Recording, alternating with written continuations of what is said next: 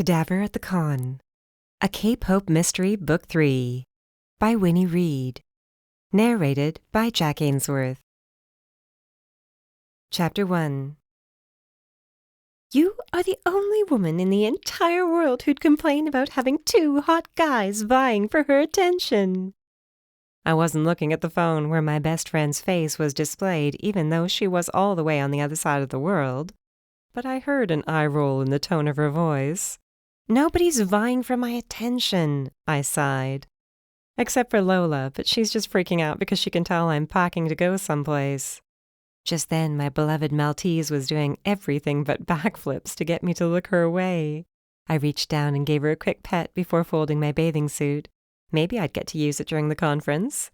The odds weren't in my favor, but I could dream. They're both interested in you, which is practically the same thing. And rather than sitting back and sipping a glass of wine and reveling in your ridiculous luck, you're complaining and worrying and making me wish I was there so I could strangle you. It wasn't like Raina to take this sort of tone, which told me things weren't going well with the sexy hunk she'd met on her latest work trip. Note to self, don't ask about perfect Poirot. I lifted the phone from its nest on my mess of a bed, t-shirts and dresses and skirts galore. Raina was 6 hours ahead of me, meaning it was pretty late there. For me, not for her.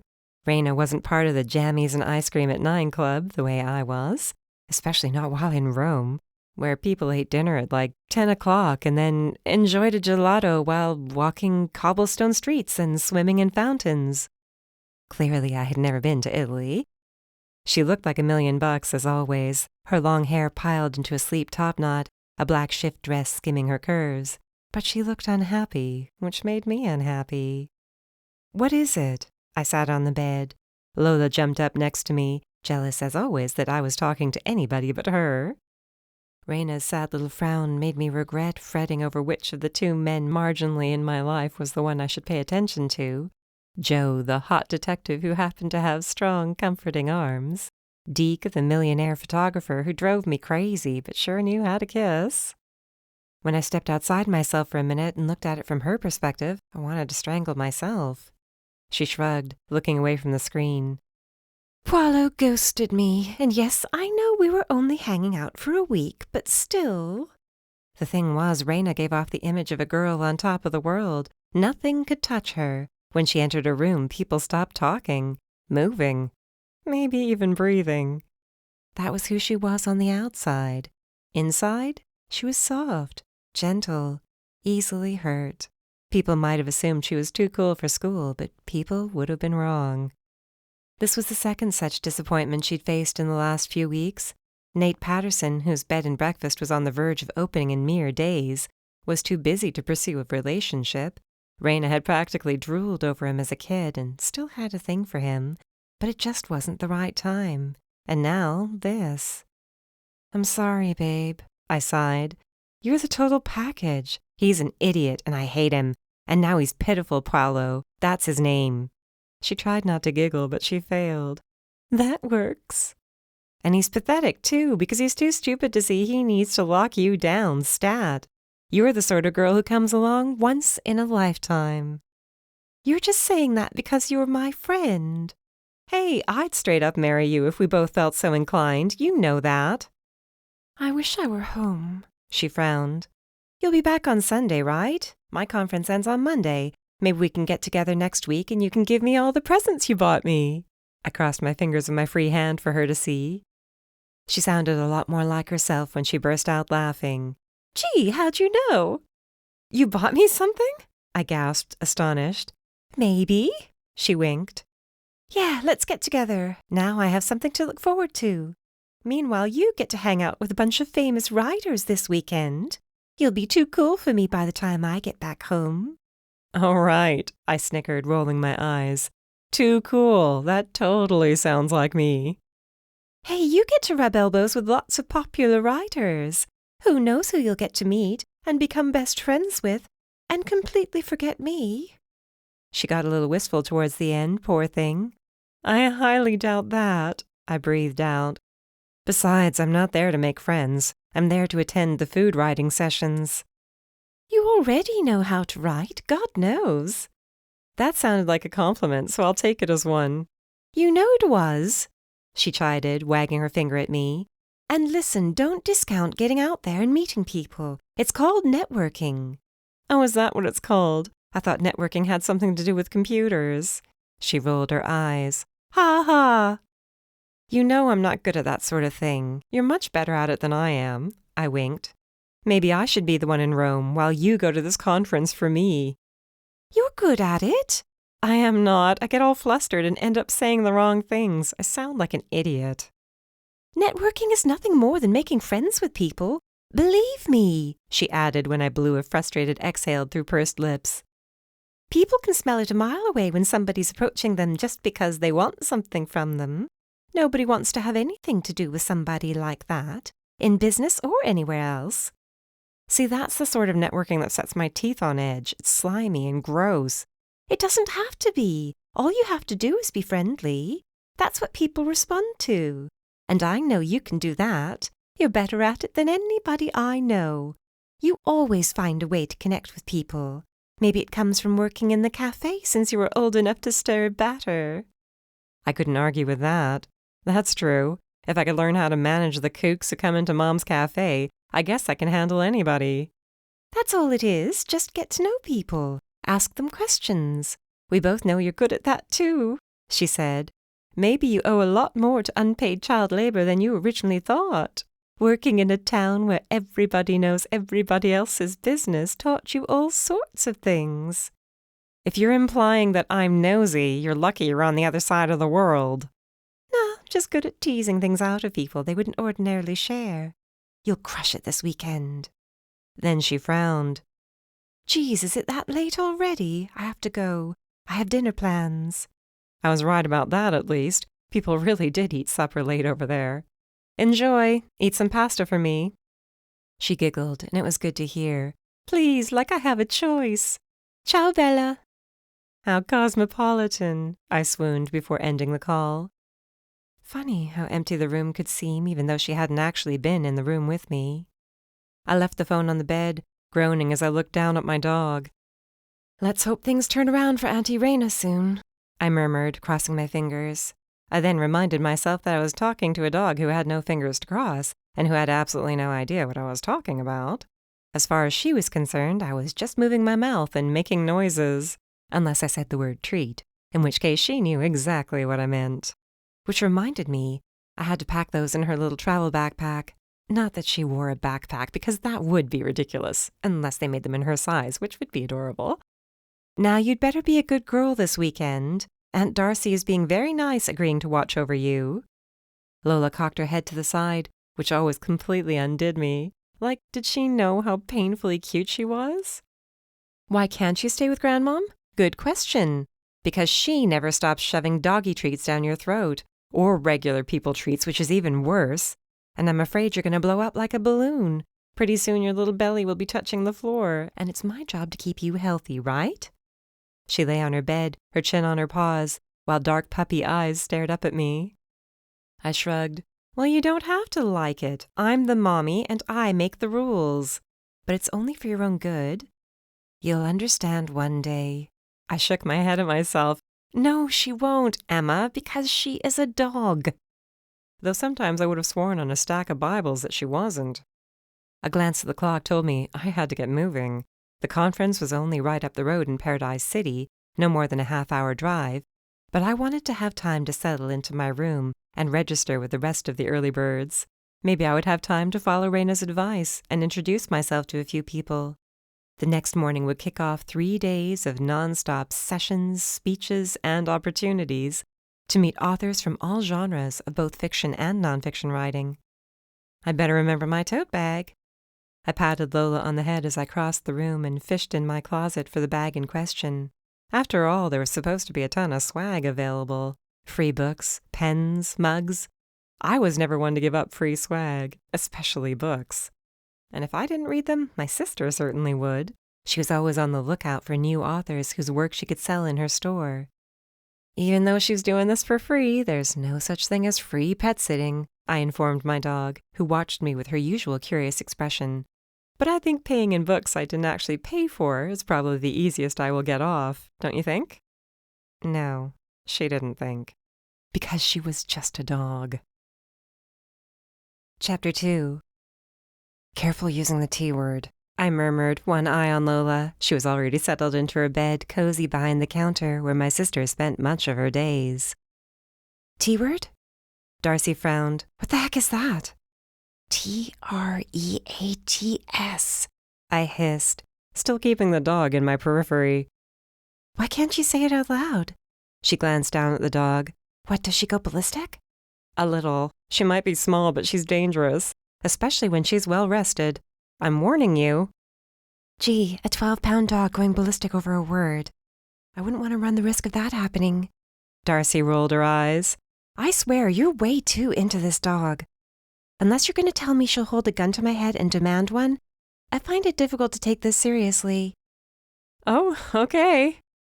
I looked from her to the pooch in question, who at the moment was resting in a cute little furry ball with her eyes closed, the very picture of canine contentment. Not for long. I cleared my throat before saying the word in question in little more than a whisper. Treat. Just like that, Lola was airborne. She started spinning in circles, panting, and then jumping up and down and letting out little yips. I looked at my sister. My sister looked at me. Gotcha. And once you get her all excited like this, she won't stop until she gets one. Sure enough, Lola was still spinning. I was afraid she'd get dizzy and run face first into one of the shelves behind the counter. Better give her one and get it over with. This is your fault, Darcy chided, fishing a small bone out of the bag. You made her this way. I didn't, I swear. We watched Lola toss the treat around, pouncing on it before tossing it again. She likes to play with her treats before she eats them. She's showing them who's boss. Either that or she thinks this is entertaining for us. You are too strange. I had the feeling Darcy was talking to me and not to the dog. Okay, I've learned my lesson. Anything else I need to know? Yeah, make sure Mom doesn't sneak muffins over for her. She pooped Blueberry for 2 days the last time she was next door. I thought she was possessed, or at least extremely sick, until Mom fessed up. Darcy snorted. Mom? Overdo things? Never. Not our mother. Now, a familiar voice called out from behind me. Darcy hadn't mentioned our Aunt Nell was in the store. I don't like hearing you tease your mom, especially when she's not here to defend herself. I turned to find her shaking her finger at me. As usual, she was dressed like a Southern belle who'd accidentally made a wrong turn and ended up in New Jersey. Gauzy white blouse, floaty pink skirt. Still, I had to give her points for finding the style she liked and sticking with it. Her red bob swung around her face as she shook her head. You girls tease her too much. Come on, Auntie Nell, Darcy grinned. You can't pretend she doesn't go overboard sometimes. She fed Lola blueberry muffins until she pooped blue for 2 days. And it's not like the dog can steal them herself. I glanced down at Lola. Though I wouldn't put it past you. Just the same, she has a good heart. Nobody's arguing that. I took a look at the book she was holding and had to wonder why she perused the bookstore when she had an entire library at her disposal. What's that? The newest Deirdre Price novel, she grinned. I've been waiting to get my hands on this. The Darkest Night, Darcy murmured, nodding. It's been flying off the shelves. I wanted a copy of my own, Nell explained. She's one of the only authors whose work I keep on my shelves at home. Isn't she going to be at the conference you're going to? Darcy asked me. She's a keynote speaker, and I think she's having a big signing tonight before the actual event starts tomorrow. I elbowed Nell playfully. What do you say? I could take that with me and have her sign it for you. I couldn't believe it when Nell shook her head. No, I don't think so. I've been looking forward to digging into it. When I caught Darcy's eye, she shrugged, then rang up the purchase. Enjoy it. I will, if her other books are any indication. I can't imagine how an author has the time to release such great work and so prolifically. Maybe you can ask her that at the conference. Nell slid the book into her shoulder bag. I giggled. Sure, like she won't be mobbed all weekend long. Nell fixed me with a pointed stare. Now, I want you to take no chances this weekend. Don't get yourself into trouble. This again. It was all I could do not to roll my eyes and slump over the counter. Come on, not you too. Yes, me too. Nell looked stern, as only somebody who'd known me my entire life could look. Don't pretend you don't have a talent for getting yourself into sticky situations. It's an innocent writers' conference. Yes, and you took an innocent weekend trip with your best girlfriend last month, and look how that turned out, not to mention the opening of that resort. I guess it doesn't matter that I travel for work all the time and nothing normally happens, I sighed, looking up at the ceiling. Just the same, young lady, your sainted mother, you know, the woman you were just joking about, worries herself sick over you. You owe it to her to be careful. Then to my surprise, a twinkle came to her eye. But if you have to get in trouble, be sure to call that gorgeous detective friend of yours. I doubt Sylvia would have a problem with the two of you spending more time together. I blushed even though I had no reason to. Joe's married to his job, I informed her. Though in the back of my mind, all that did was remind me of him losing his wife. Poor guy. And poor girl. I guessed if my spouse was killed by a hit-and-run driver, I'd throw myself into work too. Only because the right girl hasn't come along. I think you and Mom are two peas in a pod. And that wasn't necessarily a compliment. I hadn't told anybody about Joe's life because it wasn't my story to tell. Besides, my romance-fixed mother would probably keel over if I told her Joe wasn't only a hot detective, but a hot detective with a tragic past. Either that or she'd start picking out names for our children. I'll leave you ladies now, Nell announced, swanning her way toward the door. See you soon. See you soon, Darcy muttered once the door closed behind Mom's best friend. What's that supposed to mean? I gave up trying to understand most of the people in this town a long time ago, I whispered. Anyway, I'd better get going too. If I'm quick enough, I might get a decent spot in line for the book signing. To my surprise, Darcy's nose wrinkled. I don't know if I'd spend my time in a line if it were me. I thought you were a fan, and her books sell like crazy. You just said it yourself. I know, I was a fan. But it seems to me her work has gone downhill, to be honest. Especially the last couple of books. I wasn't about to say that in front of Nell. She'd still be here, arguing with me. I don't read enough of her to know either way. I picked up a copy of the newest release. But maybe I'll pick this up and have her sign it and give it to Nell as a gift. We can exchange copies. You're too thoughtful. She rang me up, since she couldn't exactly afford to give her inventory away for free, even to a family member. And she was watching the dog for free, too. Or for free books, but still. I guess I should head out. I blew out a sigh. What's the matter? You're dragging your feet. Darcy's eyes, the shade of blue I always wished were mine, narrowed. Come on. You can't fool your big sister. I don't know. I have a funny feeling. I pressed a fist against my stomach, right here. I can't put my finger on what it's all about, but I can't shake it either. She tapped a finger to her chin. I think that's a good thing. A good thing? Sure. You usually waltz into situations thinking nothing could possibly go wrong, and something usually does. Now, if you're feeling negative, that probably means everything's going to be just great. Maybe you swing next door and tell Mom before you drive off, just to make her feel better. Hilarious, I groaned. Okay, I'd better go. Lola, come say bye. I crouched, patting my thighs. Give me a kiss. Lola was unimpressed, gazing up at me from the comfort of her doggy bed. Ouch, I muttered, shaking my head. You sure know how to make a girl remember her place in the world. Chapter 3. The conference was being held in a sprawling hotel, which was also home to a casino, several restaurants, and a few stores. One of the last holdouts from the time when Paradise City was a powerhouse of gambling and the casinos were a staple of the local economy. It was also big enough to hold hundreds and hundreds of writers, editors, agents, and the lucky fans who'd managed to snag tickets to meet their favorites. By the time I arrived at the hotel, 2 hours before early bird registration was due to start, it was already a madhouse. So much for the early bird getting the worm. I wheeled my suitcase behind me, reminding myself of what Raina had explained. It's just a matter of being friendly. This was my mantra the whole way through the cavernous lobby, whose marble and wood surfaces didn't do a darned thing to absorb the sound of hundreds of excited convention-goers, not to mention the excitement, bells and whistles, and conversation in the casino just beyond. I should have packed earplugs. This is my 5th convention so far this year. The woman in front of me gushed to the woman in front of her while we waited to check in at the front desk. Wow, 5? I asked before I could stop myself. Doesn't it get repetitive? Wrong question. The woman's forehead creased 1,000,000 times as she frowned my way. No!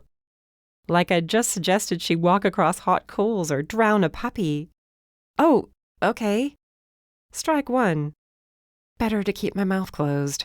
I wasn't even part of that conversation, but I jumped in like I was, just trying to be friendly the way I was told.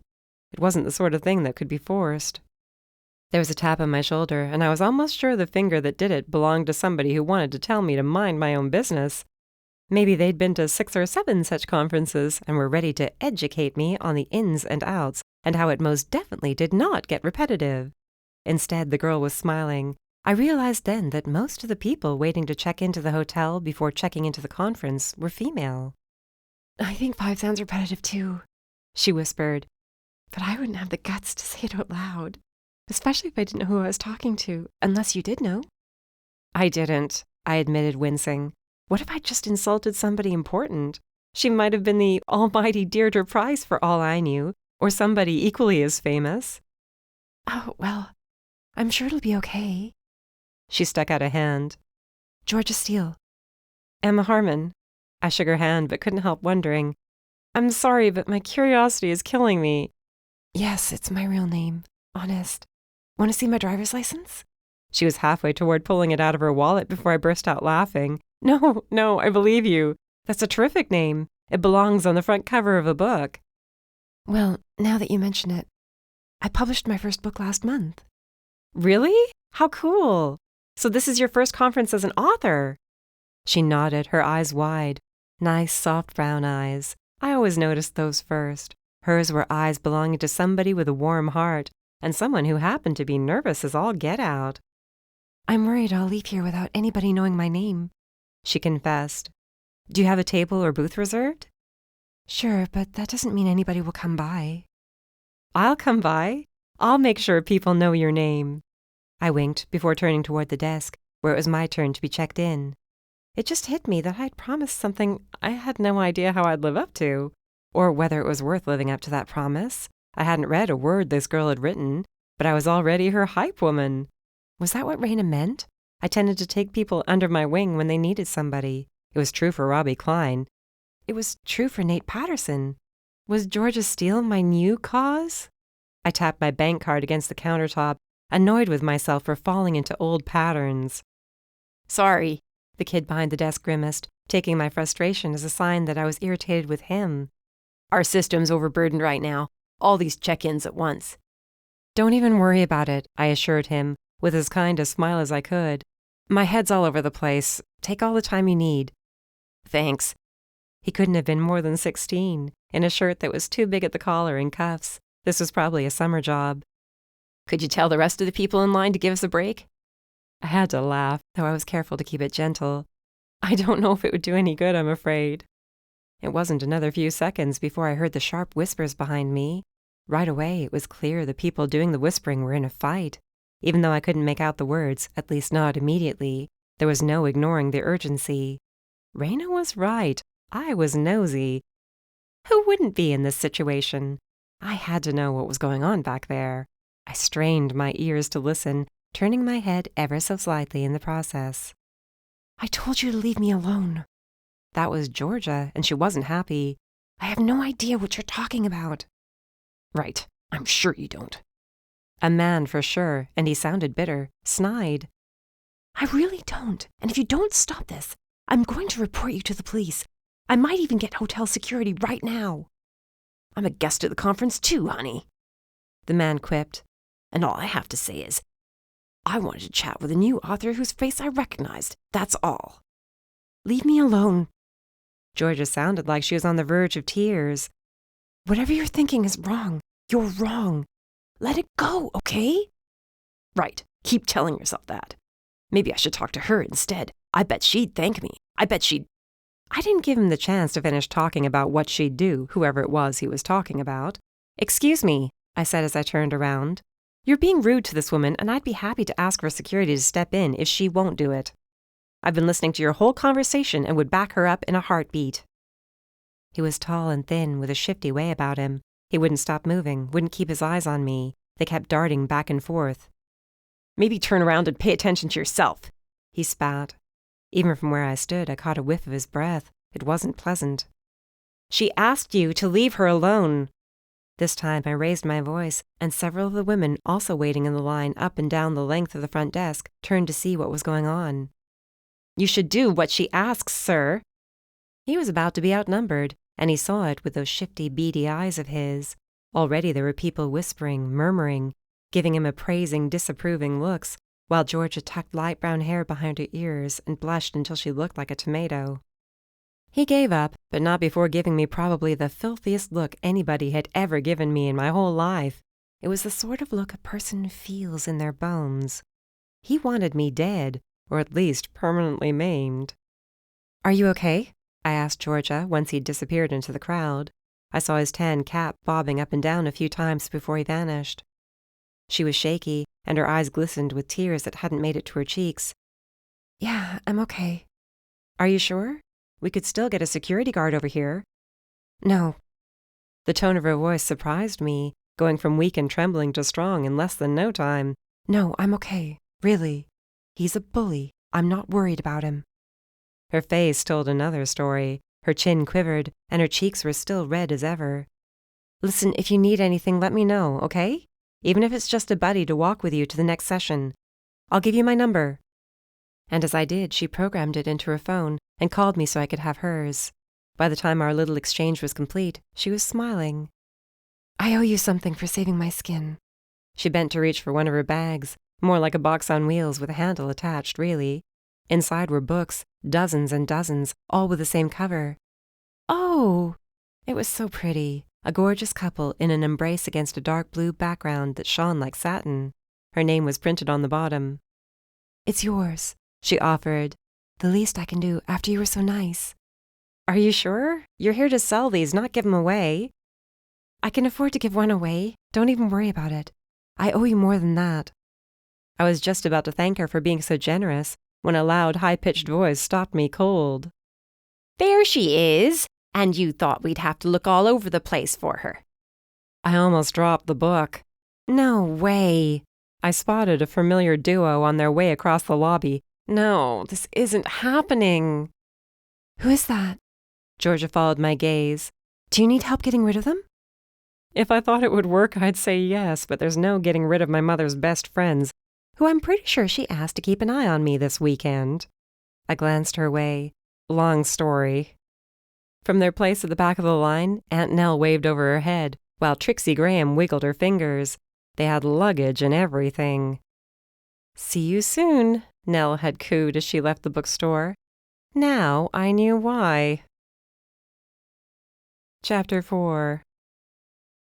"What the heck are you two doing here?" I asked once I'd checked in and doubled back to confront them. "Mom sent you, didn't she? I can't believe this." Trixie removed her sunglasses, letting them hang from a silver chain around her neck. I didn't think I'd ever seen anybody wear sunglasses on a chain, but then she had a tendency to lose them.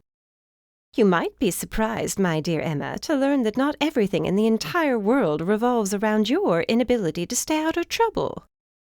"She means no," Nell translated with a slight wince, which I hoped was due to Trixie's choice of words. "I'm here as a librarian, of course, and I'm a journalist, just like you." Trixie reminded me, like I needed reminding. "But please, don't tell me Mom didn't think it was cool beans for you two to be here at the same time as me.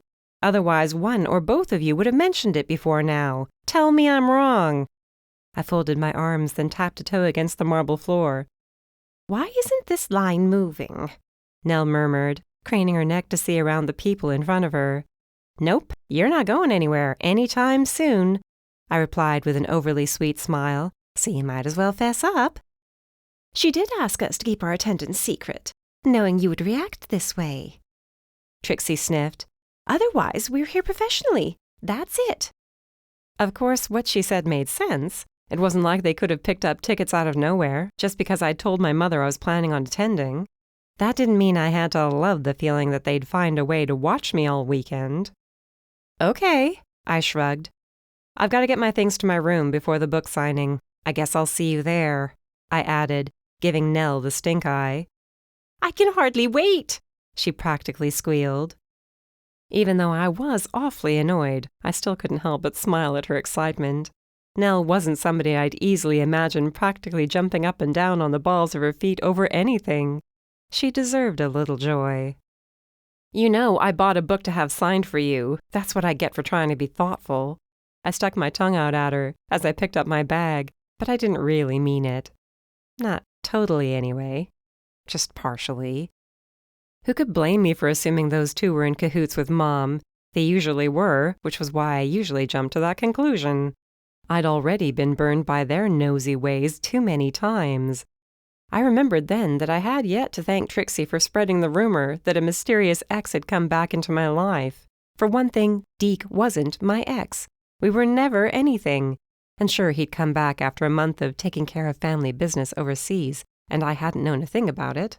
But that didn't warrant our being the top story on the 11 o'clock news, for Pete's sake. Only when a handful of women with suitcases gave me a funny look did I realize I was muttering to myself, "Awesome." Did the one closest to me put a little space between us, or was it just my imagination? Boy, this was starting off well. At least my room was nice, and more than big enough for just me.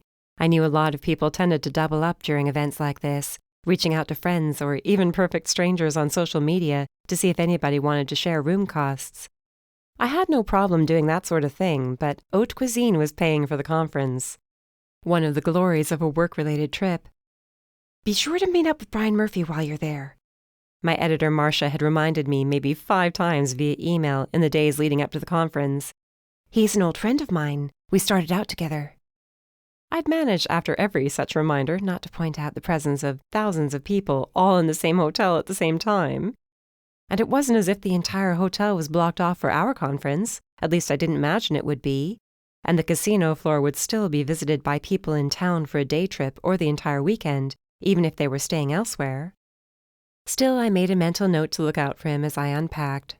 Such luxury! I had 2 entire beds to myself. Maybe I'd switch off from one night to the next, or heck, maybe over the course of the same night. The sort of wild and crazy shenanigans I looked forward to. And Mom thought I needed chaperones.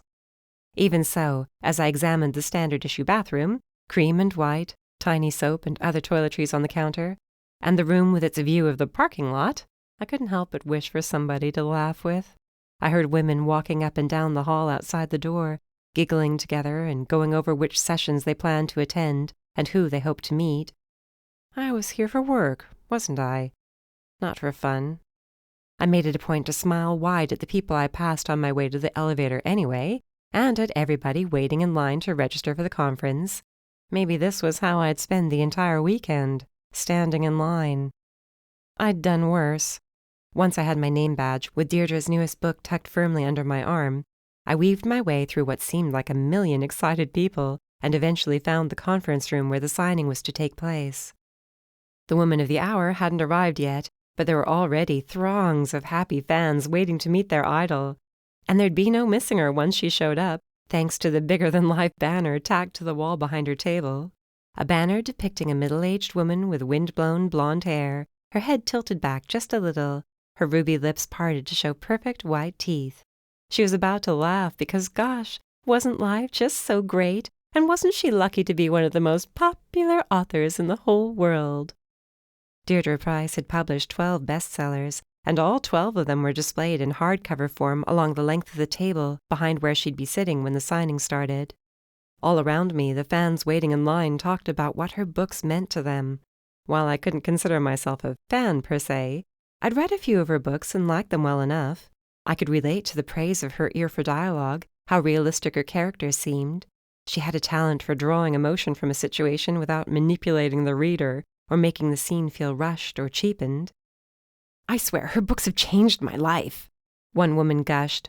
"I was just divorced after 13 years. I had no idea where to go, what to do. I was sure my life was over, that I'd wasted all that time and gotten nowhere. But then—" "You read about Bianca and how she reinvented herself," another woman finished for her, eyes wide. She carried the newest Deirdre book, holding it against her chest. "I know, I felt the same way." Bianca Lawrence was the heroine of 7 books in a series which hadn't seen a new release in 2 years. I'd read the first 2 and could understand why a recently divorced woman who felt like she had nowhere to go would cling to a feisty, resourceful character who started an interior design business when her husband left her with an empty resume and an even emptier bank account. Bianca and her challenges and misadventures hadn't spoken much to me, though, probably because I'd been too young at the time, too hopeful. I hadn't been cheated on by Landon yet, either. Maybe it was time to pick those books up again. A buzz rose up over the room, and when I craned my neck to see around the people in front of me, I could just make out a door opening behind the display table. When a woman who looked a heck of a lot like the woman on the banner emerged, just about everybody in line broke out in thunderous applause. I thought the divorcee in front of me might have been crying a little as she clapped. What would it be like to write something that left a person crying? Something that really reached out and gripped a reader? Something they'd carry in their heart for always? I highly doubted anything I'd ever write would make that sort of an impression. I was passionate about food, especially good food that didn't necessarily have to be fancy, but nobody cried over the review of a new restaurant, except for maybe the owner of said restaurant. The line crept forward by inches as one fan after another had their books signed, posed for pictures, praised Deirdre up and down. She enjoyed it, or at least gave a good impression of enjoying it. I guessed I would, too, if that were me. Who wouldn't want to meet the people whose lives they touched? Another thing I didn't have the joy of doing. Geez, I was depressing myself. My gaze wandered around the room, probably because I was looking for something to distract myself with. And who did I find but the guy from earlier, still wearing a cap, still looking shifty. His fists were in his khakis pockets, clenched tight. He was staring at Deirdre, I noticed, glaring at her. His sharp jaw tightened. Even from halfway across the room, I sensed the tension all through him. What was his deal? He wasn't wearing a badge the way almost everybody else was. Either he hadn't found the time to register yet, or he wasn't an attendee at all. It didn't matter. I didn't like the look of him. And I sure didn't like the way he looked at her. Between the death glare he was shooting toward that table and the memory of how he'd treated Georgia, I wondered if somebody ought to mention him to security. For real this time, not just as a threat. "Emma! Psst, Emma!" There they were, my aunties, standing near the back of the room. They must have just gotten in line, which snaked back and forth, and both of them were holding books to be signed. I tried to be inconspicuous about waving them over, one eye on the mystery man. If I could follow him, or at least let him know he wasn't getting away with his stalking without anybody noticing, he might think twice about being a creep. "What do you want?" Trixie called out when I waved again. "We're in line!" She even cupped her hands around her mouth to be heard. So much for being inconspicuous. "Would you come here, please?" I called out, withering a little when I felt the red-hot gaze of countless die-hard fans on me. "No cutting!" one of them hissed, an older woman who looked about ready to cut me, no matter her feelings about line placement. I have to go to the bathroom and I want them to take my place," I hissed back. "I'm too excited. I always get this way when I'm excited." Sure, because telling everybody within earshot I was incontinent when I got excited wasn't humiliating at all. But it was better than starting a fight when Trixie and Nell slid into my place. I handed Nell my book. "Would you have her sign it for me?" I whispered, still observing my mystery man. He'd moved to another spot, but was still watching Deirdre. A glance toward the signing table told me she'd finally noticed him, and some of the flush left her cheeks. A trick of the light, maybe, but I had my doubts. Who was this guy? I had to find out. I just had to. "Where do you think you're going?" Trixie asked when I started off, hoping to keep myself half hidden in the crowd. "She's going to pee herself if she doesn't get to the ladies' room," the old woman informed them in a painfully loud stage whisper that attracted way more attention to me than I felt comfortable with. I practically crawled away, humiliated, the sound of soft laughter ringing in my ears. At least the creep hadn't heard any of it, as far away as he was, and so deeply focused on Deirdre. How was I the only person who noticed him? Probably because we'd already made each other's acquaintance. Everybody else was too busy chatting, discussing their favorite of Deirdre's books, and the conference set to begin in the morning. I managed to almost reach him before bumping into a woman who carried 5 hardcover books in her arms. "Oof!" she squealed. almost losing her grip on the whole thing. Sorry, I murmured as I helped her keep a tight grip on the stack. I'm sorry I wasn't looking. No, you weren't, she snipped, though she wasn't the one I cared about. I cared about him, and now he knew I was tracking him. He snarled at me before slipping through a door, leading out to the very crowded hall. Dang it. I elbowed my way through one cluster of people after another, my focus always on the bobbing cap sticking out above most of the heads around it. Even as I fought my way through so many unwitting people, I remembered that snarl. Did I want to get myself wrapped up with a guy who could look that vicious?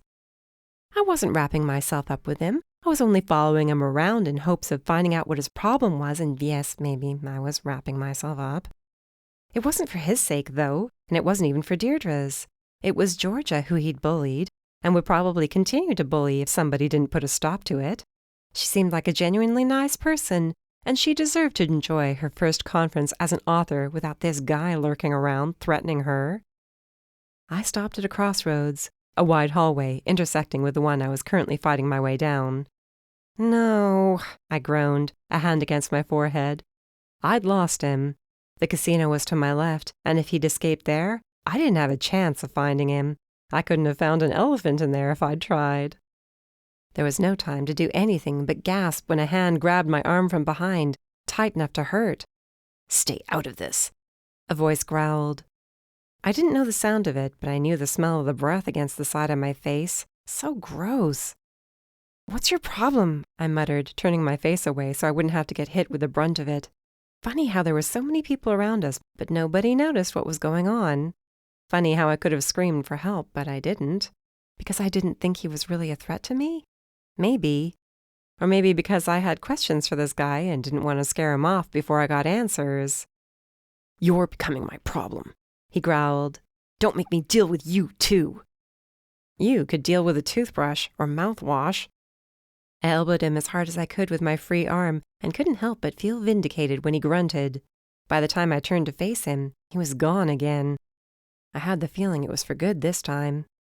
I'd never felt so completely alone in the middle of so many people, all of them going on with their lives, unaware I existed.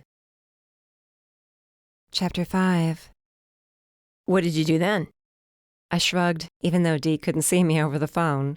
He was all the way across the country, shooting a beach festival in Malibu. It seemed we couldn't get our schedules in sync long enough to see each other for more than one afternoon or evening at a time. I went back to the signing, and I met Deirdre and told her what a great writer she is, just like everybody else did who met her today. I wandered down the hall to the elevator, dressed in my bathing suit and a long linen cover-up. My flip-flops slapped against the carpet.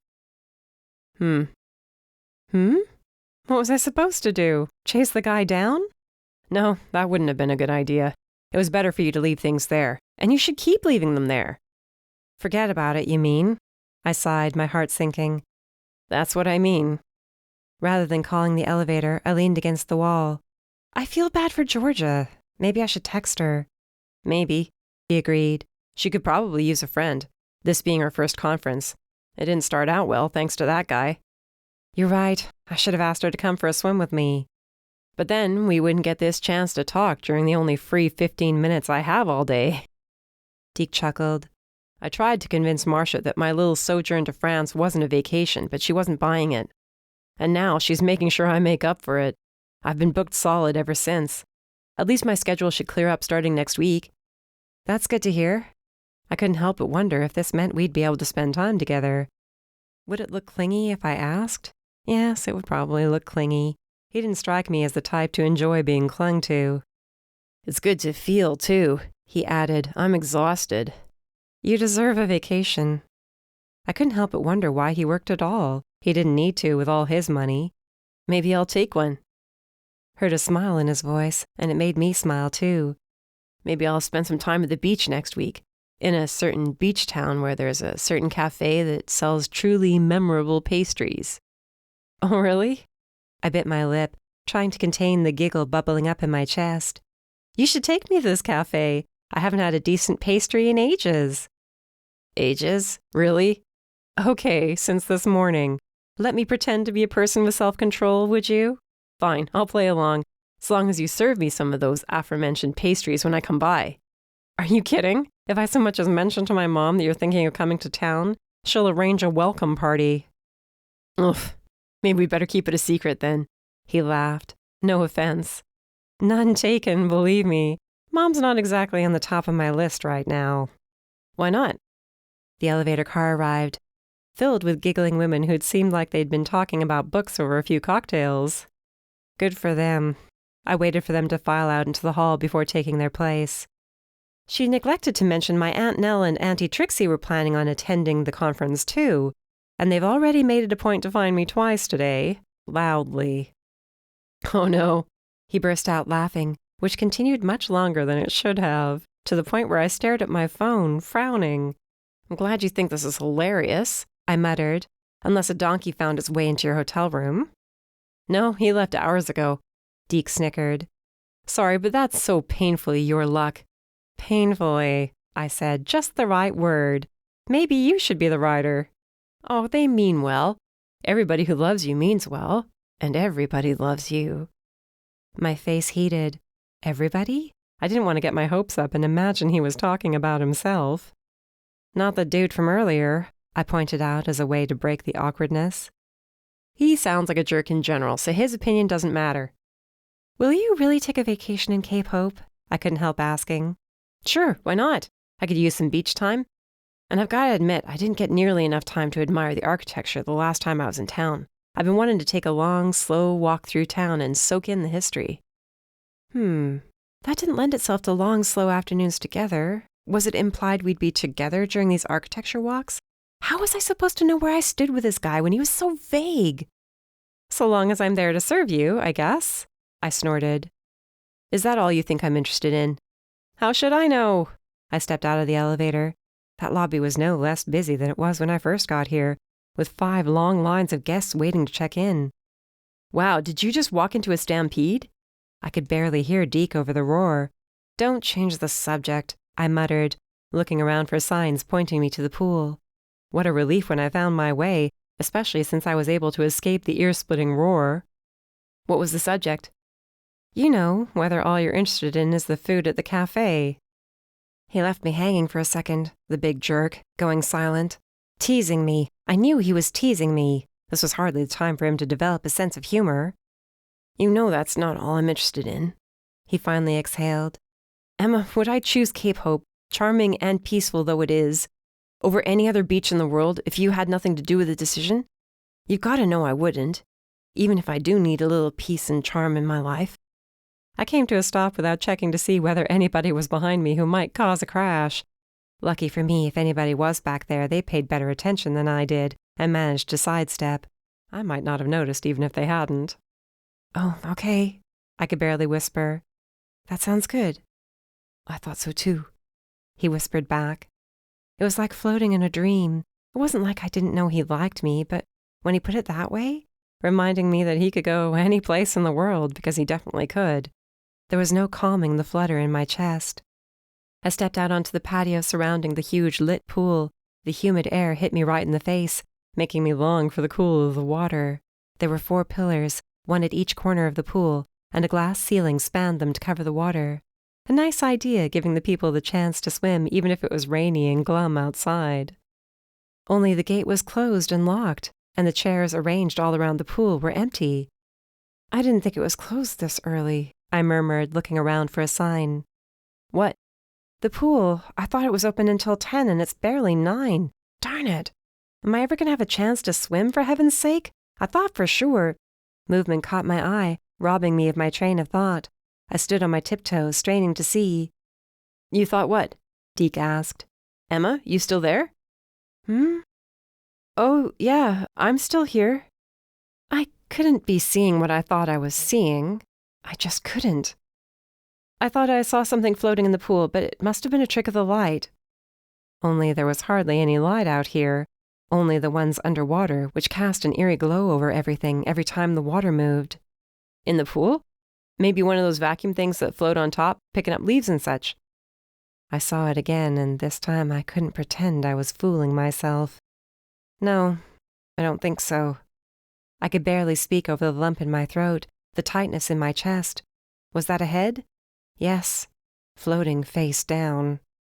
What's wrong? You sound like something's wrong. Of all the times to burst out laughing, I chose that very moment. It seemed like the only reaction possible because, really, was this some sort of joke? Nobody would believe this was completely accidental, even though it was. Deke, do you gamble at all? Not habitually. Why? A tan ball cap floated in the water, close to the head it used to cover. The water around it was red. I was wondering if you could estimate the odds of my finding another dead body. Chapter 6. That's all I know. I looked from one hotel manager to another, both of them staring down at me as I sat on a chaise longue chair. I came out to swim, found the pool closed, and saw the body floating there. That's just before I went inside and flagged down an employee. Neither of them knew what to do. That made 3 of us. I don't know what else to tell you, I shrugged. I didn't have anything to do with it, if that's what you're wondering.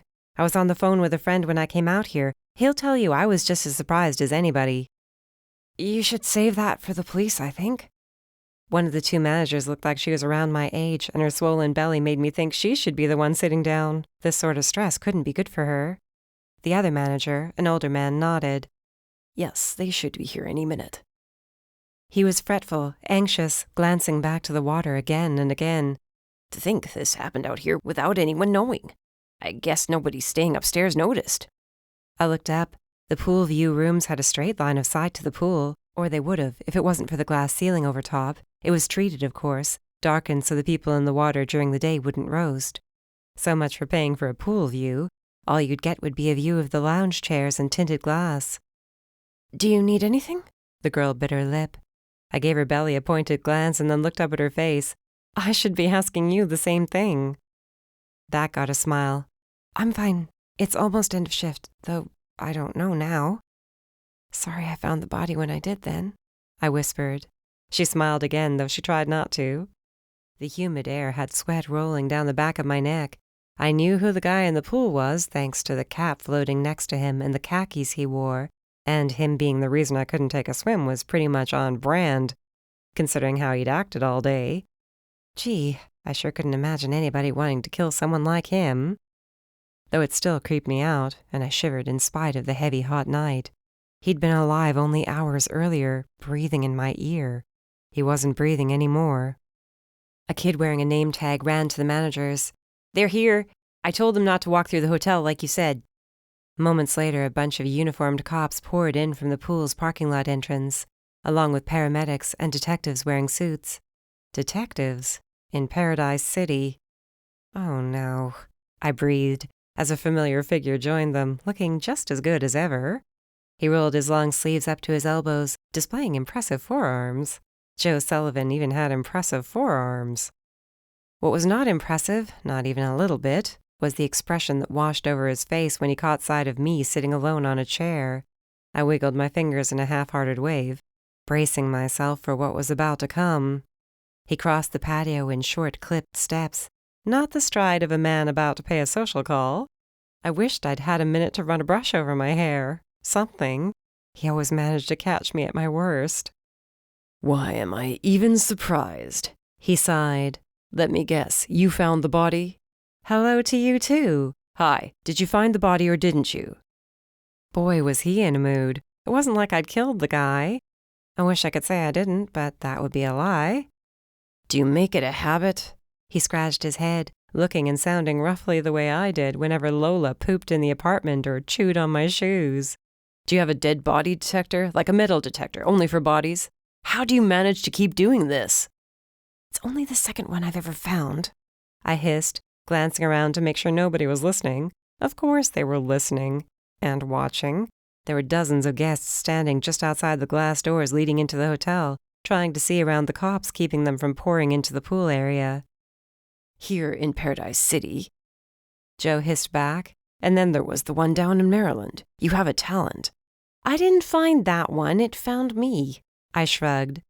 It's not my fault people die where I happen to be.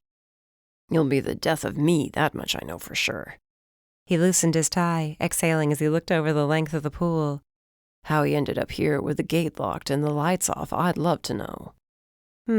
Maybe we should ask a detective. When his head snapped around so he could deliver a death glare, I smiled sweetly. Do you know any? Okay, fine. I'll try to overlook the fact that you happen to be the one to discover the guy. I also knew him. Stop, just stop. He closed his eyes, turning his face away. Not personally, we didn't go to school together. He's not on my Christmas cards list. I met him today, and he was a real jerk. Emma. He was. It's not a bad word. I didn't say it was a bad word. He laughed, but just once. I don't know what to do with you. Sometimes I'm sure I'll strangle you. Maybe a padded cell would do me good. I don't get it. He stepped between me and the other cops currently fishing the body from the water. You don't just blurt out that you knew the deceased. But I didn't know him. I mean, I said I knew him, but that wasn't quite true. I met him. No, what you said was, you met him today and he was a real jerk. Do you hear yourself? Any cop worth his pension would be all over you for that. You never think before you speak. I do so. Then start doing more of it right now. Try again. Explain to me how you became acquainted with the deceased, and please don't say anything I'll regret repeating to my CO, okay? I nodded. It seemed a safer way to communicate. Then I realized he was waiting for me to speak. What was the question again? I wished I could think straight when he looked at me the way he was, with those ridiculous jade eyes that seemed to glow in the dark. When I opened my mouth to speak, however, it wasn't my voice that came out. Rather, it was my Aunt Nell's voice that rang out from across the patio. Emma! Oh, Emma, what happened? Wonderful, I whispered, my eyes closing. This was just what I needed. Emma, are you all right? Trixie reached me first, throwing her arms around me. When one of the cops tried to hold her back from going in for another hug, she shot him a look so filthy it bordered on obscene. I am this girl's aunt, and I would like to make sure she's well. I don't think they'll cause any trouble, Joe assured the officer, who shrugged and turned away to guard against any more interlopers. Meanwhile, I had a serious doubt as to whether they'd cause trouble or not. They had a way of doing so even when they didn't mean to. And who is this? Nell looked Joe up and down. I wished I could turn myself invisible and run away, or just turn myself invisible and watch my aunties drive Joe to distraction. Detective Sullivan, I reminded her, even though every word was like acid tripping off my tongue. You met him at the cafe. A change came over her all of a sudden, like night turning to day. If she had swooned right into his arms, it wouldn't have surprised me a bit. Oh, it's you. I didn't recognize you, Detective, she crooned, hands over her chest. Please, ma'am, he murmured, side-eyeing his colleagues. It's nice to see you, but I'm here on official business. That wasn't enough for her. You look different when you're dressed, that's what it is. Nell! I grunted through clenched teeth. I couldn't bring myself to glance at Joe, but something told me his shoulders would be up around his ears. In work clothes, I meant, she added, waving a hand. What did you think I meant? Maybe we should leave him alone and let him do his job, I suggested. He'd never forgive me for this one. He's got a lot of work to do, and he's with his colleagues. Of course. Nell stared at Joe. So, who was the man? What killed him? You forgot the part where we leave him alone, I whispered. He has to do his job, and we're not helping. Hold it a second, Miss Harmon. Oh, so that's where we were again. Here I was, thinking we'd gotten past the formalities. I'm not finished with you yet. We're not leaving Emma's side. We have to protect her. Trixie slid an arm through mine. It was so obvious the way he wanted to explode in frustration. I had to give him credit for his patience as he stared down the immovable force that was my mother's best friends. Not worth the high blood pressure, I murmured in a sing-song tone. His shoulders lowered. I can assure you, ma'am, that there's nothing to protect her from. We're the police. That's our job, too, protection. I'll be okay, I nodded to her and to Nell. Really, it's gonna be fine. Joe, Detective Sullivan, rather, just wants to get my version of what I found, and really there's not much to tell. Wait a minute. Trixie picked up her glasses from their chain and slid them on. Not sunglasses this time, but cat eye glasses that helped her see things from far away. Isn't that the man you saw earlier today, Emma? The one you chased out of the ballroom during the book signing? I couldn't even bring myself to look at Joe, mostly because I knew what he would look like when I did. You chased him out of a ballroom during a book signing? His voice was far too soft for comfort. I would have felt better if he'd shouted it. I didn't chase anyone. I looked him square in the eye. I didn't. He bullied someone earlier today while we were waiting in line at the front desk, and I told him to get lost. I saw him again at the book signing, and he was staring at Deirdre Price like he wanted to eat her heart for lunch. And yes, by the way, I would have told you all about it if I'd had the chance, but... I waved my arm in the general direction of Nell and Trixie. You said he was bullying somebody? Joe's brows drew together over those ridiculously gorgeous eyes. Yeah, he was being sort of threatening. She was about to cry, poor thing. I threatened to call for security if he didn't leave her alone, so he did. But then I saw him later on, and I was worried for the author he was staring at. Maybe he was a stalker or something. I have no idea. I wanted to know more about him. So instead of calling security the way you threatened, you followed him. What did you hope to find out? Like I said, I growled. I wanted to know why he was threatening the woman in line, and why he was staring at Deirdre. He had a really creepy vibe about him. By all means, then, he said, folding his arms, follow the guy who seems creepy instead of asking for help. I didn't see anybody nearby. I'm sorry for wanting to be proactive. Trixie nudged Nell. I'm starting to understand why Sylvia doesn't like her going anywhere by herself. Joe chortled, then tried to hide it with a cough. It was too late, needless to say. Do you know the name of the woman he harassed? Sure, Georgia Steele. She's a writer. He glanced at me, smirking, and for some reason I felt like I should defend her. She swore that was her real name. Anyway, she was really upset by him. He wouldn't let up with the harassment. Our eyes met, and that was when I understood what I'd just insinuated. The man had harassed her. Now he was dead. Maybe Mom was right. I shouldn't go anywhere by myself. Chapter 7. I wonder who he was. I think I might have seen him at the buffet. To think there was a dead body in the pool and nobody knew it. I stood in the middle of this conversation, packed into the elevator car. It made my skin crawl. Being so close to so many people was bad enough, but listening to them talk about the body in the pool really put things over the top. I was never good in tight spaces. It would have been easy telling them it was me who'd found the dead guy. Did I want to spend the weekend answering questions, though? Being stared at? Cornered in the ladies' room? Accosted on the elevator? No, not really. My phone rang. Sorry, I whispered, cringing as I tried to fish it out of my pocket when I could barely draw a full breath for all the bodies pressing in around me.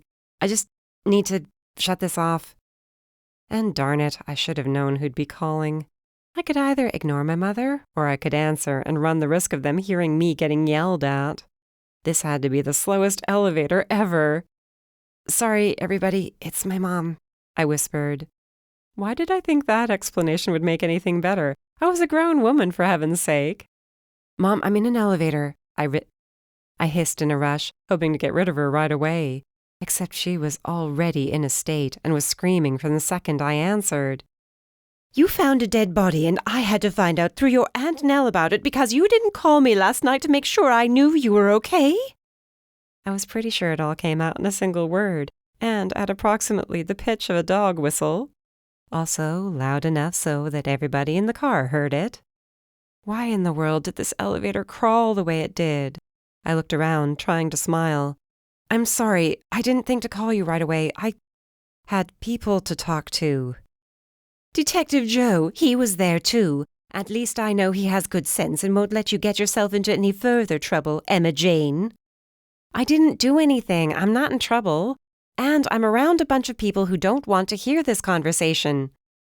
I sorta do, the girl next to me muttered, just loud enough to hear. Mom, I've gotta go. Everything's fine. I'll call you later. I ended the call before she could shriek anything else, then looked around again. Exactly what I hadn't wanted. Can we pretend none of that happened? Because I don't know anything about the man who drowned. I just happened to go to the pool for a swim, that's all. There was only a moment or two of stunned silence before they pounced. You were there? What did you see? Who did you see? Did you talk to the cops? How did he die? I didn't know which way to look first, and I sure didn't know what to say. You see, we finally arrived at the ground floor, and I'd never been so glad to see a pair of doors slide open. The only problem was nobody moved.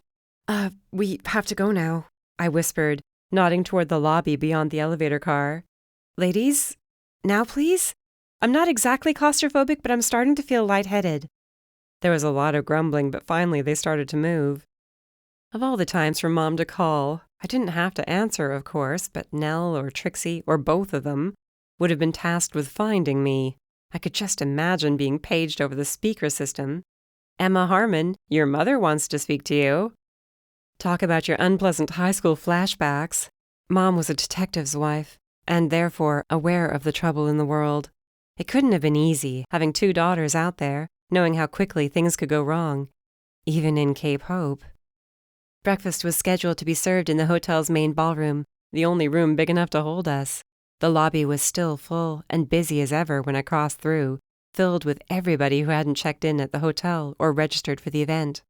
How many of them had yet to find out about the body? I almost envied their ignorance. It could be bliss sometimes.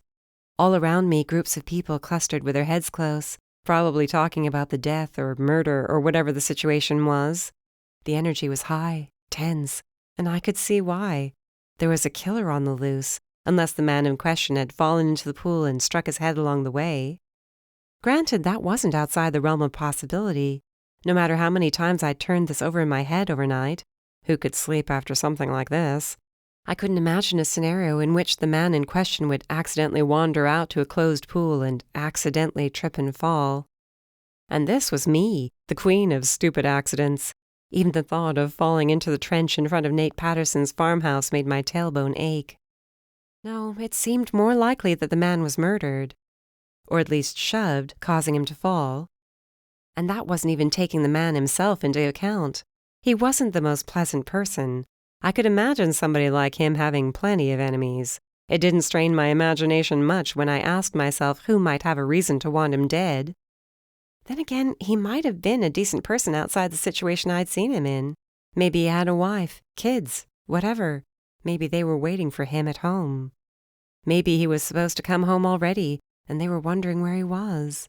My heart sank for a bunch of people who might not even exist. "Did you hear what happened?" A perfect stranger with hot pink pigtails practically ran me down as I stood in line, waiting to take advantage of the continental breakfast. "Pardon?" I asked, a little taken aback. "Did I hear the murder?" She was so excited to tell me I didn't have the heart to cut her off. "At least it looks like a murder. That dude harassed somebody yesterday. He bullied them, and now he's dead." Phew, word had traveled fast. A little too fast, and I didn't like it. "Do you know who he was bullying?" I asked. Did I sound casual enough? Pigtails swung back and forth when she shook her head. I wished I had the courage to pull off something like that. My blonde hair would take to the color easily. Mom, however, would have a conniption fit. That could have been a mark either in the positive or negative column, come to think of it. "No, nobody knows. I've talked to so many people already this morning. Nobody knows who she was, just that she was waiting in line at the front desk when he came up to her." That was good anyway. Nobody knew for sure about Georgia. Why I felt the need to protect her was a mystery. A penchant for wanting to help people alone, on their own, with few friends in their corner. "Have you seen the police around at all?" I asked. "I mean, are they talking to people?" "Yeah, they've been around this morning.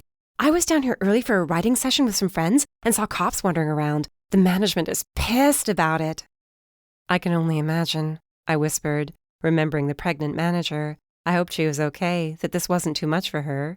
Yet another person whose problems I took on my shoulders. Maybe I needed professional help? When it was clear I wasn't in the mood to gossip, my pink-haired friend turned to the person behind her and started the whole spiel again. This time the person in question was way more interested and dying to speculate all over the place. Good thing. Though it wasn't good for anybody interested in the truth of what actually went down, since the second woman had heard there was a message left with the body. Unless there was something I'd missed, no such thing had occurred. "I heard his head was all bashed in," somebody muttered further down the line. Also untrue. I'd seen the body pulled from the water, and while seeing the body hadn't thrilled me, there'd been no heavy damage to the skull. Can you imagine? Somebody capable of doing something like that is walking around here. What if it was one of us? A man turned around and laughed. "I've known some vicious writers, but I can't imagine any of them murdering anyone, unless the guy left nasty reviews online." I chuckled along just to be part of the group. No sense drawing attention for not laughing at what I guessed was an in-joke for authors. Boy, some people were morbid. Then again, I'd only ever written about food. Nobody was going to leave awful reviews on that. It was probably pretty excruciating to put your best work out there, only to have some lame brain tear it to pieces. And the internet made it so much easier for everybody to think their stinky opinion mattered. Not only that, but that it needed to be broadcast to the rest of the world. After putting together what seemed like a reasonable breakfast of fruit, a bagel with lox and cream cheese, and a cup of coffee that would surely have to be followed up with a second cup, I wandered around until I found an empty seat at a mostly empty table. With my back to the wall, I had the chance to observe what went on in front of me. Some of the men and women, more women than men, though I was hardly keeping count, chatted with those around them like they were old friends. Maybe they were. Maybe people had known each other for a long time and made plans to meet up at the conference. This left me wondering if I should have tried to make a friend, but where would I have started? I had only been working for haute cuisine a few months, so it wasn't as if I had a ton of advanced warning. I'd been so busy with my assignments and travel that it hadn't occurred to me to look online and see if people were connecting there prior to the event. Next time I would be better prepared. To my relief, when one of the two women seated across from me lowered her phone, she revealed that her name badge was the same color as mine. This meant she was a food writer. And when she saw me, she smiled. "Hey, it's good to see another foodie here." She stood and then leaned over. "Susan Odell." Emma Harmon, as I guess you can see from the name tag. Gosh, this was so awkward. Had I always been this awkward? I made a mental note to ask Raina or Darcy, though I had a feeling what they would say. "And who do you write for?" "Haute cuisine." Susan's eyes widened. "Impressive! Who's the editor there now?" I didn't have the chance to answer before somebody answered for me. A short, rather round man with tinted glasses and a neckerchief to die for spoke up as he took a seat next to Susan. "Marcia and I go way back," he explained. "Marcia Wallace?" Oh, geez, I'd almost completely forgotten. "By any chance, are you Brian Murphy?" He laughed, putting his hand to his chest and batting his eyes. "My reputation precedes me." He laughed. "Marcia asked me to look for you. I'm so glad we ran into each other." Just like that, he forgot all about his seat with Susan in favor of sitting next to me. "And how is old Marcia?" He grinned, having emphasized the word old. I wondered if a man with more salt than pepper in his hair should be calling anybody old. "Don't let her hear you say that," I laughed, thinking of the painfully fit, trim, polished Marcia. "Oh, then she hasn't changed." "No woman wants to be called old," I chided. He had a funny effect on me. Just like that, I came out of my shell and was teasing a perfect stranger. "Then I won't tell you the year we met." He winked. "You seem like a bright young woman. I'm sure you can do math." I found myself laughing helplessly. Anyway, she's doing great. And if I'm doing half as well as she is by the time I'm at the point of my career that she is, I'll consider myself extremely lucky. "Oh, my dear, luck had nothing to do with it. I'm sure there are some who'd like to believe she got on by nothing but her beauty, but nothing could be further from the truth. If she slept at all in those first few years when we worked our way up, I'd be surprised to know it. She put all of us to shame." He then leaned in, crooking his finger at me to draw me closer. "Besides, by now, she can afford procedures to erase all the damage she's done, living off nothing but coffee and diet pills for all those years." Whoopsie-daisy, that was a little more than I needed to know, and Marcia would die of embarrassment if she knew I was hearing this. I chuckled politely before making a big deal of spreading cream cheese on my bagel. "Did you hear about the death that occurred here last night?" Brian asked the table at large. He struck me as the sort who liked to start drama. Again, I played dumb, mostly because that left room for other people to talk, but also because I wanted to get a feel for the sort of rumors that were stirring around. It was fascinating the way a story could twist and turn until it looked nothing like the original circumstance. As Brian regaled all of us with his tale of gruesome murder that looked nothing like what had probably happened, I couldn't help but scan the room for Georgia. If there was a just and merciful God, her name would be kept out of this. It didn't take long for me to find her, and when I did, spotting her in a line for breakfast, I couldn't get over how exhilarated she looked. She was nothing like the girl I'd met in line at the front desk. That version of Georgia had been weak, beaten down, on the verge of tears. This girl, on the other hand, wore a brilliant smile and chatted up the people around her. I could almost hear her laughter cutting through the combined noise from so many other voices. In short, she was like a new person. It had to be a coincidence, didn't it? The fact that she was suddenly so carefree, so easygoing, after the man who'd bullied her had been found dead. Chapter 8. The morning's first session was a welcome speech held in the same ballroom where the breakfast had taken place. How the hotel's crew managed to turn the room around so quickly was beyond my understanding. Where there had been round tables with a buffet set along one side of the room, there were now row upon row of chairs without a table inside. It all took roughly 20 minutes to do. But while the others chuckled politely at the jokes our opening speaker tried to make, my mind kept wandering. I couldn't help but wonder if I was the only one, and I decided I probably wasn't. Considering the amount of gossip floating around during breakfast, there was no way. Who was the dead man? Where had he come from? What was the actual cause of death? Was it the wound on his head, or had he drowned? And had Joe spoken to Georgia yet? How many interviews had he conducted, if any? If any, that was a laugh. By then I knew him well enough to know he would have worked through the night. I could imagine him in his little office, with a bunch of chewed-up coffee stirrers littering his desk and overflowing the wastebasket. Instead of eagerness to learn whatever it was he knew, it was a sense of pity that left me wanting to reach out to him. It had to be lonely work, trying to put the pieces together, learning whatever he could about a dead person. Would he attend this particular funeral, the way he did when he found a person with no family or friends? Maybe I was thinking about him too much and too favorably, to the point where only the sound of applause brought me back to reality and clued me into the fact the session was over. There would be a 15-minute break before the next round began. Some people would use this time to pop into the swag room and pick up free books or other merchandise, while others would run out for a smoke break or grab another cup of coffee. Me? I barely waited until I left the ballroom to call Joe, then wedged myself into a little alcove which looked like it might once have held payphones back when they were a thing. I was officially old enough to remember payphones. There was a pause between the answering of the phone and Joe's greeting. "Yes, Emma." Goodness, he sounded so tired. Only that fatigue, so evident, was enough to make me bite my tongue rather than asking why he sounded so unhappy to hear from me. "How are you holding up?" Even I was surprised by the amount of concern in my voice.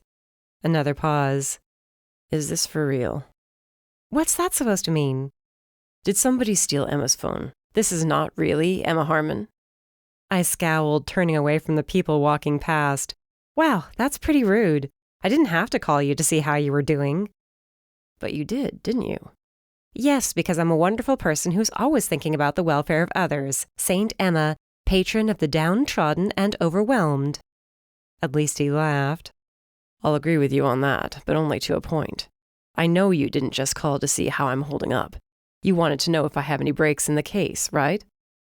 Was I so transparent? I didn't like to think I was that transparent. I mean, I figured we could get around to it eventually. "You know, I do have other cases to solve, Harmon. This isn't even the only one I'm working on right now." "Okay, Sullivan," I snapped. "Wow, why are you being so snippy? I didn't do anything wrong." "Are you sure about that?"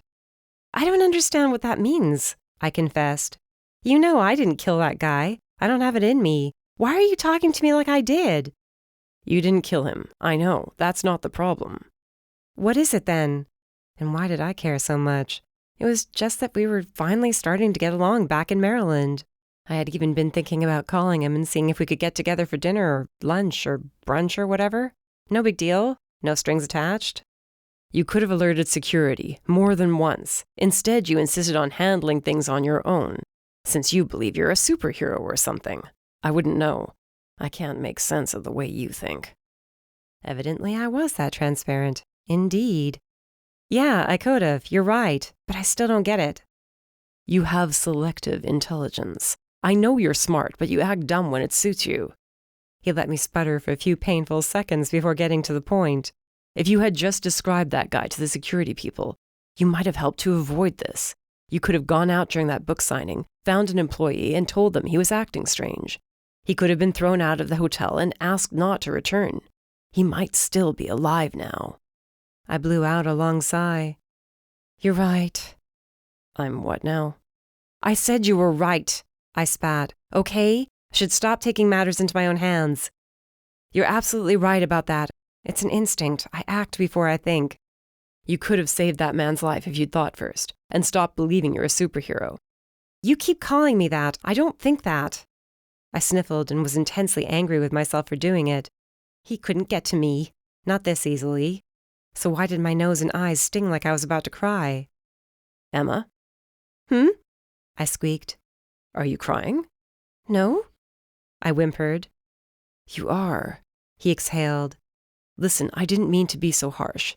It's just that there are so many cases open, people murdered for no reason, just dead. And he's another one, but it could have been prevented. I took a few deep breaths. But maybe it was sorta his fault? And I know that sounds pitiful and everything, but let's be honest. He was so nasty to Georgia, threatening. He had her on the verge of tears. Are we sure he didn't invite this upon himself? You do realize you're virtually accusing her of murder, right? I'm not trying to, I insisted. I know she didn't have anything to do with it. How can you be so sure? Oh, sheesh. I leaned against the nearest wall. For one thing, she's tiny, like smaller than me, maybe 100 pounds. He was much taller than her, and surprisingly strong for somebody so skinny. I closed my eyes and wished I could take back what I'd just said. I'd completely forgotten about that. And now... Hold on. Back up. Naturally, he caught me, Mr. Smarty Pants. What did you just say about him being strong? What's that all about? How would you know if he was strong or not? Because he grabbed me. Silence. It took a while for him to say a word. I thought I might have lost him. I would have been lucky if I had. When were you planning on telling me this? He snarled. His voice shook, but he couldn't scream at me in the middle of the police station. Maybe that was a good thing. Maybe he could stay there. I forgot. I was a little shaken up last night, remember? And honestly, it's not like he hurt me. I forgot about it is all. You were close enough to him that he was able to grab you. He came up behind me. I'm going to be late for the next session. Too bad. Joe, Detective, he reminded me. Detective, the man is dead. He's not going to hurt anyone now. I followed him out of the signing yesterday, as you already knew. He came up behind me instead of me catching up to him, and he grabbed my arm. I didn't see anybody around who could help. Security, personnel, whatever. I was looking, believe me. What did he say? I closed my eyes, focusing on the memory, on the feeling of his hand on my arm, the sound of his voice, the smell of his breath. Somehow that brought things back with great clarity. I asked what his problem was, and he said I was becoming his problem, and not to make him deal with me, too. You, too? I didn't get the chance to ask what that meant. He slinked away, more like snuck away, actually. I lost him in the casino. By then, I was glad to see the back of him. He gave me a bad feeling. Oh, Emma, you insist on taking chances, no matter how many people who care about you ask you not to. I know. You think I'd know better by now. You would think that. He groaned. Okay, so this guy was a threat. He accosted you. He harassed Georgia. We don't know what he had to do with Deirdre Price yet. Though who knows? He probably had nothing to do with her at all. He could have been an obsessed fan. That's true. He didn't look like a fan when he was staring at her, though. That's why I called him obsessed. You never know what an obsessed person is capable of. I guess so, I whispered, remembering that hand on my arm. Yes, he might have been dangerous. Very. I'm sorry. Please don't be mad at me. He grunted. I'm not mad at you. I mean, I'm annoyed, irritated, concerned, but not mad. I guess that's as much as I can hope for, huh? Right now, yeah, it is. At least he sounded a little more cheerful than before, but I wasn't fooled. He wasn't cheerful with me. I was still walking on thin ice. Okay, I really have to go now. I'm probably late for the next session as it is. I hurried through the thinning crowd as I talked, one eye on the conference room in question. A few people were still trickling in, telling me I wasn't hopelessly late. One day you'll have to tell me the sort of things a person does at a conference like this. I think it'll bore you, I confessed, although this one in particular might be up your alley with all the gossip about the murder. Gossip which I hope you aren't participating in. I stuck my tongue out at the phone. What do you take me for? I asked in a tight whisper. Go on, he chuckled. You're late for your session. That got him another stuck-out tongue that he didn't even see. But the woman sitting close to the door did see, and the way they smirked to each other told me exactly what they thought of my childish gesture. I shrugged in a helpless sort of way. Men, I mouthed with a roll of my eyes. That seemed to hit home, with most of them nodding in understanding. Yes, some things were universal. Chapter 9.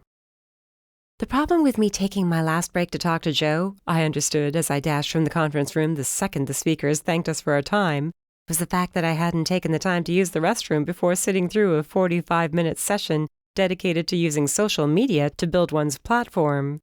At least the presentation had been helpful. I went into it thinking I was too cool for school, having used social media for years to build up my blog. But times had changed, and platforms were always changing and growing and even falling out of favor. If only I hadn't been on the verge of wetting myself all through the last 10 minutes, it would have been perfect. I burst into the nearest restroom, making a beeline for the last stall, the only one not currently in use. Excited chatter and gossip bounced off the walls as a half-dozen women caught up on what they'd learned so far and who they'd met. While I was never against listening to a little gossip, especially if it was juicy, I found myself wishing the room was a little emptier. I never did like an audience while going about my business, though at least their voices drowned out the sound of me relieving myself. Still, my kingdom for a private bathroom. Somebody by the sink spoke up. "I heard he wasn't even a guest at the conference." I rolled my eyes, shaking my head. Honestly, couldn't they find something else to talk about? After an entire morning of gossip, I think people would have gotten tired of it by then. No such luck. "Well, that's not so surprising. Anybody can walk into the hotel and play at the casino. The management isn't about to bar access to anybody who doesn't wear a name badge. Can you imagine how much money they would lose?" A third woman spoke up, standing at the sink just in front of my stall. "Maybe next time they won't hold something like this in such a public place." That got another eye roll from me. Where would a conference be held that wasn't in public? It made no sense. A door banged open. "Just think, though, there could be a murderer someplace around here. What if they're just randomly killing people?" A few of the women left, but I didn't. While I doubted the whole serial killer theory, it was only because I happened to have met the victim. He wasn't just some distant person, and that was something I'd wanted to get through to Joe but hadn't got the chance. This wasn't somebody who was just minding his own business, going on with his life when somebody decided his time was up. He was a troublemaker. Did that mean he deserved to die? No. But the memory of his hand grabbing my arm and how threatening he'd sounded left me to wonder if he'd brought some of this on himself. I was so deep in thought that I barely noticed the room emptying out. Another session would be starting soon, but I deliberately scheduled myself a little free time. I wanted to walk around, maybe meet a few authors and pick up some books for Darcy. Besides, after spending all morning around so many people, I needed a little time to decompress. My work was fairly solitary, and I'd fallen into the habit of keeping my own company a lot of the time. Being around so many others was draining for somebody who wasn't used to it. The restroom door opened, and a woman who sounded like she was in roughly the same hurry I'd been darted into a stall. I finished up, then went to the sink to wash my hands and run a comb through my hair. I was just dropping the comb back into my purse when the door to the other occupied stall opened, and the woman in question stepped out. I did a double take, then studied her reflection from the mirror which ran along the row of sinks in front of us. She wasn't wearing the same red lipstick, and she wasn't in the middle of laughing over how wonderful her life was, but there was no doubt in my mind. It was the one and only Deirdre Price. In an instant, I admired her tasteful dress, her strappy sandals. She wore a string of pearls at her neck, a charm bracelet on her wrist. She was humming softly to herself while washing her hands, and I couldn't help but admire what looked like a fresh manicure. I was never any good at keeping my nails looking nice. More often than not, they were either ground down from typing so much, or there was flour caked underneath them after working at the cafe. I couldn't help myself. I stayed where I was, giving her personal space, but there was no way I was letting this opportunity pass me by. "Miss Price, I don't mean to bother you, but I just wanted to let you know how much I admire your work." She looked up in the mirror, our eyes meeting. "Thank you, that's so nice." She sounded sincere, too, warm and genuine, just the way I would have expected her to sound. "My sister owns a bookstore in Cape Hope, New Jersey, and she told me your latest release has been flying off the shelves. I'm sure she would have loved to be here to meet you herself." That might have been a tiny lie, or at least a bending of the truth. Darcy might have liked meeting her just for the sake of saying she'd met her. After all, I wasn't a huge fan, but I couldn't help being bowled over by a celebrity. Still, her negative attitude about the quality of Deirdre's latest books rang out in my head even as I smiled and told a polite untruth. Deirdre's smile widened. Gotta love an independent bookstore. She grinned. It does my heart good to know they're still in existence. Oh, hers definitely is. And since it sits next door to our mom's cafe and people can go back and forth with their purchases, it works perfectly. I laughed then. Here I go babbling. I'm sure you have places to be. I'll leave you alone now. No, it's okay, she assured me, turning away from the mirror with her smile still in place. I scheduled a little downtime for myself, since it can be so draining to participate in these conferences. I put a hand on my chest. As corny as it seemed, it was nice to know she was human, just like me. I did the same thing. I'm not used to being around so many people for such a long time without at least taking a break. It's so easy to burn ourselves out, isn't it? She clicked her tongue in sympathy. If my agent had his way, I would never know a moment of peace. I finally came to the point about 5 years ago when I had to say enough is enough. I need to take care of myself too, or else how will I ever be able to write? Besides, life isn't just work. Balance, right? She didn't agree with me right away. I would call it counterbalance. I don't believe there's such a thing as complete balance all the time. It's like being on a surfboard. Have you been on a surfboard? You know, considering that I grew up in a shore town, you would think the answer was yes, but I'm way too clumsy for anything like that. She laughed softly. Well, I can tell you from experience that what looks like balance is really counterbalance all the time. It's the same thing with life. Then she laughed at herself. Here I am, giving a speech I was supposed to give as the keynote speaker. Oh no, I laughed. I promise I won't give anybody a preview. Thanks, I'll trust you with my secret. She dropped a wink before reaching behind her for her purse. I couldn't let it go there. I probably should have, but my mouth had a habit of running away from me. Besides, everybody's too busy thinking about what happened last night to care very much about anything else right now. She frowned. Yes, that was terrible. There's been so much gossip today. I only hope it doesn't get in the way of what everybody came to this conference for. Oh, I completely agree. You should have heard them in here before you came in, talking about some crazed serial killer running amok. Can you imagine? I laughed. My laughter stopped at the sound of her palms slapping the counter. What is this really all about? She stared at me in the mirror. I took a backward step, stunned. I'm sorry, What? You what? You thought you could come in here and try to ruin a conference where I'm supposed to be the main attraction? Something I've been preparing for the last several months? Where in the world was this coming from? It was like a Jekyll and Hyde situation. She'd gone from being sweet, gentle, and friendly to openly hostile. Miss Price, I'm so sorry. I had no idea you were so upset about that man. Her eyes narrowed. Did you know him? Were you here with him? Is that it? She lost me there. It seemed we were having two different conversations at the same time, only neither of us was clued into what the other one was saying. Which I guess would have been just fine if she hadn't looked like she was ready to tear me a new one.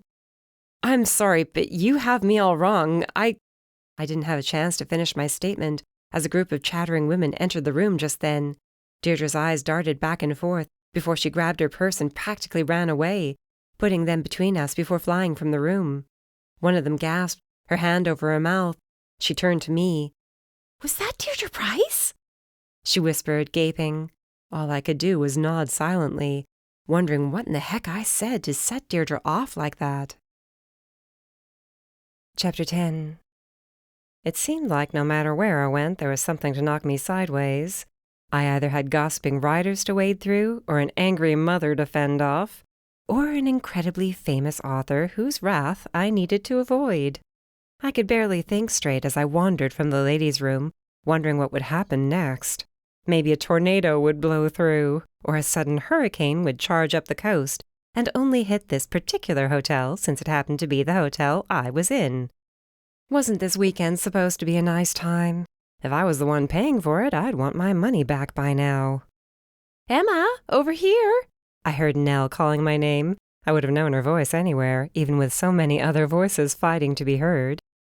I stood outside the casino floor, slightly elevated over the action. This gave me a prime view of the entire area with its many tables, blackjack, poker, craps, and banks of slot machines.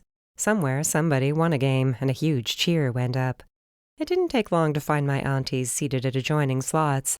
I waved before stepping down onto the casino floor and weaving my way through the ever-moving crowd. By the time I reached the machines, I was slightly winded. Come on, join us. Try your luck. Trixie fed quarters into her machine before pulling the lever with an abandon I'd never seen from her. She was flying high, no doubt. I hoped she ended up on the winning side of things by the time she came down. My luck? I scoffed. No thanks. My luck isn't so great right now. I'm the last person who should be gambling. Oh, don't be so down, Nell implored. Things will turn around. You can't make the troubles of other people your troubles, Emma Jane. You sound too much like Mom, I warned with a wink. She didn't need to hear about her favorite writer snapping at me just a few minutes ago. I was never good at dealing with people who didn't like me. Some people could handle it and move on. Some could brush off the opinions of others, especially strangers, like it didn't matter one bit whether they were liked or not. They didn't lose sleep at night over the thoughts of others. I couldn't understand those people. They were enigmas to me, like some unidentified species. Deirdre's sharp words stung, even well after we'd parted ways. I hadn't done anything that I knew of to offend her, yet she'd been offended. Big time. It would be one thing if I'd done it on purpose, but nothing could have been further from the truth. Something was up with her. Either she wasn't the nicey-nice person she pretended to be, or something had happened to set her off. And there were my two aunties whiling away their free time playing slots. It was time to turn on the Emma Harmon charm, which wasn't really a thing, but there were certain illusions I needed to hold on to. I put on my biggest smile. I need you to do me a favor, a big one. Trixie peered at me from behind her glasses. How big? She asked, suspicious. Pretty big. I'm going to need you to be as cool as you can. I mean it, I added when Nell rolled her eyes. You can't be obvious, and you can't, let her know you're doing it. You know what I mean, I added when Trixie rolled her eyes, too. My dear, I have been writing for the Cape Hope Times longer than you've been alive. I know what it means to chase after a story while maintaining my composure and not blowing my cover. The way she sniffed the air, looking down at me over her nose, I would have thought she was talking about writing for the New York Times, not our little paper. But it wouldn't get me anywhere if I brought that up. Instead, I nodded with enthusiasm. Of course, that makes total sense, and that's why you're perfect for what I need. What would that be? Nell had a much gentler, more maternal energy than Trixie did. She coaxed, at least for the most part, when she wasn't bulldozing her way through a situation. When she wasn't determined to embarrass the life out of me. I need you to keep an eye on Deirdre Price for me. Even Nell looked shocked. Why? And how? Trixie added. Don't worry about why. As for how, she's going to be all over the place. Sessions, meet and greets, the whole thing. Just, see what she's all about. I'm not asking you to follow her every move or devote the rest of the conference to her, but you could just be aware of her.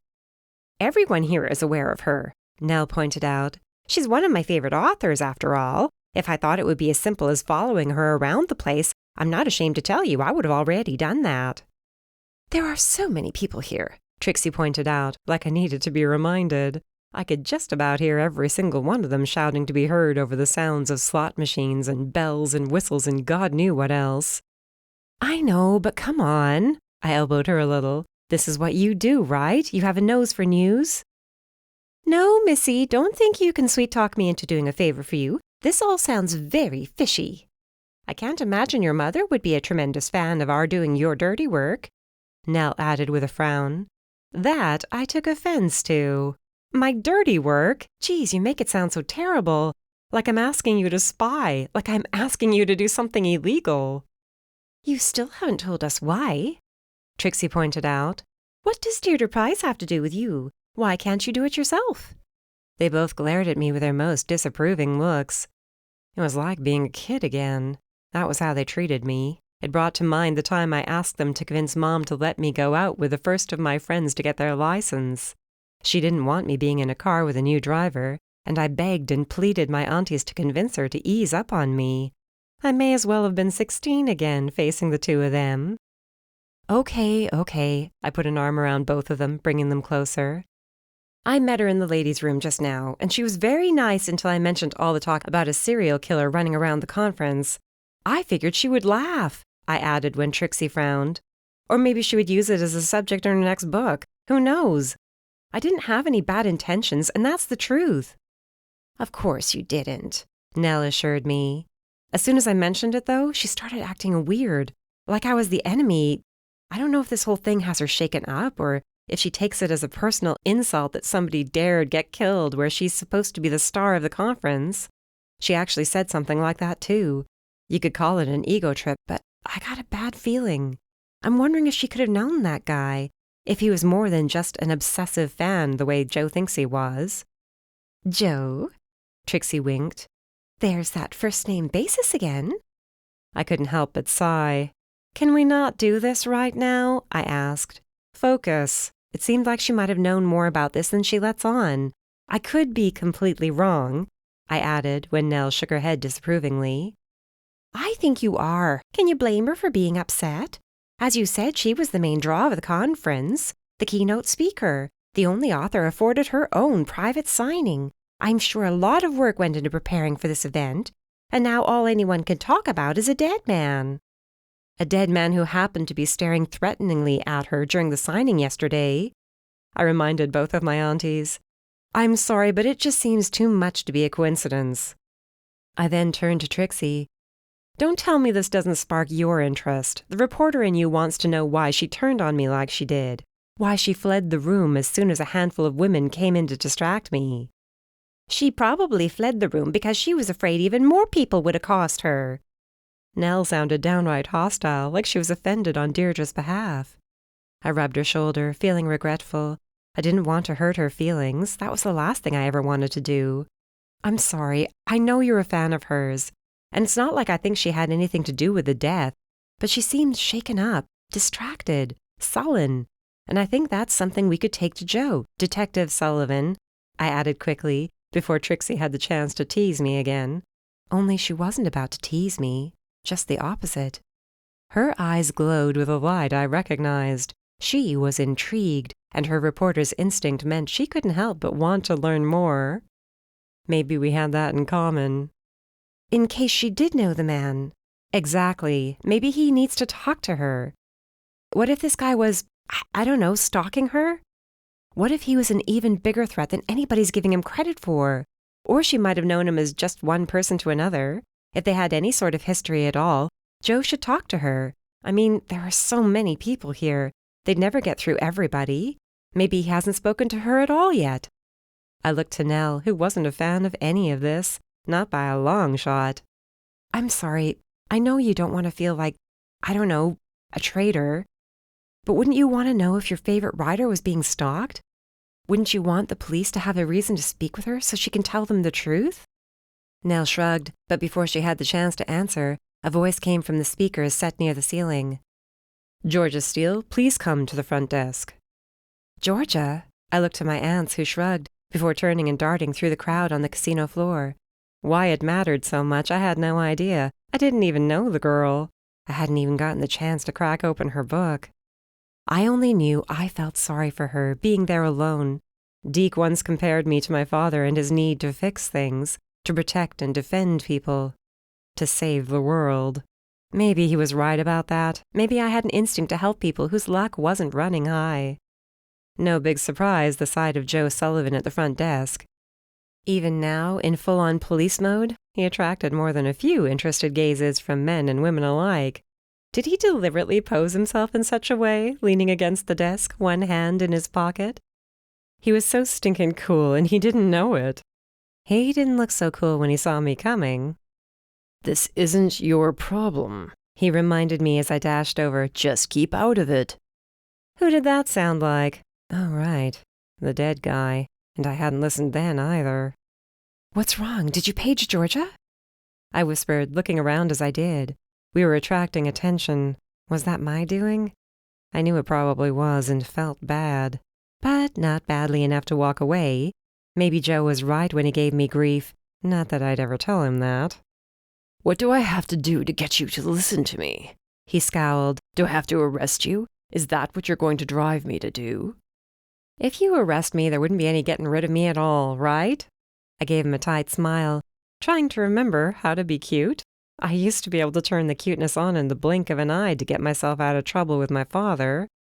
Maybe it was only the sort of thing I could use on a parent, or maybe I was just too old for the trick to work. Either way, Joe hardly seemed impressed. "You make a strong point," he grumbled.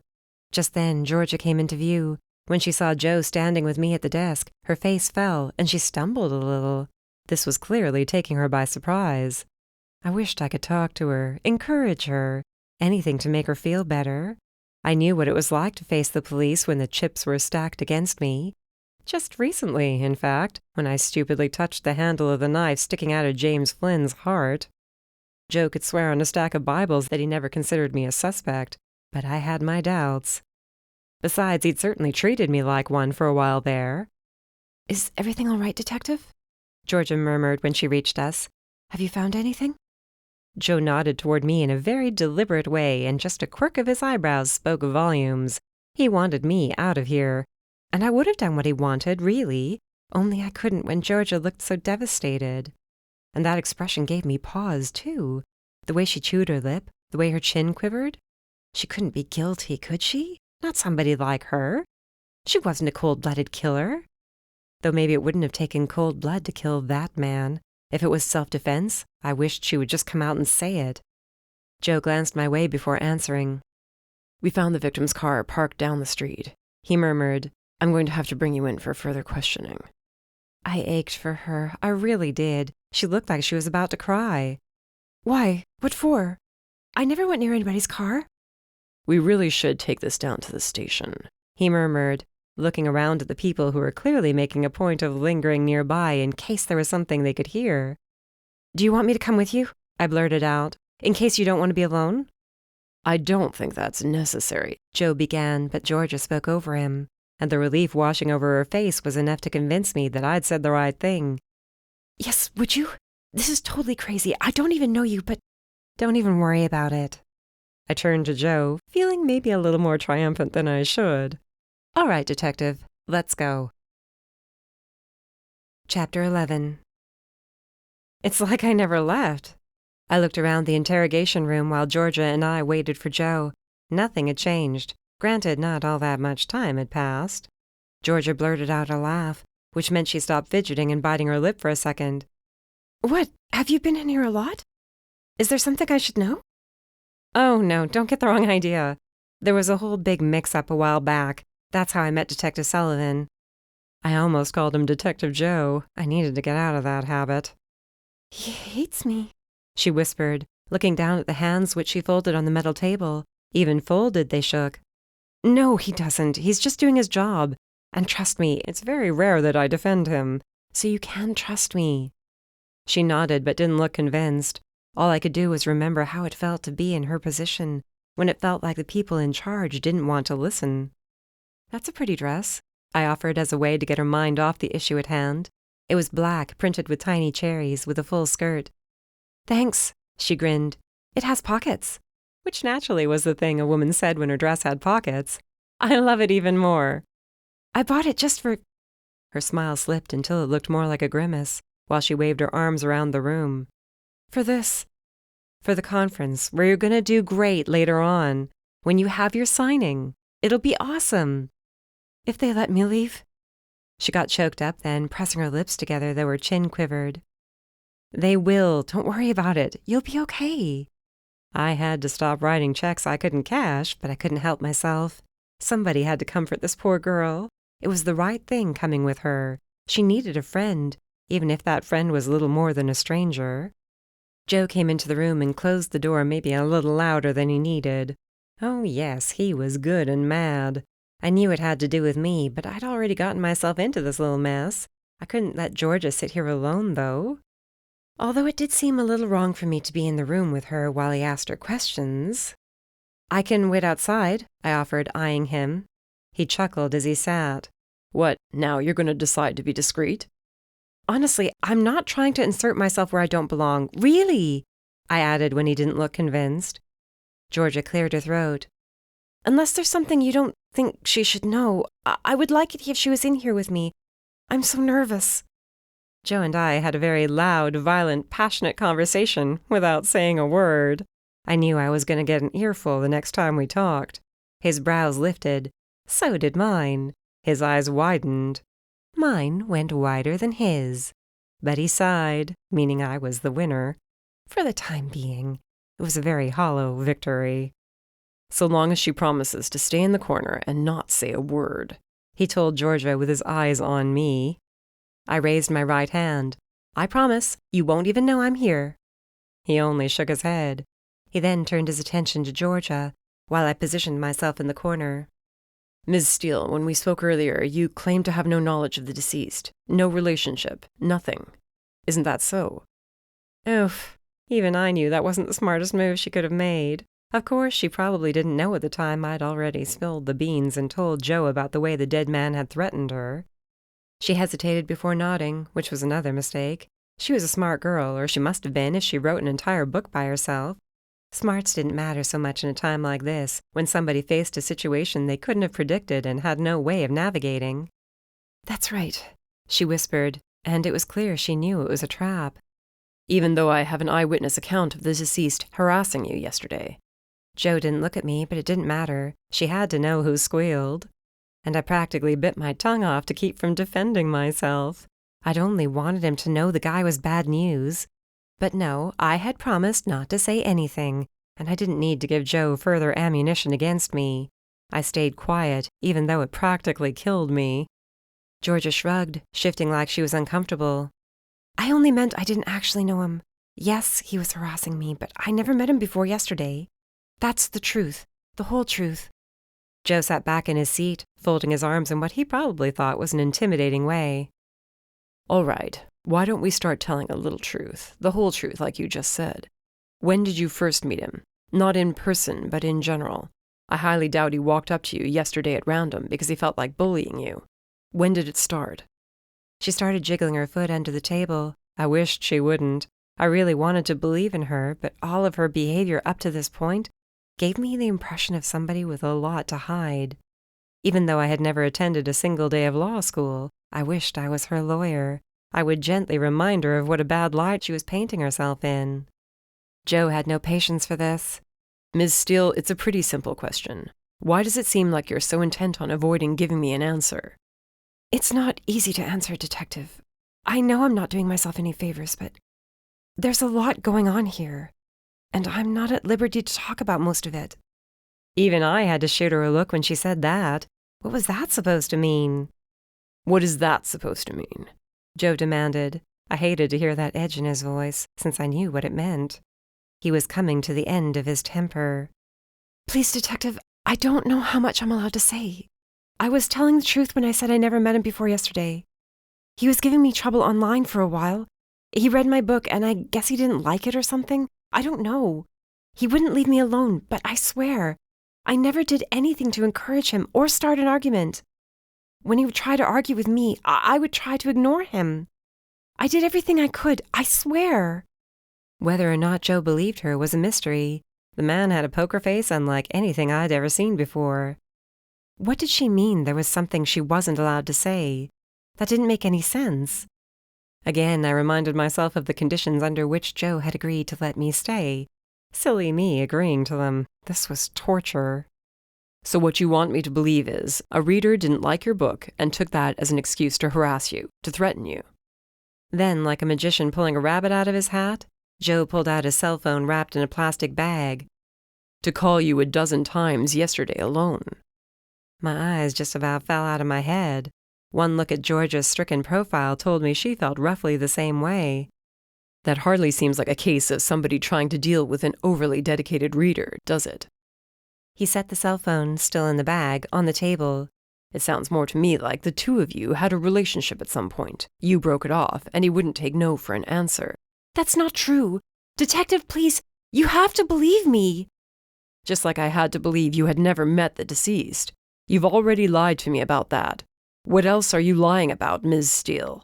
What have you conveniently forgotten to tell me?" Then, before she had a chance to come up with an answer, he did it for her. "No, my mistake. Let me rephrase. What else can you conveniently not tell me? And exactly what is that supposed to mean? If there was ever a time when it was important for you to be totally honest, that time is right now." Oh, I wished I wasn't here. I wanted to crawl into a hole and never come out, and it wasn't even me he was interrogating. I now understood that when Joe brought me in for questioning in relation to James Flynn's death, he treated me with kid gloves. Sure, he was arrogant, and he did what he could to break me down, but he'd never seriously considered me a suspect. He'd never talked to me the way he was talking to Georgia, that was for sure. To my complete surprise, she shook her head. Staring down at her hands, she murmured, "I'm sorry, it's complicated, like I said." How about jail, then? Is that complicated? I could arrest you right now. You're deliberately withholding information. You're impeding a criminal investigation. How does that sound?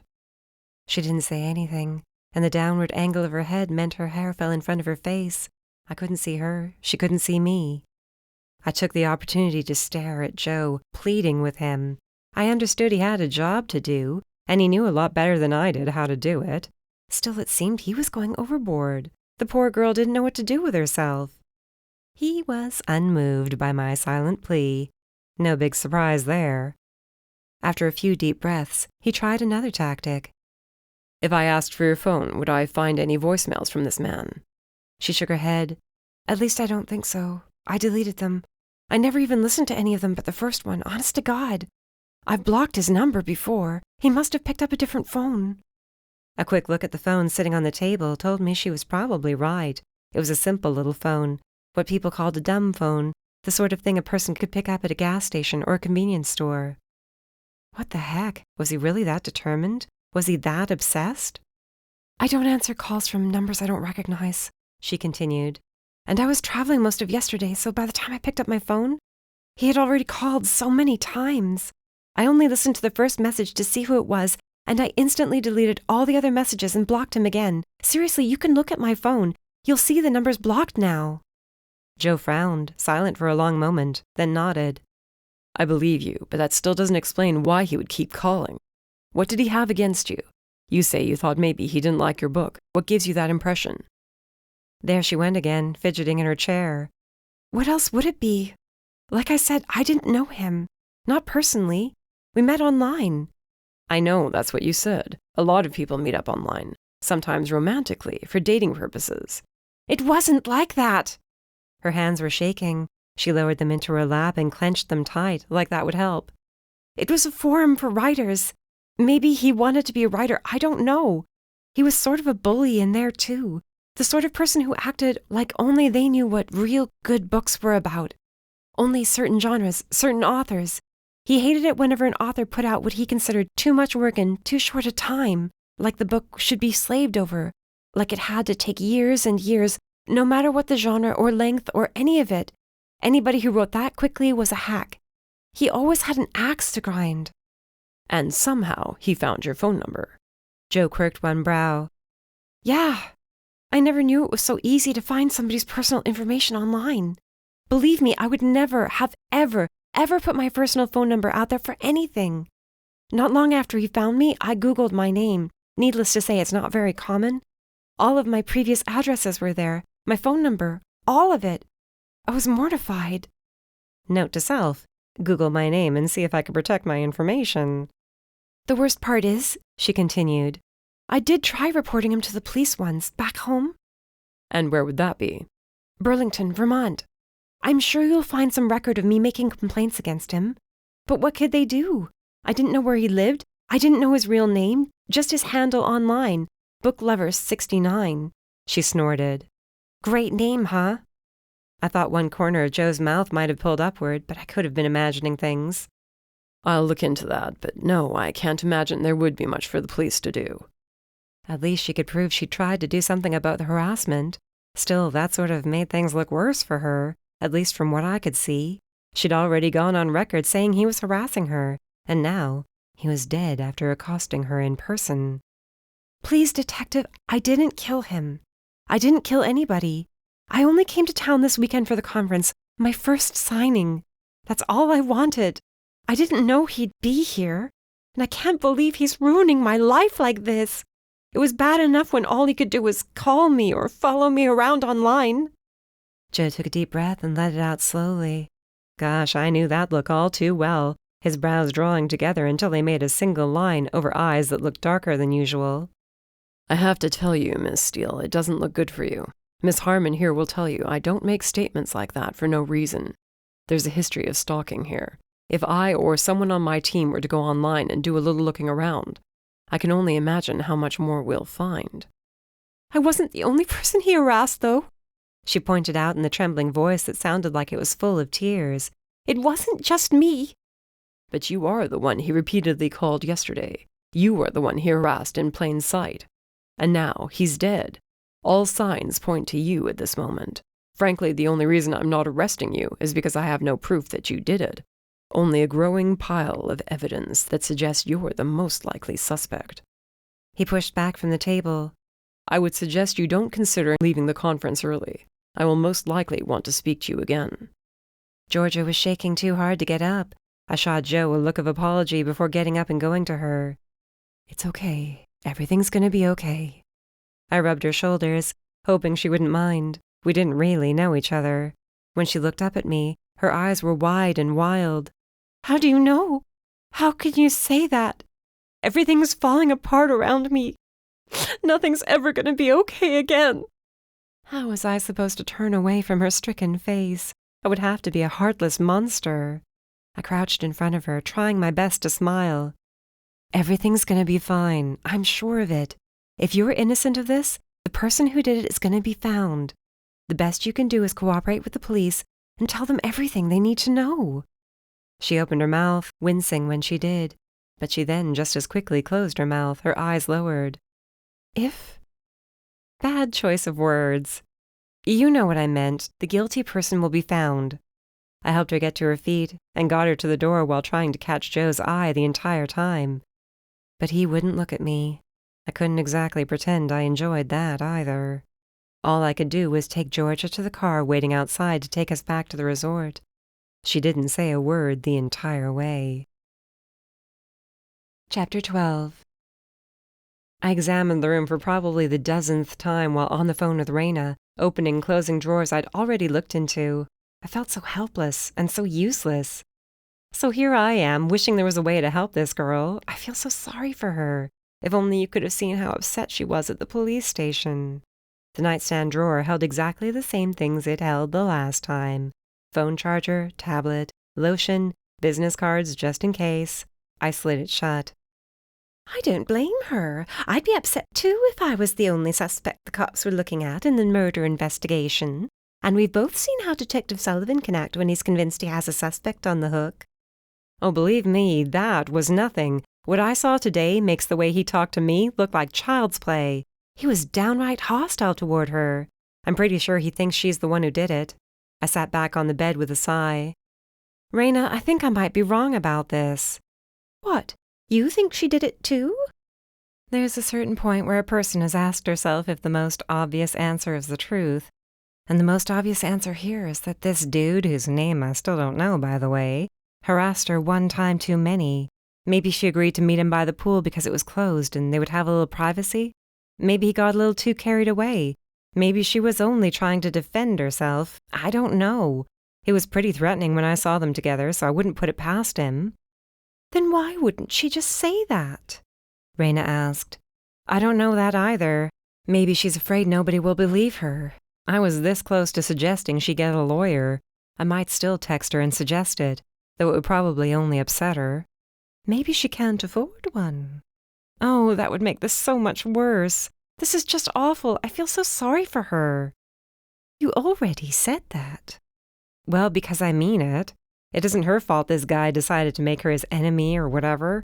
Even if she did it, I doubt it was malicious, spur of the moment at worst, self-defense, a reaction to something he was doing.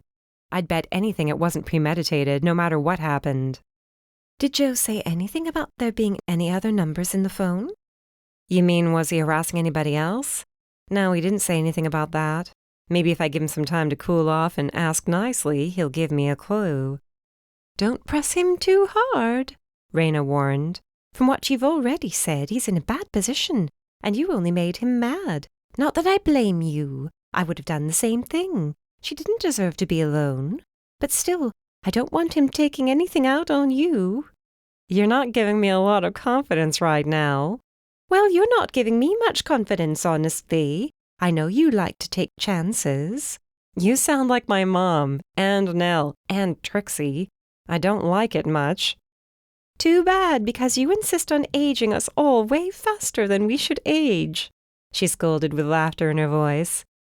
Seriously, though, take it easy, step back, take care of yourself. I couldn't help but ask. You sound really concerned. Why? What aren't you saying? There was worry in her sigh. I'm concerned. If Georgia didn't kill this guy, that means the person who killed him is still out there somewhere. Maybe they're not attending the conference. Maybe they never were. Maybe whoever they are left right away as soon as they realized what they'd done. Honestly, that's what I'd do. I wouldn't hang around. Then, or maybe they're still there at the conference. Maybe they're smart enough to know how suspicious it would look if they left. If I were them, I'd want to keep my head down. I'd go about my business, and I'd be pretty upset if I saw you trying to help the girl who might take the fall for this in my place. You make them sound like a criminal mastermind. Even though I tried to keep it light, there was no suppressing the shiver that went up my spine at the thought of somebody being aware of me and wanting to shut me up. Who knows? People do wild things when they're desperate. You can't trust a person when they feel pressured. So please, I'm begging you to take it easy. Think about your safety, okay? Okay, I breathed. I'd never heard her sound this way before. Otherwise, have fun? I burst out laughing. Sure, yeah, no problem. I felt worse than I had before when I got off the phone. Here I was thinking having a conversation with my best friend would make things better. My sigh was loud in the otherwise empty room. Here I was feeling sorry for myself when Georgia was the one with real problems. The thought of her made me remember her book. Maybe if I at least started on it, that would give me an organic reason to reach out. She could use some encouragement, most likely. It sat on the nightstand, along with Deirdre's book and a handful of others which I'd already snagged. I had my summer reading all planned out. Now I had to find time to read all of it. Here's hoping this is any good, I muttered to myself, fishing George's book from the pile. It was one of those romance with nobility sort of books, which I didn't make a habit of reading, but I wouldn't turn my nose up at either. Writing an engaging blog post or article was challenging enough. I respected the work, no matter the genre. Maybe it would help take my mind off things, too. I settled in, leaning back on the bed, and I was hooked after the first few pages. I chuckled when the feisty heroine faced off with a duke who'd almost run her down with his carriage, and swooned a little when he insisted on lifting her into the carriage to see her home, though she only had a twisted ankle. Their dialogue was fast-paced and intelligent, insightful. The picture Georgia painted of the lives of these two people, hers poor and threadbare and coarse, his wealthy and luxurious and boring, drew me in. I wanted to know more about them. While their happy ending was as good as guaranteed, I wanted to know how they got there and how they managed to overcome everything standing in their way. If it hadn't been for my rumbling stomach, I might have kept reading until I reached the last page. Only when an audible gargle sounded did I notice 2 hours had passed, and I was a third of the way through the book. Wow, I breathed, letting the book fall against my chest. It was so good, so good. And to think this poor girl should have been celebrating. I couldn't find it in me to believe somebody capable of writing such breathtaking romance with ups and downs and twists and emotional revelation. The Duke had an icy heart thanks to a betrayal in his youth, which naturally the heroine managed to melt over the course of many chapters. Could be capable of murder, premeditated or not. Staring up at the ceiling, I wondered if Nell and Trixie would mind if I skipped our planned dinner in favor of ordering room service and reading until my eyes hurt. It had been a long time since I'd found a book that hooked me so completely. My stomach rumbled again, like it heard my thoughts. Maybe it did. Fine, I sighed, sitting up. My body had gone stiff from lying in the same position for so long. It could have snowed outside and I wouldn't have known. When my phone buzzed, I was sure it would be one of my aunties wondering where I was. Only the fact that I refused to tell them my room number kept them away from the door. I wouldn't put anything past them. It wasn't Nell or Trixie, even though I had the feeling he wouldn't have many nice things to say. I couldn't help the anxious little flutter in my chest when I saw Joe's name on the screen. The sort of anxious flutter that usually meant I liked somebody. Why did Deke's face flash before my eyes when I answered? Yes, Detective? I asked, soft and sweet. What can I do for you? For one thing, you can cut it with a sweet talk. He chortled. This is me you're talking to, not some poor sap. I disagree. I went to the window, looking out over the parking lot. It was a rainy, miserable sort of day. It's so gross outside. I like rain, but not when it's hot and steamy. I wasn't calling for the weather report, he informed me. But I agree. What's up? I asked. Get it over with. Yell at me if you want to. I don't want to. So you won't? Oh no, I probably will, but I don't want to. You sound like a parent. Next you'll tell me this hurts you way worse than it hurts me. It doesn't hurt me one bit. What hurts is when you insist on inserting yourself into situations that don't concern you. I felt sorry for her. Good for you, but there's no room for emotion here. I don't get to decide who did or didn't commit a crime based on my personal feelings, and no amount of trying to convince me she's worthy of pity will change the fact that she had motive and opportunity to kill this guy. Why would she kill him? I challenged, glaring at the dark clouds which piled on top of each other as the storm moved in from the west. I could identify with them for sure. She probably felt like there was no other choice if she wanted the harassment to end. Maybe he threatened her physically, I suggested, crossing my fingers. Maybe he did, but I'm not falling into the trap you just set for me. I know the difference between premeditated murder and self-defense. Either way, she needs to be arrested. I can't let her walk just because he threatened her. But you could go a little easier on her, right? No. Emma, you should know better than this. All joking about your college minor aside, you're a detective's daughter. You know I can't go easy just because she might have done this out of self-preservation. The man has a gash on the back of his head that spanned his ears. If she pushed him, he hit his head hard enough to nearly split his skull. That's anger, not self-defense. Even so, it doesn't matter if she won't talk to me. If she would explain that she felt trapped, cornered, like her life was in danger, I could work with that. A lawyer could work with that. Yet she refuses to speak, telling me there's things she can't say. There's a protocol in situations like this. I can't give her a break just because she seems like a nice girl. A talented girl. Her book is amazing. That's nice. Maybe I'll pick it up. I couldn't hold back a giggle. I don't think it would be your cup of tea. I don't have time to read anyway, not for fun. I doubt someone with that sort of talent and sensitivity. Once again, that has nothing to do with anything. Damn it, Emma. Stop trying to do my work for me. Why did you even call then? I wanted to check on you, all right? Suitable answer? I wanted to make sure you weren't, upset over this afternoon. His words were like a pin popping a balloon. Just like that, I settled down. My knees went weak. Oh, and now I know. You're still hopelessly optimistic about what people are capable of. I've seen how bad things can get, on the other hand. And I know what people are capable of when they feel they have no choice. That's why I can't discount her, in spite of her tears and her talent. I understand. He'd called to check on me, not to bawl me out, not to give me the angry parent attitude. He was concerned for me. That, plus the memory of how nice it felt to be held by him, left me all mixed up inside. Neither of us said anything for a while. I'm fine, by the way, I mumbled, and I'd better get going. I'm meeting Nell and Trixie downstairs for dinner. The buffet's supposed to be great. Take it easy on the sweets. He chuckled. It's not worth it. Nothing they have there can be anywhere close to as good as what you're used to baking. You'll only be disappointed. Thank you for the compliment. Though it irked me that everybody assumed I'd dive face first into a pan of bread pudding just because I had a thing for sugar. How was I supposed to fight it? I'd been raised with it. If you see Georgia, give her some space, he suggested. Unless she approaches you, wanting to talk, leave her be. Why? Because if she really did this, she'll be in a highly emotional state. You might only remind her of what she did. I didn't bother asking why he thought that would be a problem. He thought she might try to attack me. While I couldn't imagine Georgia doing anything like that, I decided not to argue. Sometimes it was easier to agree and move on, especially when my aunties were waiting and would probably require all my patience. Chapter 13. I just don't know how they make any money around here. Trixie returned to our table with a plate so overloaded I was surprised she could move without dropping lo mein and egg rolls all over the floor.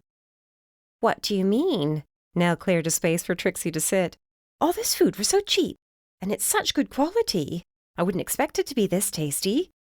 They make up their money at the casino, I explained. They can afford to let you gorge yourself sick as long as you keep dumping quarters into the slots. Nell fixed me with a stern look. It isn't like you to sound so jaded. It's the truth, I shrugged before cutting into a slice of roast turkey. It was delicious, no doubt, especially with lots of cranberry sauce. Maybe if you stopped spending so much time and energy concerned with dark things, you wouldn't be in such a dark mood. Trixie fumbled with her chopsticks while trying to dig into fried rice. Here. Nell thrust a fork her way before rolling her eyes in my direction. I never could understand how people eat with those things. It's a scooping action when you're eating rice, I explained, though neither of them seemed to notice as they bickered about eating utensils. We sat at a table bigger than we needed, as it was the only table available when we arrived. There were 3 extra seats to my left, which I noticed more than one group of people eyeing as they passed. Normally, they didn't want to split up to eat with us, until a trio came to a stop next to me. Is there anyone sitting here?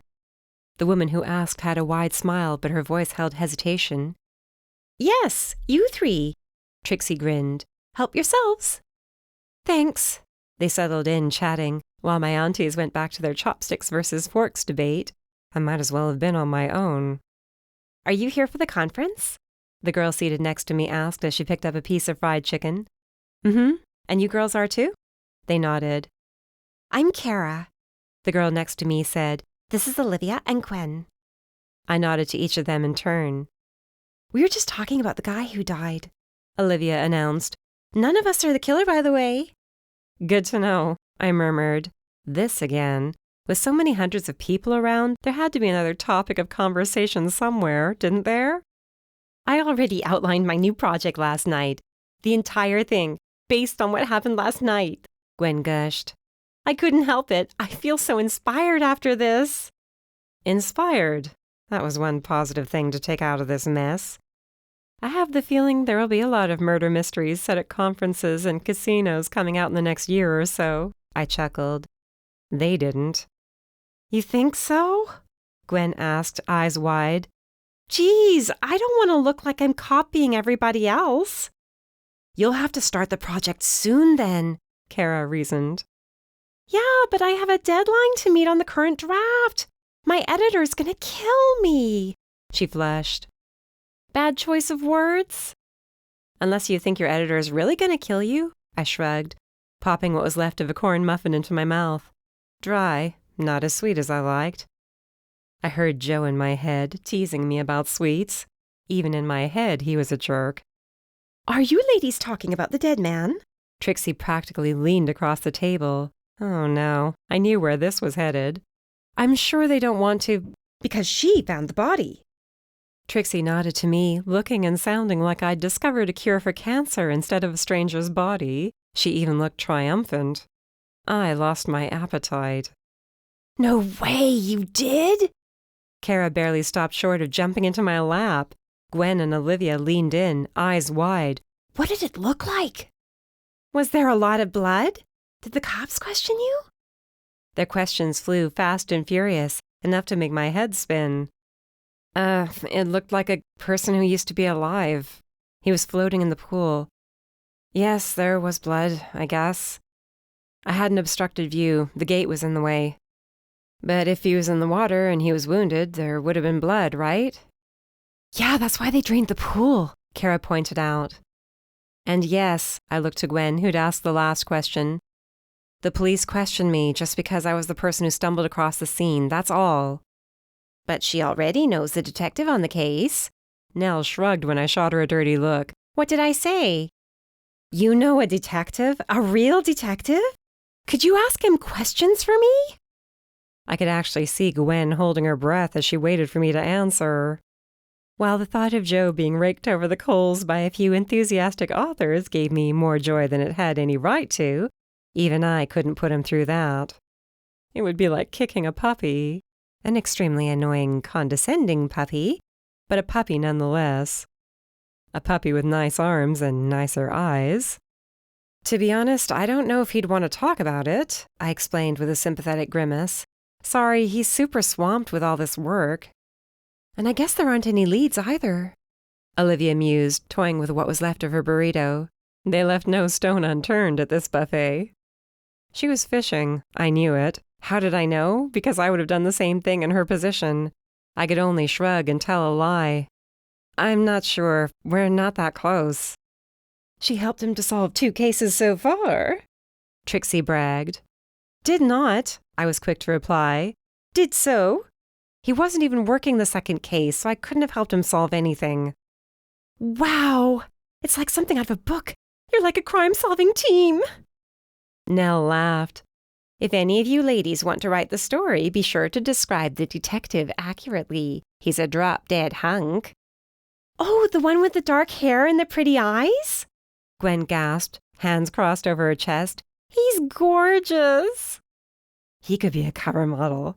Olivia gushed. And you know him? I hate you. It's more than them knowing each other. Trixie's wink was just a little too much.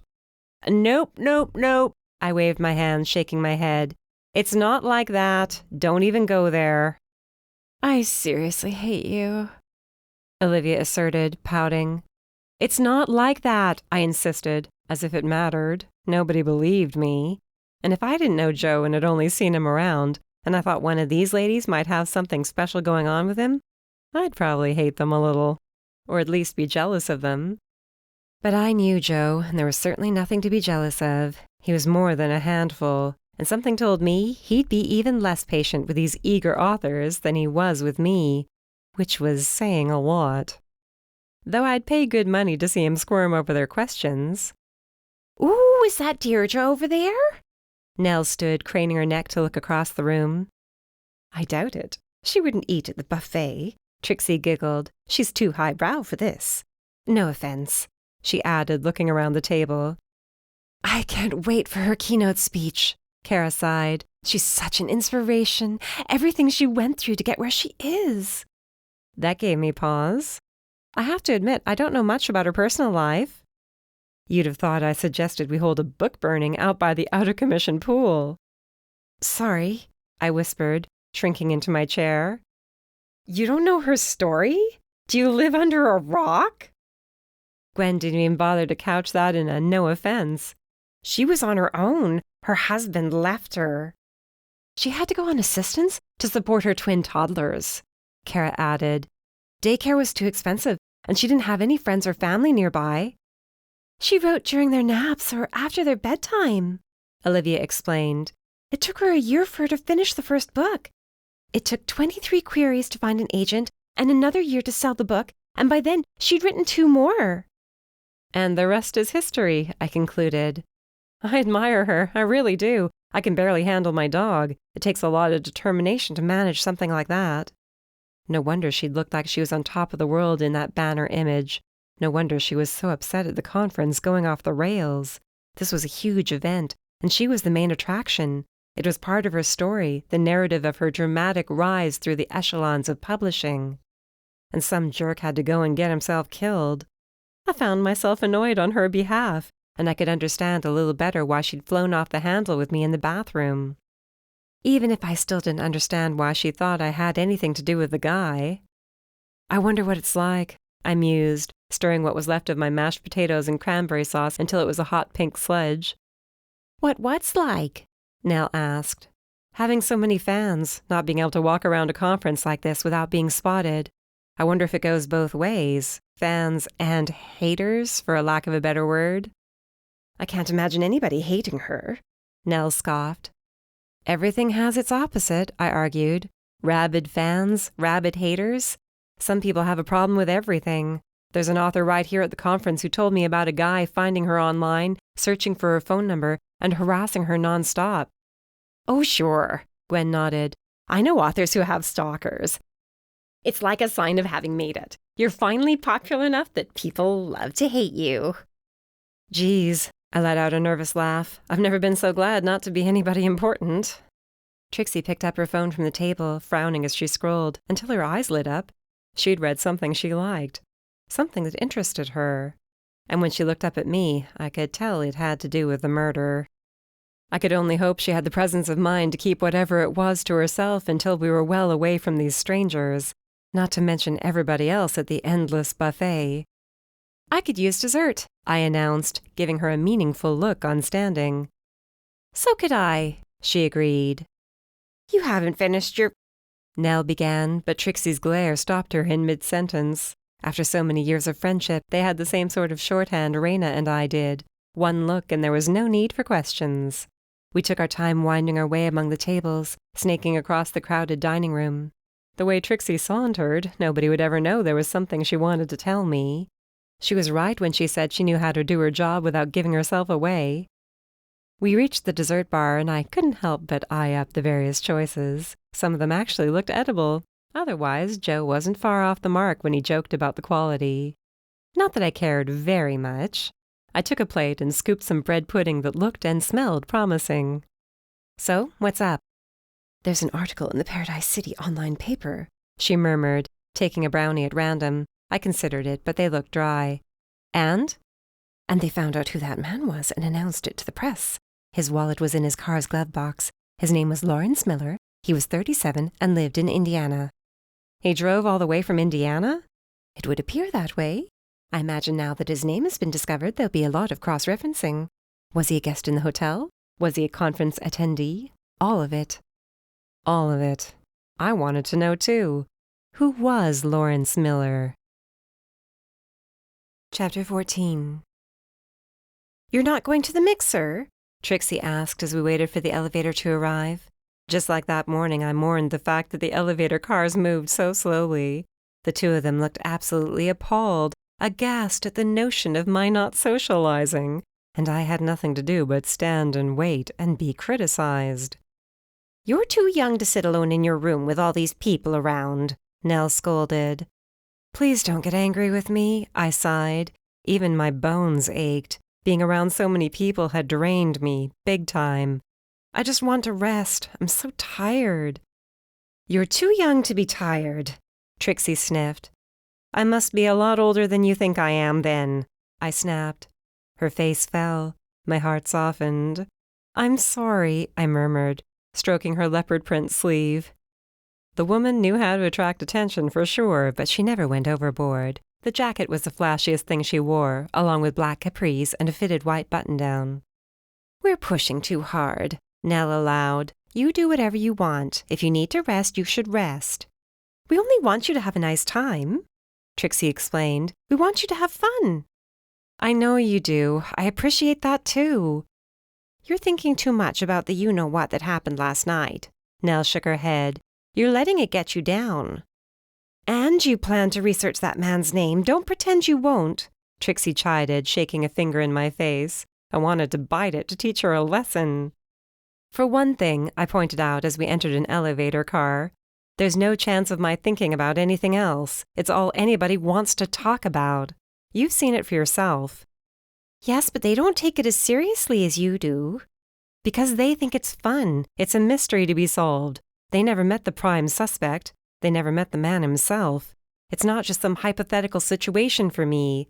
I bet they'd feel the same way about it that I do if they'd ever met that man. I'm sure they would, but you can't save everyone, Nell reminded me in a soft voice, sliding an arm around my waist. I leaned against her a little and realized I was so glad they were here. I'm not trying to save anybody, I lied. Even I knew it was a lie. We stopped at my floor. They must have been staying farther up in the hotel. I plan on doing nothing but reading for the rest of the night, I vowed, raising my right hand. I might order dessert to the room. You already had dessert, Trixie scolded as the doors slid shut. You said you wanted me to have fun, I called out just before we were separated. I thought I heard Nell laughing. I was even chuckling to myself as I walked down the hall toward my room. Yes, it was good they were here. I didn't have to be alone. I could lean against somebody who cared, genuinely cared, if I was okay. The only thing was, I didn't know whether or not I was okay. The longer I spent thinking about Georgia and this Lawrence guy, the lower I felt. Trixie was right when she assumed I'd researched Lawrence. I'd go out of my mind if I didn't know who this man was and why he'd done what he did. George's book sat on the nightstand, reminding me of how fantastic it was and how it wanted me to read it. I could practically hear it calling my name, promising me an escape from my worries. How would things wrap up? Would the Duke ever learn to let go of his tragic disappointment? Would the heroine learn to trust the upper class, even though they'd only ever caused her impoverished family heartache and pain? Obviously, the answer to these questions was yes. I had no doubt of it. But I wanted to sink back into it just the same. Maybe I wanted a happy ending. Maybe I needed one. That would be my treat once I'd finished combing the internet for evidence of Lawrence Miller, book lover 69. I'd have to look for him, too. In fact, that brought up an idea. His online persona spread across multiple websites, multiple platforms. Who did I know who might spend time on forums like those?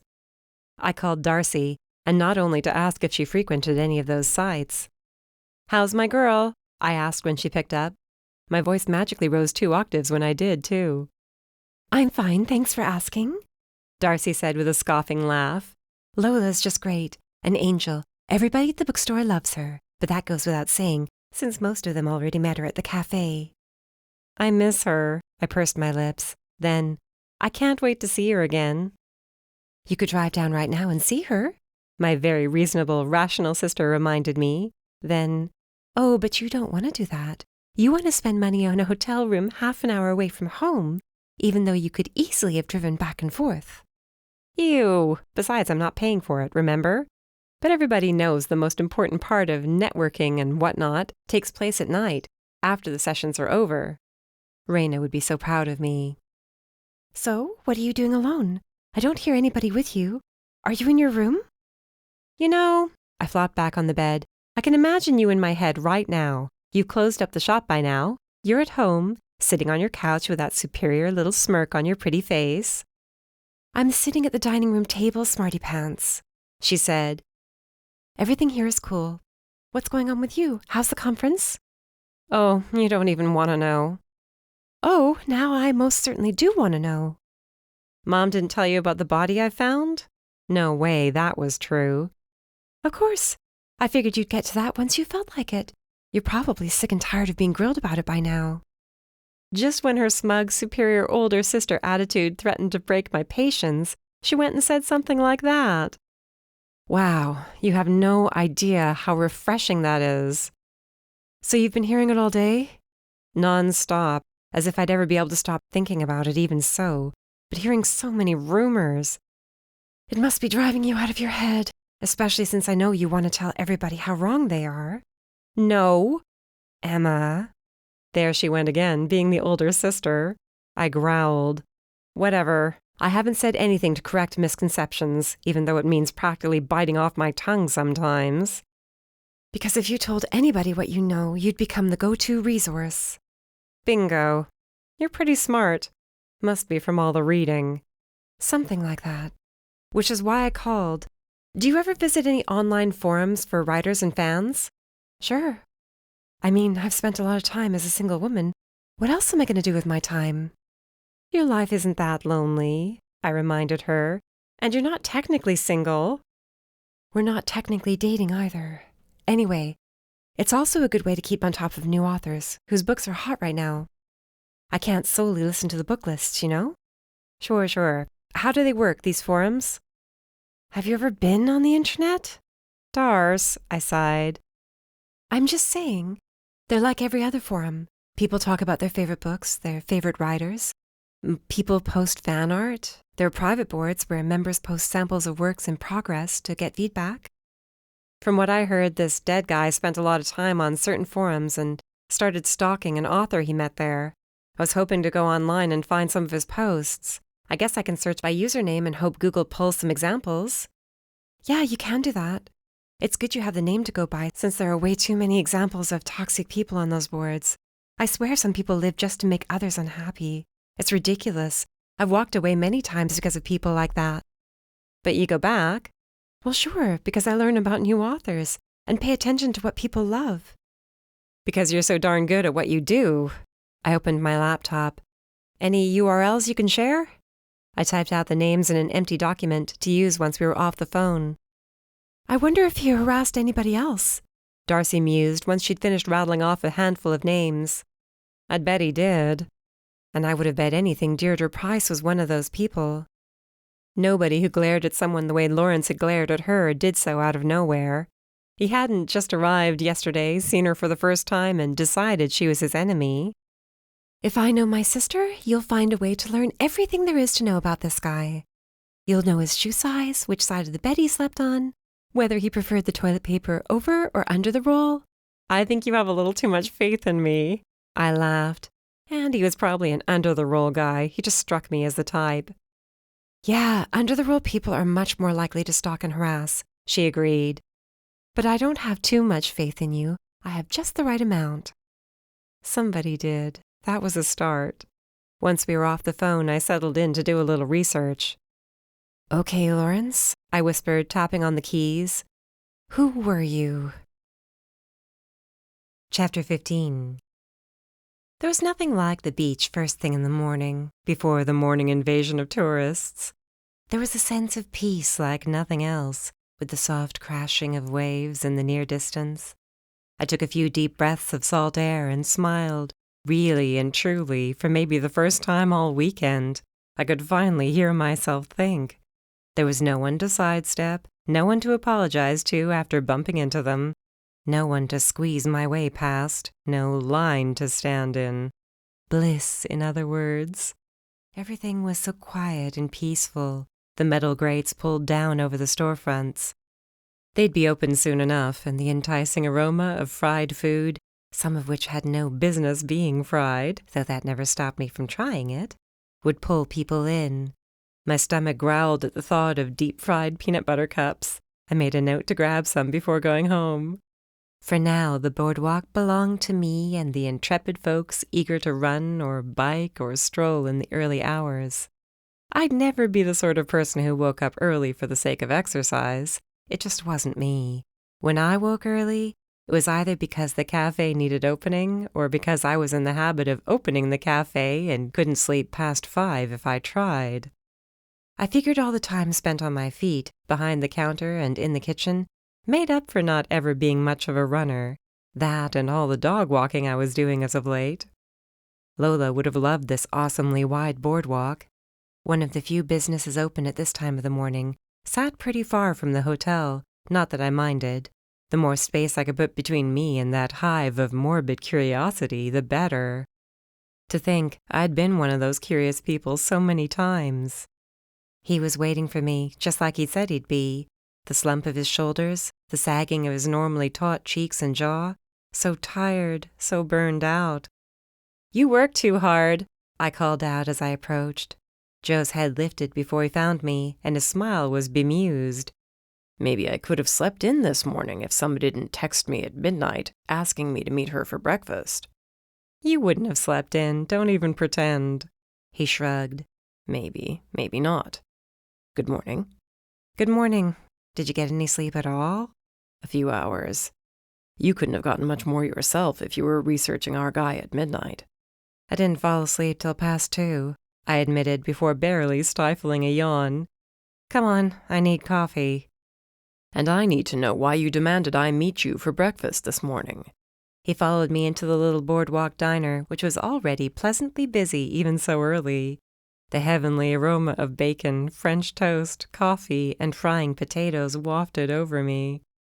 And darn if it didn't make me feel more awake.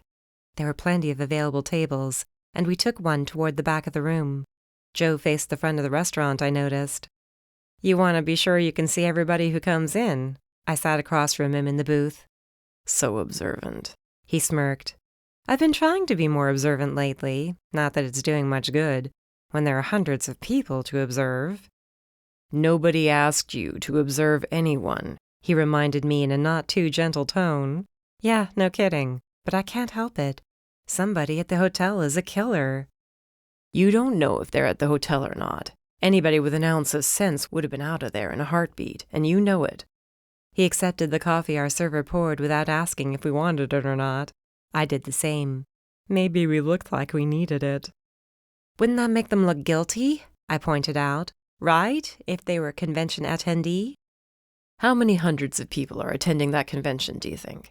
He rested his elbows on the tabletop, hands folded under his chin. Do you think the absence of one single person would raise any eyebrows? I doubt it. Darn it, I couldn't argue his point. And it didn't help Georgia either. If she vanished, she'd be missed. By me, if by nobody else. She was supposed to have a signing this afternoon, along with dozens of other authors. She couldn't simply disappear without offering explanation. Okay, fine, though I still didn't believe his theory. Arguing with him would only make things worse. He was already doing everything he could. Why did you want to see me this morning, besides the joy you take in my presence? It's definitely the joy thing. I grinned. You're a walking ray of sunshine. That should have been your name. What, Ray? No, Sunshine. It was good to see and hear him laugh. Okay, all right. What's going on? Like you said, I researched. Both the victim's name and his online handle. I shuddered. And then I took a shower, but no matter how I scrubbed, I felt dirty. Like kinky dirty? Poor timing. Our server, a girl who couldn't have been older than high school age, had just approached the table. Her jaw was maybe 2 inches from the floor after that. Joe cleared his throat and looked down at the table. 2 eggs over easy, bacon, wheat toast, and keep the coffee coming. I managed to choke out a request for pancakes and bacon without laughing. Only after the blushing girl scurried off did I snort. Stop, Joe warned, glancing up at me. You're the one whose mind went to kink, when that was the last thing I had in mind. I giggled. No, I meant emotionally dirty, toxic. Gotcha. Now you understand part of how I feel most of the time. Some of us don't spend our days writing about food and baking scones. I'll try not to take that personally. Don't. He shook his head. Sorry, it wasn't meant as an insult, really. I'm frustrated. You're tired, I added. You work too hard. You push too hard. I don't have much of a choice. He rubbed the back of his neck. So, tell me what you found last night. Entertain me. I could use a laugh. There isn't much to laugh about. The guy was a real sleaze. I'm sorry, I know he's dead and everything, and it's not nice to talk that way about dead people, but he was. A bully, a misogynist. No wonder he was single. Can't imagine anybody wanting to be with a man like him. A lot of people put on an act when they go online and can hide behind a handle. He drained his cup. Or maybe the person we see in real life is the act, and who they are online is the real version. I lifted my brows. Good point. Either way, they say things they would never say to a person's face. Anybody can be brave when sitting behind a keyboard. He didn't strike me as the brave type in real life, I mused, staring into my very light, very sweet coffee. Definitely the sort of guy who'd bully a tiny woman. Or grab an only slightly less tiny woman from behind. Right? It doesn't take much courage to be that way. Bullies are always the biggest cowards, no matter what. I nodded, remembering a few bullies of my own from my younger years. This one was straight out of a textbook. Always something negative to say, always something to tear somebody down. But you know what's funny? One of the boards I found his name on was devoted to women's fiction. What's that? Fiction devoted to chicks? I rolled my eyes so he could see how little I thought of that. You know, female protagonists, relatable situations, strong heroines. He blinked hard. A guy like him? He was there to start trouble and scoff at that type of writing, then? No, that's the funny part. I mean, yeah, he started trouble whenever he had the chance. But some of his posts were in defense of these books. He was at his nastiest when he tried to smack down anybody speaking poorly of the genre. He knew more about popular women's fiction authors than anybody like him should know. Either he researched them so he could be better informed when he made fun, or he read and enjoyed it. I'd lean toward the former rather than the latter. I'll go the other way then. Big surprise. He tried to make eye contact with our server when she refilled his coffee, but the poor kid wasn't about to look at him. She was probably already overwhelmed by his looks and the sheer masculinity rolling off him, like the waves crashing against the beach. Teenage hormones and all that. I, on the other hand, was not a teenager, yet I still had a hard time keeping my impulses under control. Like the urge to cover his hand with mine, just to comfort him, or so I told myself. I didn't do it, mostly because I didn't want to see the look on his face when he asked if I'd lost my mind. I just don't see why a person would go through all the trouble of literally quoting passages he enjoyed and thought were, well written and insightful if he wasn't a fan of the work. I shrugged. He had a passage for everything, I'm telling you. Example after example of beautiful prose, vivid descriptions, wit, all of it. He was a writer, maybe? Joe leaned his chin on his palm, staring over my shoulder. We haven't found much of an employment history. Maybe he was a writer who published under a pen name. Oh, wouldn't that make sense?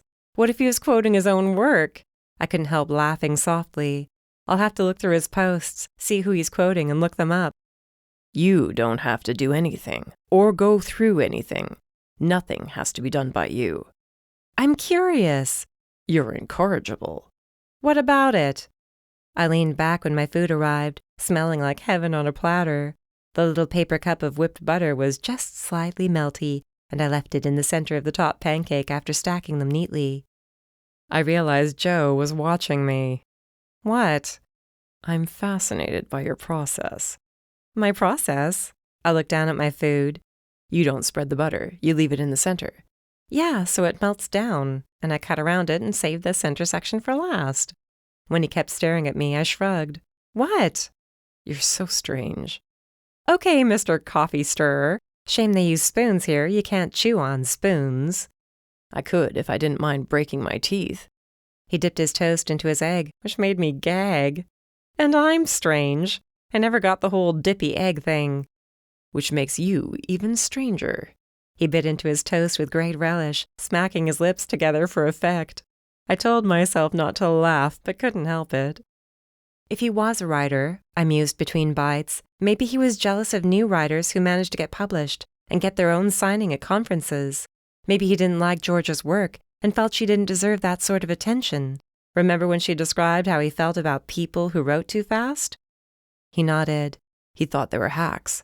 Yeah, and she wasn't kidding. He hated hacks. Hacks were his biggest enemies. He wanted to rid the world of hacks, people who churned out content for the sake of a greedy public. He hated them even more than he hated people who pirated books, which is saying something. Just because a person writes quickly doesn't make them a hack. There he went, dipping his toast again. I managed to suppress another gag, but it wasn't easy. I agree, a lot of the people on the forums did too, but some people agreed with him, which gave him fuel. Sure, all someone like that needs is a single person who agrees with them. He sighed. This still tells me nothing about why he was here and why somebody would kill him. I leaned in. Come on, I know you don't want to jump to conclusions. I totally get that, but what are the odds that he wasn't here to stir trouble in real life the way he did online? He wasn't calling Georgia obsessively because he wanted to be friends. He had a personal problem with her. Maybe he considered her a hack and thought she had no business with a book deal and a signing at a major event.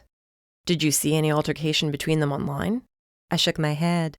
I didn't know her handle, so I have no idea. I was only trying to get a feel for him. He tapped the fingers of his left hand against the table while using the fork with his right. I'd like to talk to Georgia again.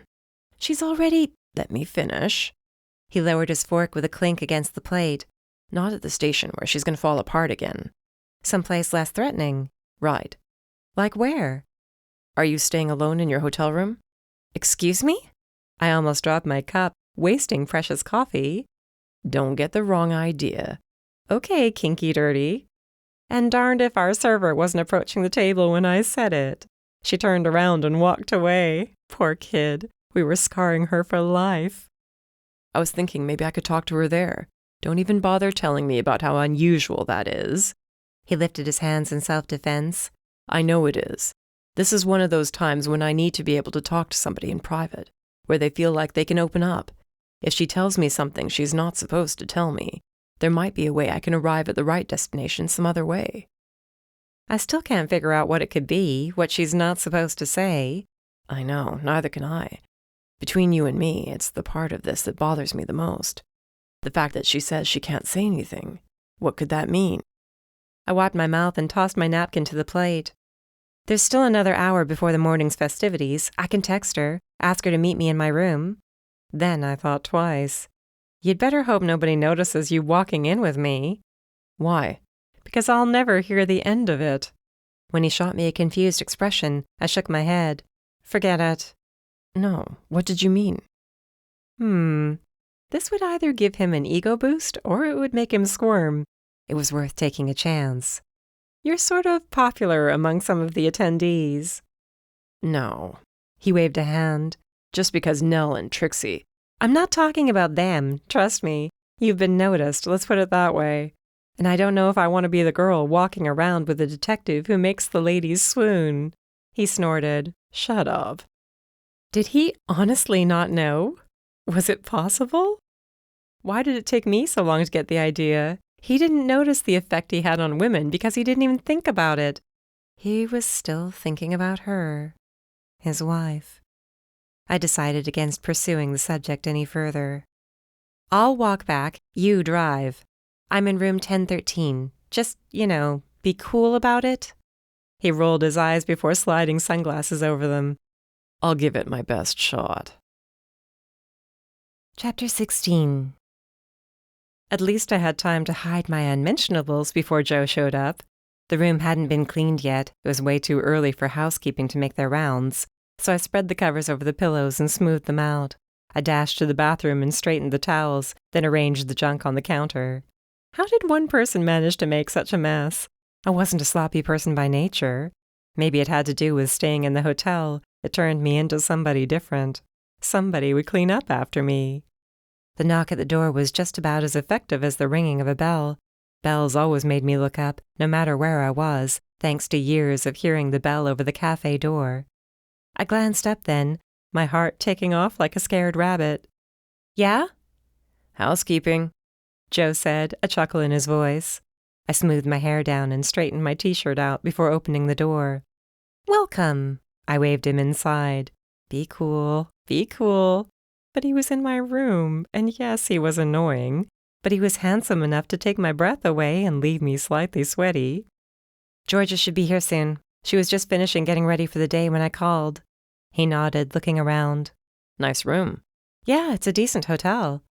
2 beds. He eyed me before sitting on the spare. Yeah. You didn't think my editor would get me a king-size bed all to myself, did you? I like to believe she likes me, but not that much. Oh, right, I forgot this was supposed to be a work event. Have you thought about your work for more than a few minutes this weekend? I had to laugh at myself. Not much. The sessions are all recorded, so I can always go back and watch. And I met an old friend of my editor, too, so I can say I was networking or whatever. He grimaced. Never something I was good at. I find that so hard to believe. Another knock at the door, which I assumed had to be Georgia. Just like that, the energy in the room changed. We both stiffened, exchanging a worried look. It'll be fine. I'm just going to talk to her. And you're here to make her feel safe. He nodded toward the door. Go ahead. I went ahead. Georgia's smile was wide and bright when she found me standing in the doorway. I shifted to the side. Her smile faded. What is this? She whispered, staring at Joe. It's okay. I glanced over my shoulder to make sure he didn't look threatening. He could do that, easily. Not right now, though. He was doing his best to look friendly, at ease. The detective wanted to talk to you outside the police station so you'd feel safer, less pressured. You could have told me, she muttered, giving me a nasty look. I wasn't trying to trick you or anything. I just wanted to get you here. Believe me, I added, leaning in. I wouldn't put you through this if I didn't trust him.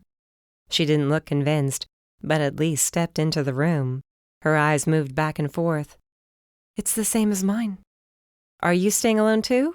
If I could make her feel better, less defensive, this would go a lot easier. Yeah, my agent got the publisher to pay for a room of my own. Good agent, I grinned. Here, have a seat. I pulled out the desk chair rather than guiding her to the other bed. If she sat with Joe right across from her, she might feel more threatened. Hi, Georgia. He flashed his best smile. You don't have anything to worry about. I thought this might go easier for you. There's still a lot I'd like to know. I already told you everything I'm at liberty to say. She looked from him to me, eyes wide. Honestly, I'm not holding anything back. Except for what you're not allowed to tell me. Just like that, there was tightness in Joe's voice. A lot of it. Why aren't you allowed to say? I asked instead, eyeing Joe. He was already too annoyed to do a good job with this. Too tired, too frustrated. You can tell me, I added as I sat at the end of the free bed, close to where she perched at the end of the desk chair. I know you don't think you can, but you can. You don't know anything. She gave me a shaky smile, her voice little more than a whisper. Did Lawrence Miller? I ventured. Does he know things he shouldn't have known? No, she scoffed. He didn't know anything about me. Not really.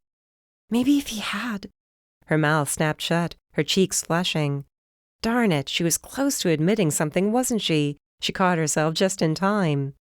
Maybe if he had what? I pressed, eyeing Joe again. I wanted him to let me do this without sticking his nose into it. I needed it. I can't. She shook her head. I can't. Why? Do you have somebody pressuring you? Is somebody blackmailing you? Or forcing you to do something you don't want to do? No, nobody's... It's not like that. It's not at all. Everything's completely legal, completely normal. There's nothing shady going on. But I'm honestly not allowed to say. You have a non-disclosure agreement. Joe practically jumped off the bed, right? That's it. You have an NDA with somebody, and you're not allowed to talk about it. Her lips parted, and a tiny sigh escaped. I could practically feel the tension draining out of her.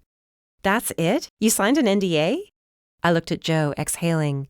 You're allowed to say that, you know. You can't reveal anything, but you can say there's an NDA in place, and that's why you can't give specifics. That's okay.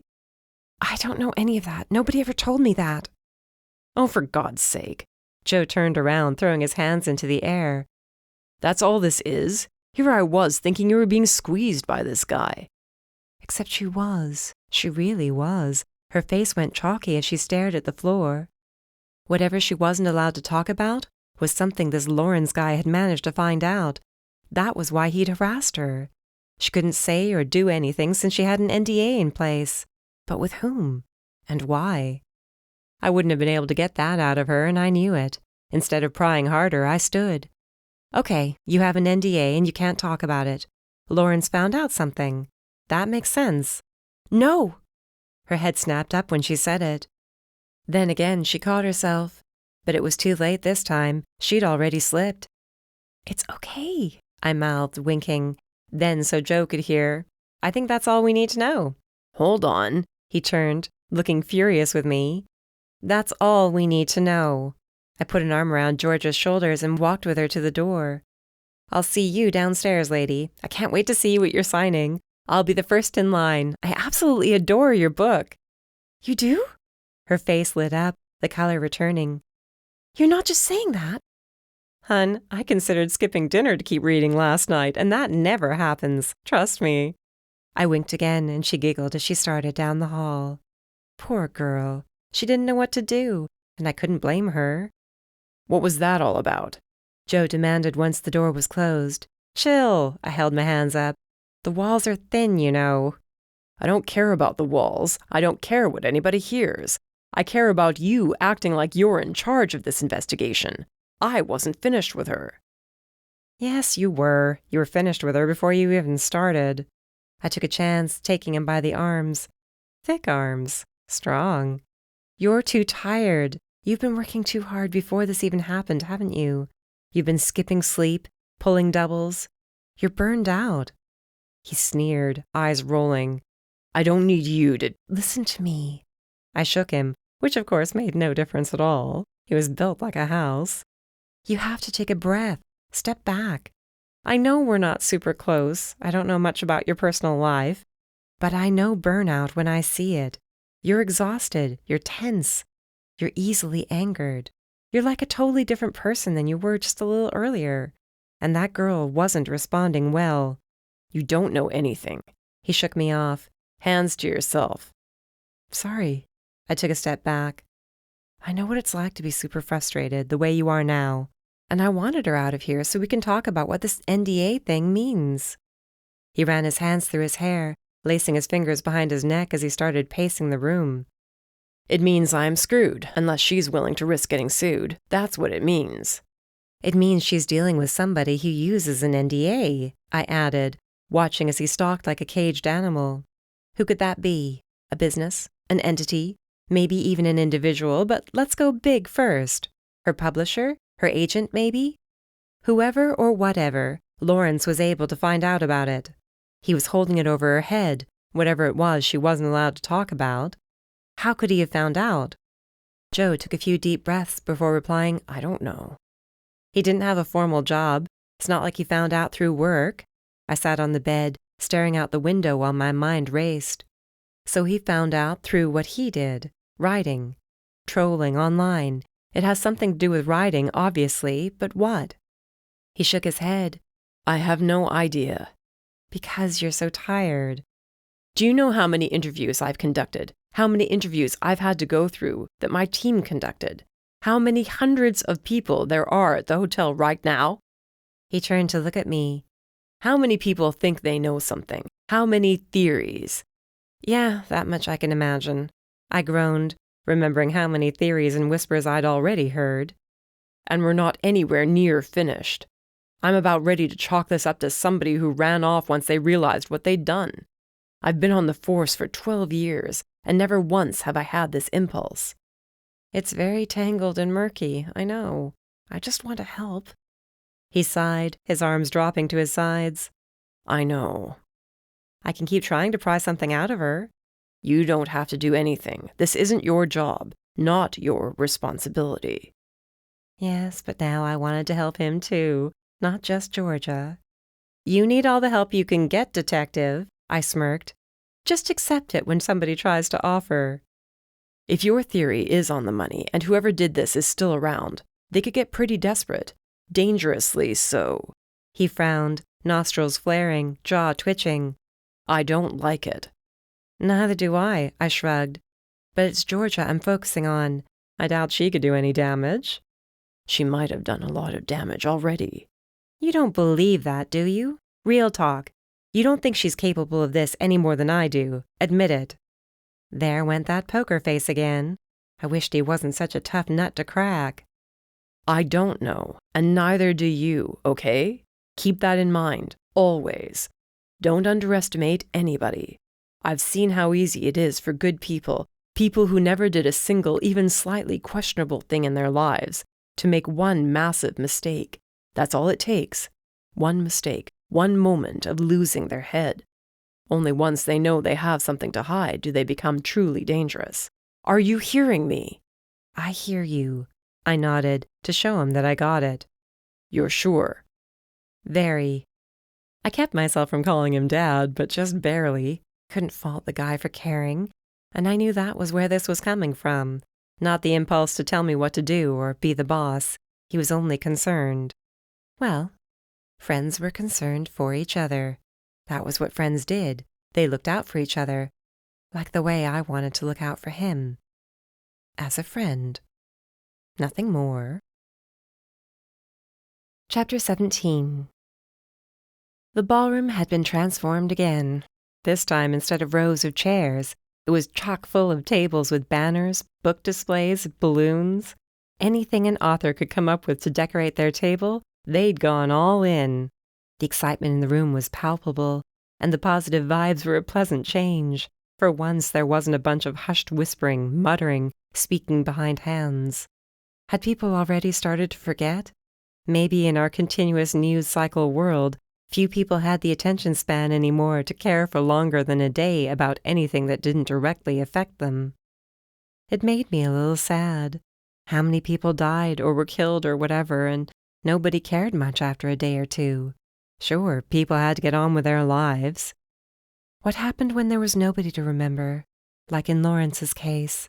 Would anybody notice his absence on the forums and imagine the worst? Would they even care enough to think about it? Or would his lack of activity be a blessing?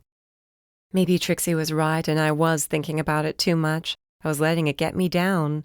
A little searching told me Georgia sat on the far wall, right around the middle. The banner and balloons matched the blue on her book's cover. Gorgeous and eye-catching. Multiple copies of her books were stacked on the table for anyone who wanted to pick up a new read. A pair of women passed me just then, and I pointed to the table. That book, written by Georgia Steele, is a knockout. I couldn't stop reading it.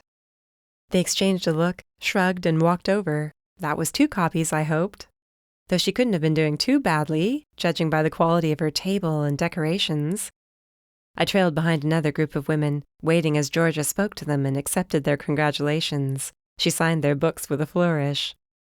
Whatever she'd been in the grip of in my room, it was over, probably because Joe was nowhere near her. She only flinched a tiny bit when she saw me. I held my hands up. Just here as a fan. I can't believe anybody would want me to sign a book for them. She gave a shaky little laugh that sounded more like a gasp. I can. You're awesome. I'm sorry about earlier, she whispered, looking back and forth in case we were overheard. No worries. We surprised you. I was afraid if I warned you, you wouldn't come. I wish you felt like you could talk to me. Me too, she replied with a slight smile. But I can't. Besides, now's not the time, I nodded. I get it, of course. Enjoy yourself today. I slid my copy of her book across the table for her to sign. Oh, so you've met my latest and greatest find. I turned in surprise at the sound of Brian Murphy's voice. He looked just as resplendent as he had when we first met, his current neckerchief a shade of blue that just about matched the balloons, the banners, the book. My mouth fell open. You're George's agent? I certainly am. The editing field was a bit more than I could manage after a while. I decided I wanted to spend my precious time helping talent find their place to shine and land nice, juicy book deals. If a wink could be described as delicious, his fit the bill. That's fantastic. I'll be sure to tell Marcia how successful your latest client is. I winked back, and we shared a laugh. Not that Georgia Steele is my only success. And I believe Miss Marcia knows very well how my clients have done. Don't let her fool you. She follows along with me just as I follow her. She's bound to know that I'm the agent who is smart enough to sign Deirdre Price. Again, there went my mouth. Good thing I wasn't outside where a fly might buzz in, or where a seagull might fly in, seeing as how my jaw was nearly on the floor, and there was plenty of room. You're Deirdre's agent too? I had no idea. Though I have to admit, I don't know as much about her as the people here seem to. Oh, my dear. He looked downright aghast. She's my ultimate creation. Though Georgia here is poised to surpass her. But you didn't hear that from me, he chuckled. Until she hits the big time, in which case you're free to announce far and wide that I predicted her success. Lucky girl. How's the deal you brokered for Georgia, if it's not too much to ask? A significant deal. That's all I'm at liberty to say. I had no idea what that meant, but the way he raised his eyebrows and pursed his lips told me it was special. Very lucky girl indeed. Was that what the NDA was about? Nah, what would be the purpose of that? There had to be something deeper. Could I ask Brian? Could I trust him? I pulled him aside just slightly, and when I did, I remembered how eager he was to start up the conversation about the dead body in the pool. How much did he know? Did Georgia tell you anything about being harassed by the guy who died? I whispered, keeping an eye on her at all times. She was so happy, radiant. He spluttered. Did she tell you? I was there. We were in line together at the front desk. That's how we met. I held up my copy of her book. She gave this to me for free to thank me. I hope that's okay. He didn't find my little joke very funny. Well, it wasn't all that funny. But I hoped to ease the tension that was now written on his otherwise very smooth face. I couldn't help but wonder if he'd used the same treatments he accused Marcia of using. Whoever that man was, he had the wrong idea about Georgia. She isn't who he thought she was. Who did he think she was? I whispered, my palms going slick at the thought of being so close to something, anything. It would be so nice to stop hitting my head against a brick wall. He waved a hand, huffing. He accused her of plagiarism. Can you imagine? Plagiarism? Her? No way! Who did he think? That's all I can say. He shrugged. I'm sorry, but now you know why you saw what you saw. And I thank you for stepping in to shoo him away before things escalated any further. I know Georgia appreciated it very much. It was nothing. Before he could hurry away, I asked one last question. Did he have anything against Deirdre that you're aware of? He went stock still. Deirdre? Why in the world would he have a problem with her? I don't know. I can't imagine where he got the idea Georgia was plagiarizing, much less anything else.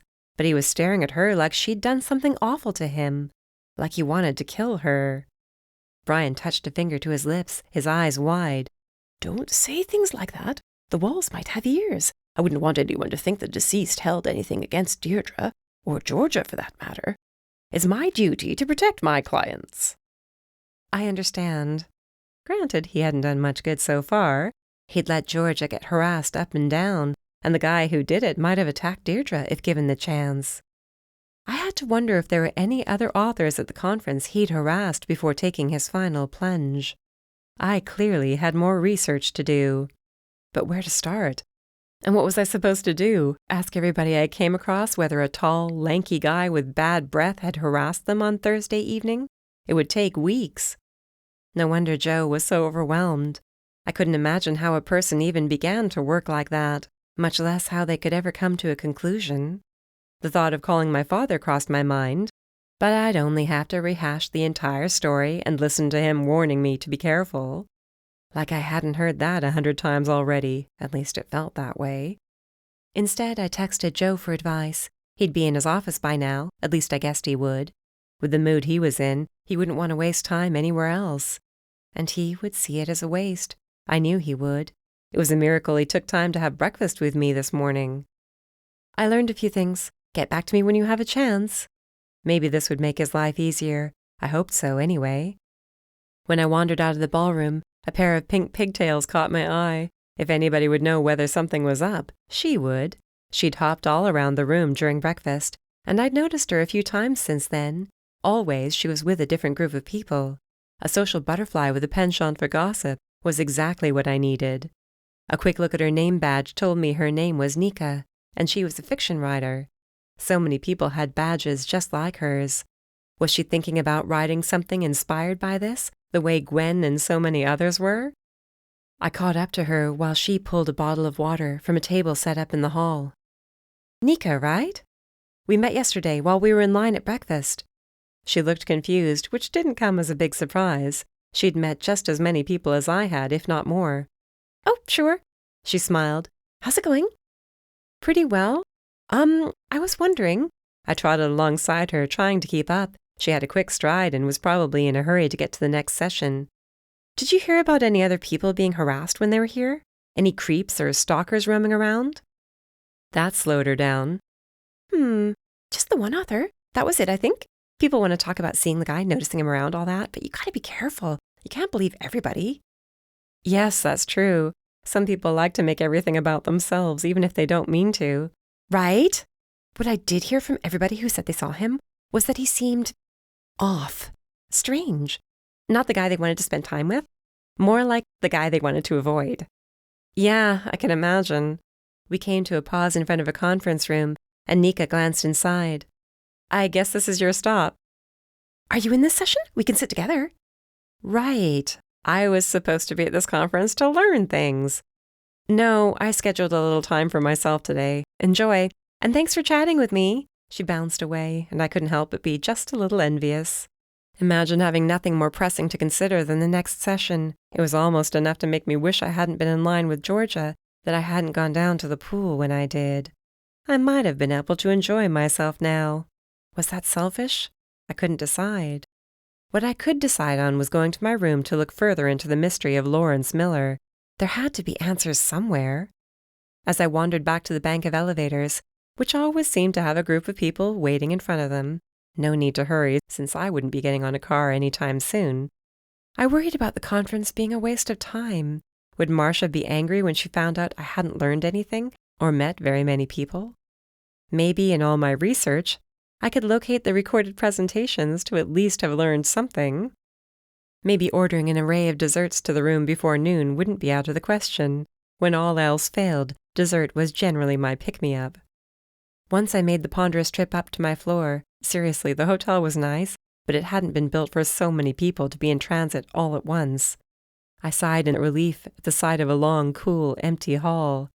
How is it possible to be so bone-tired so early in the day? My feet were lead as I dragged myself to my room. The sight of my door was a welcome one, a haven in the middle of so much madness. Only when I'd already stepped foot over the threshold did I notice the slip of paper somebody had slid underneath. I could just imagine what it would say once I unfolded it. "Emma, your mother called and wants to be sure you put on clean underwear this morning." The thought of how absurd that would be had me chuckling as I opened the message. Stay out of this. Good thing there was a bed nearby, since my legs went out on me. I plopped down on it, eyes glued to those block letters written on hotel stationery. Somebody knew I was digging. Somebody didn't like it.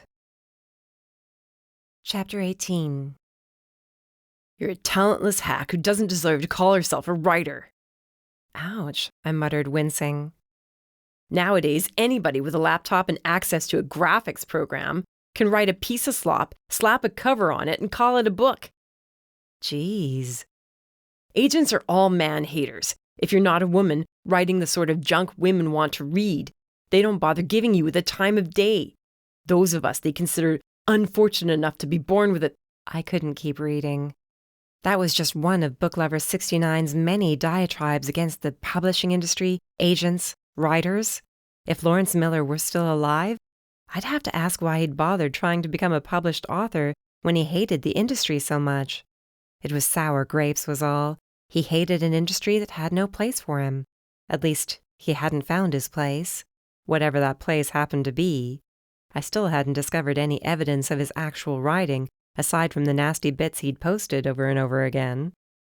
What would it be like, always having an axe to grind, always angry, thinking the world owed him? He wasn't the only person who'd ever felt that way, of course, but he was the only one whose dead body I'd come across. The only one who I wasn't still completely convinced Georgia hadn't accidentally killed. I had to talk to somebody. It was around 5 p.m. in Rome. Maybe Raina would be able to chat. It was worth a shot anyway. Who died this time? She was grinning from ear to ear when she answered my face chat. Hilarious, I smiled. It was good to see her. She knew me. I didn't have to be anybody else. There was no awkward social stuff to get out of the way. I was relaxed for the first time all day. No, not the first time. I was relaxed with Joe, too. So, what's going on? My best friend stretched languidly. She was on a lounge chair by a pool, the lucky duck, and her perfectly golden skin was evidence of many such days spent in the Italian sunshine. Everything going okay? Not really, I confessed. This case is going nowhere. Joe's at the point where he wants to give up, call it an unsolved homicide, and move on to a case that doesn't involve hundreds of potential suspects and a victim with no family or social connections he's aware of. Wow, that does sound frustrating. I just want to help him, you know? He's so stressed. You can't help everybody. First you wanted to help Georgia. Now it's Joe. Who's next? I don't know. The answer should be you. You should be next. You're awfully full of yourself today. Something good happen? I needed to change the subject for a second. Her mood had to be the result of good things. She tried not to smile, but her smile insisted on making itself known. Maybe. Maybe? Did Paulo have anything to do with it? Nah, forget him. I did get a call from Nate, though. I sat up straighter. Nate Patterson? Who else? She giggled, which went a long way toward lightening my heart. He said he's had time to think things over, and maybe he spoke too soon when he said he didn't have time for a relationship right now. We have dinner plans later this week after I get home. I flat out squealed. That's awesome! I knew he'd come around. There was no other way with the chemistry between you two. He asked about you, too, she added, very generous. I told him you were managing to keep yourself out of trouble, but just barely. He was glad to know you have Joe there with you, if you need help. Joe's the one who needs help, I reminded her, my heart sinking again. Meanwhile, Trixie and Nell are determined to spread rumors about us having something going on. No big surprise there. Knowing the two of them, nope, no big surprise. Her grin widened, and I very much got the impression she was glad not to be in my shoes. You know, it could be worse. How? Come on, Em. He's hot. He's a good guy. You could have your name tied to worse people. Oh, I guess you're right, but it still makes me uncomfortable. I've spent my whole life trying to avoid Mom's gossip, spread by those two, I added. Raina sat up in her chair, and she wasn't grinning anymore. You're in a bad mood. You're cranky and tired and overwhelmed. You don't usually sound so negative. I mean, yeah, they're enough to drive a person nuts, but there's a lot of love there. Their hearts are in the right place. I looked at my laptop, still open. The screen had gone dark. I've spent a lot of time reading some pretty dark stuff. It has me in a bad frame of mind. Dark stuff? New books? No, I wish it were that easy. I filled her in on what I'd been exploring. It's nasty and vile. I guess there's only so much of that sort of thing a person can read before it starts affecting them. Stop reading it then. Do yourself a favor. I wanted to get an idea of how many other people this guy might have been harassing. It seems like nobody was off limits, but Georgia was somebody he had a particular problem with. He called her a plagiarizer, though I still haven't found any posts where he did so. That might have been a private thing, something he only accused her of when he left voicemails or private messages. Could be. I wonder who he thought she was plagiarizing. I'd like to know that too. Nell's a big reader, goodness knows. I might ask her to read George's book and see if it's similar to anybody else. That's a great idea. If anybody would know, I'd pick either her or Darcy. It's a shame Darcy isn't carrying George's book, at least not that I'm aware of. I wouldn't have noticed it before. Give her a call. Having two people on the case is bound to be better than one. Makes sense, though I already have her watching Lola, and I wouldn't want her considering charging for her services. She giggled. Tell her you'll pay in lemon bars. Like she couldn't go next door and swipe some from the kitchen. Gosh, I could use some of them now, with extra powdered sugar. I could almost taste them if I closed my eyes and focused. Meditation had never held much appeal for me, but thinking about my favorite baked goods tended to center me. I ate gelato yesterday that would have made you weep. I almost did, honestly. I groaned. Don't make me jealous, please. Then you don't want to hear about the cacio e pepe I had for lunch. The clouds parted and angels sang. Are you going to be able to fly home in the same clothes you flew out in, eating that way? I winked. Hilarious. We don't all have your metabolism, but you don't need to rub it in. Some of us are in Paradise City while you're literally in paradise, so who's telling who about not rubbing things in? Okay, that's fair. But I'll be back soon, and we'll get together. I'm thinking you're the one who needs the girls' night right now. I think you're right. I then remembered why I'd called in the first place. Let me ask you something. How bad would things have to get for you to kill somebody, even accidentally? This took a dark turn. I mean it. What would you have to be pushed to? She blew out a long sigh through pursed lips and stared beyond the phone's screen. I couldn't see her eyes behind her glasses, but I knew she was giving real thought to the question. Besides self-defense, I mean, that's the first thing that goes through my head. I'd want to defend myself clearly. Sure, okay. But what about other circumstances? What would you have to be in danger of besides losing your life? She frowned. Honestly, I don't know. I can't imagine killing anybody for anything less than my life. Yeah, but think about it this way. You're not thinking about it. You're reacting to what this person is doing or saying or threatening. If I had a secret, a really serious secret sort of secret, I might lash out. If I really wanted them to shut up forever. If they threatened something that meant a lot to me, my family, it would have to be something really important, no matter what. Right. Same here. Mom, Darcy, Dad, you. Aw, she whispered. I'd kill for you, too. So sweet. Oh, and Lola, too, for sure. Anybody who'd hurt or threaten a little dog isn't worth the air they breathe. Amen to that. But otherwise, I stretched out on the bed. Yeah, it would have to be something that would ruin my life. Like being called a plagiarist? She murmured with a wince. I still can't believe that. That's not murder-worthy. If I shut this guy's mouth forever, who's to say 3 more people won't pop up in his place? It would never end. You wouldn't be thinking clearly, remember? You'd be reacting. Only after you'd pushed him or whatever happens would you think, oh snap, I just killed a guy for no reason. Right. I covered my eyes with my hand. I couldn't stand the way she was looking at me, even with her sunglasses and thousands of miles between us. There was no avoiding her pointed stare. She could easily have done it. She probably regrets it like crazy now. Anybody with a conscience would. I know. I wish I didn't, but I do. I lowered my hand. There's something else I haven't told you about yet. Oh, gosh. You're worse than a soap opera with all these twists and turns. What is it? I got a note. A note? I nodded, eyes falling on the slip of paper currently sitting on my desk. A note slipped under my door, telling me to stay out of this. From who? Gee, Raina, they didn't sign it. Of course, right. Duh, she huffed. You need to listen. That was a warning. They won't be so nice next time. They know which room you're in, for Pete's sake. Girl, if I were you, I'd go home. I can't go home, not when Marcia paid for this.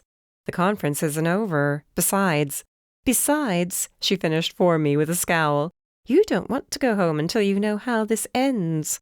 Well, guess what? It could end with a very desperate person doing something awful to keep you quiet. Do you understand? This is your welfare we're talking about. Not some mystery, not the reputation of a girl you hardly know. I barely recognized the absolute anger in her voice. You've never talked to me like that before, I observed in a quiet voice that sounded awfully small. I guess because I've never been so worried. There's no reason for you to be so wrapped up in this case. Let it go. Give the note to Joe and go home. Joe hasn't gotten back to me since I texted him. Text him again. Tell him you have something for him. Go to the station before swinging home. Please, Em, do this for me. There was a quiver of emotion in her voice by the time she finished. I'm not in any danger. So you think? So I know, I insisted. I think we're both taking this too seriously. I'll watch my step. I'll give Joe the note for sure. But I'm here for work. I can't just leave. Stubborn, Raina grumbled. I know. I checked the time on the nightstand clock. Speaking of work, I should get downstairs. There's a session I wanted to get to. I have to catch up on this whole networking thing. Okay, she shrugged. I know I can't convince you to do the smart thing. If I didn't know better, I wouldn't think you had any faith in me at all. No comment. She ended the call before I got a chance to say goodbye. Yet another thing she never did. I'd really hit a nerve this time. The next thing I knew, she'd be calling my mom and tattling on me. Chapter 19. I have something I think you should see. Where are you? Text me back. I slid my phone into my jeans pocket, frowning. Something was up. Joe would have gotten back to me by now if nothing was up. Sure, he was working, but this was important. Maybe you're not as important to him as you think you are. Oh, I hated that nasty voice in my head with a passion. Especially when that voice had a point. I wasn't the center of Joe Sullivan's universe, even if I happened to have in my possession a note some anonymous person had slid under my door. A note I thought he might be interested in, to say nothing of the information Brian had provided earlier. If only he'd get back to me and say he was too busy to talk, that I could understand. Radio silence made me worry. What if he came storming into the hotel to arrest Georgia? What if that was what he was in the middle of putting together? My stomach churned, and I had to stop for a second and rest against a wall. You okay? A stranger asked with a sympathetic smile. These conferences are exhausting, aren't they? I nodded. Yeah, I'm wiped out. Pace yourself, she advised before hurrying off someplace else. I wanted to call out to her, reminding her to follow her own advice, but it was too late, and that would only sound petty. The problem was I had no idea how to pace myself. I'd never been good at it. Always the first one to work herself into nervous exhaustion. My soulless ex, Landon, used to complain no end when I'd work on my food photography until all hours. It wasn't like I'd done it every night. I tried my best to balance my work with our time together. I couldn't help being passionate, was all. Last time I'd checked, it wasn't a crime. Not like murder. The very thought of the word got me moving again. I had to eat a little something, as half of my breakfast had gone to waste in favor of discussing the case with Joe. I hadn't even gotten the chance to eat the buttery center of the pancakes, my absolute favorite part. Of all the people to run into, I said as I approached Nell and Trixie from behind. They were in the middle of taking sandwiches and chips from the lunch spread that had been set out in the ballroom. I had to say, the event organizers did a good job of keeping us fed during the day. "Where have you been all day, young lady?" Nell looked me up and down. "The same place you've been, mingling with hundreds and hundreds of people. It's amazing I've run into you at all." I grabbed a turkey sandwich and a cookie and followed them to a table, reflecting on how it wasn't all that difficult to spot Nell in a crowd. Today's outfit was a pale yellow dress with a white belt, white sandals, and a yellow headscarf. "Hey, Aunt Nell." I pulled George's book from my bag after sitting down. "I was wondering if you could do me a favor, if you have any free time today, that is." "I'm going to have to take a little time to rest in the afternoon." She rolled her eyes. "I'm not as young as I used to be. Even being on my feet all day at the library is nothing compared to this." "Super, you should rest, and while you do, you can page through a wonderful new book." I placed it on the table and tapped the cover. "Believe me, you want to get in on the ground floor with this one. You'll be hearing her name quite a bit in the future." "Why her, though? Why do I have to read her right at this very minute?" Nell opened the book and flipped to the first page. "Because I think she might have been copying somebody's work," I whispered. "Shh, that's a secret. And I don't know if it's true or what. I figured if anybody would be able to read a little bit and tell me if her work reminds them of somebody else's, it would be you." "She has a point there," Trixie pointed out with a mouthful of tuna. "You read more than anyone I know, except maybe Darcy." She was right. I used to wonder if Darcy's love of books and her subsequent bookstore had anything to do with her close relationship to Aunt Nell. "I'd like to consider myself well-read, but I'm nowhere near as informed as you are. Please? Please?" I folded my hands. "I'll get down on my knees if I have to. I'll reshelve books for a week, no charge." "You wouldn't know the first thing about how to do it properly," she scoffed. "I'll wash your car, sweep your sidewalk, paint your house, buy you a new house." She laughed. All right, whatever you need. Have you read any of it?" "I devoured it," I assured her, taking a bite of my cookie. "You haven't eaten your sandwich yet," she scolded with a wry smile. "Yeah, and?" Now I wished I'd taken 2 or 3 cookies, since the one I had was so good. "Anyway, I think she'll be a big deal once her name gets out there a little more. She had a great signing today." "Oh, I noticed her table now that you mention it." Trixie nodded. "She had quite a few people standing in line, or I would have hopped in to see what all the fuss was about." "That's so good to know. She needs a little positivity after everything that's happened."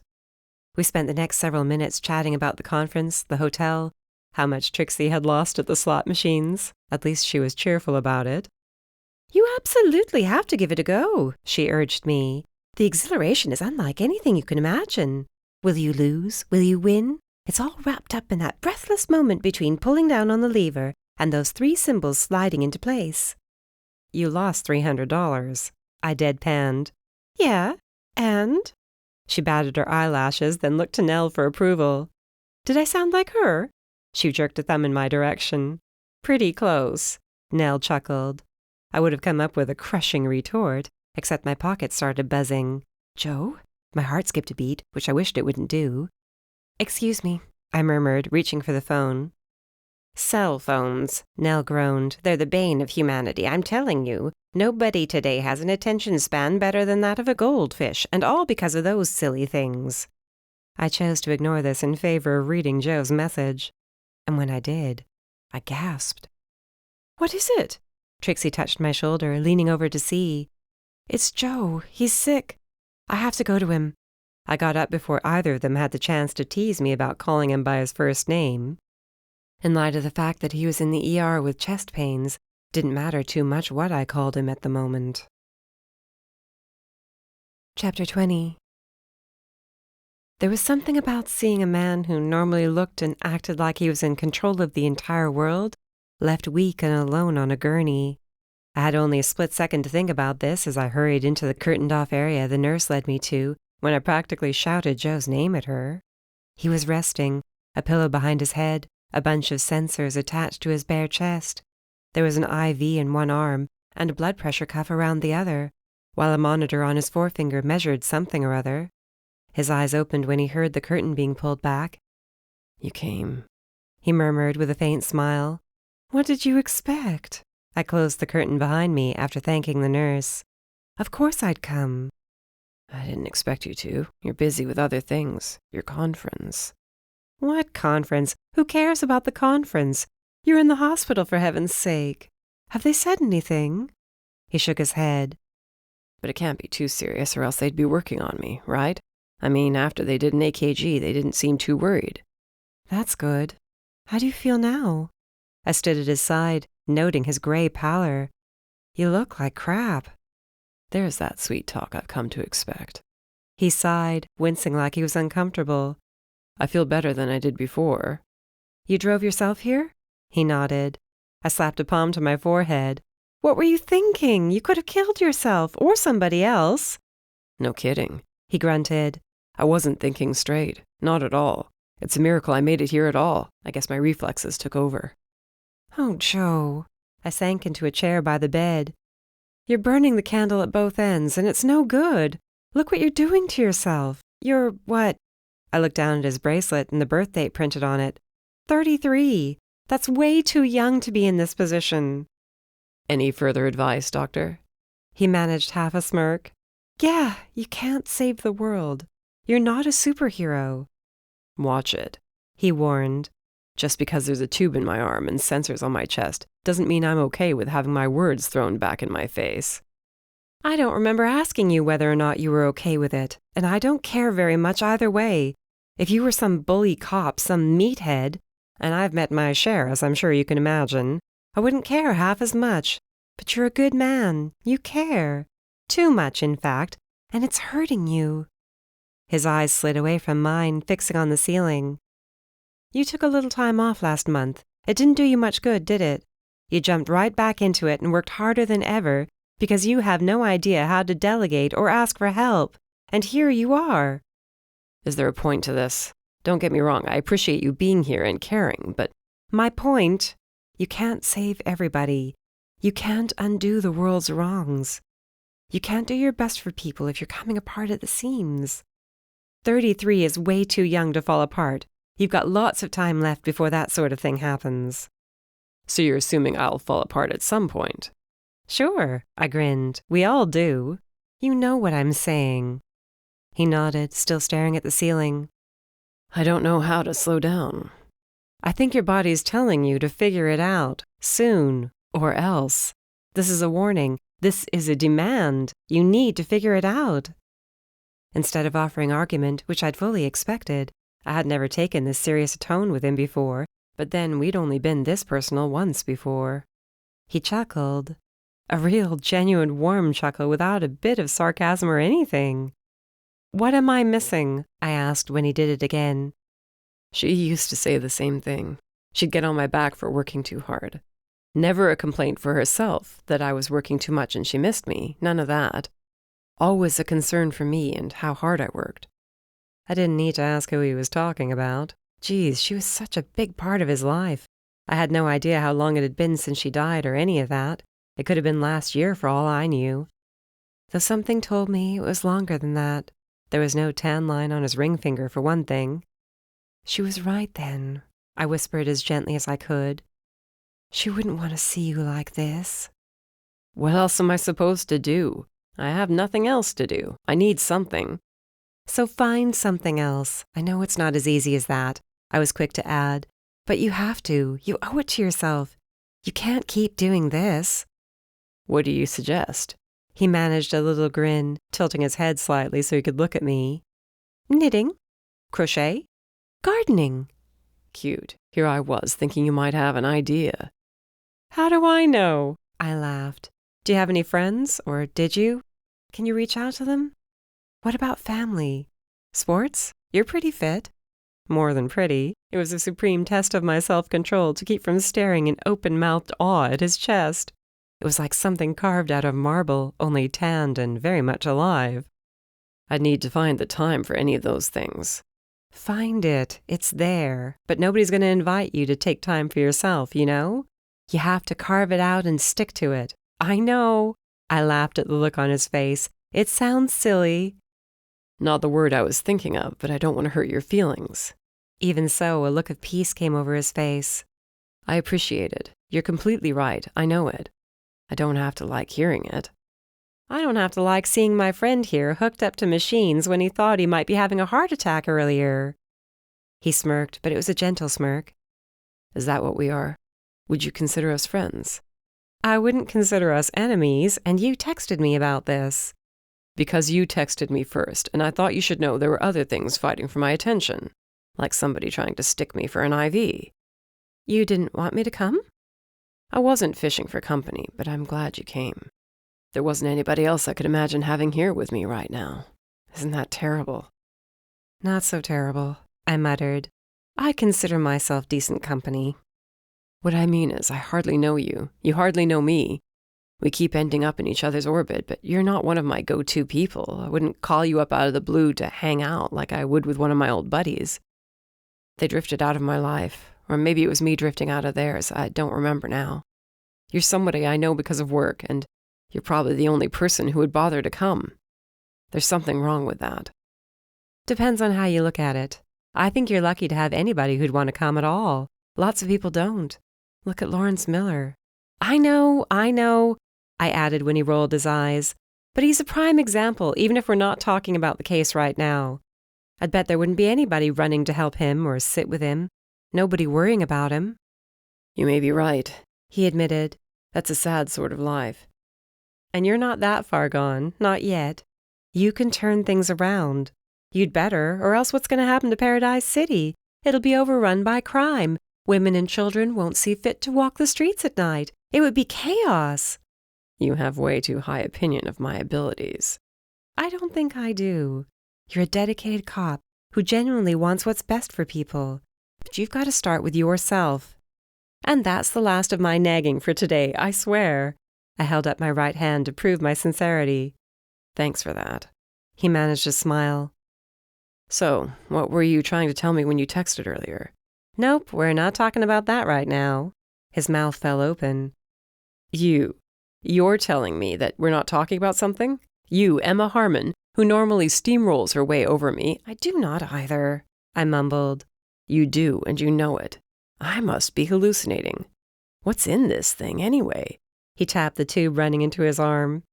Saline, and you know it. Then I really did die. This can't be reality.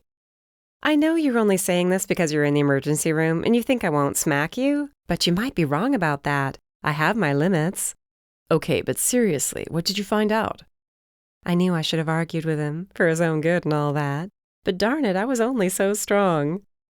Georgia and Deirdre have the same agent, for one thing, and I'd already met him.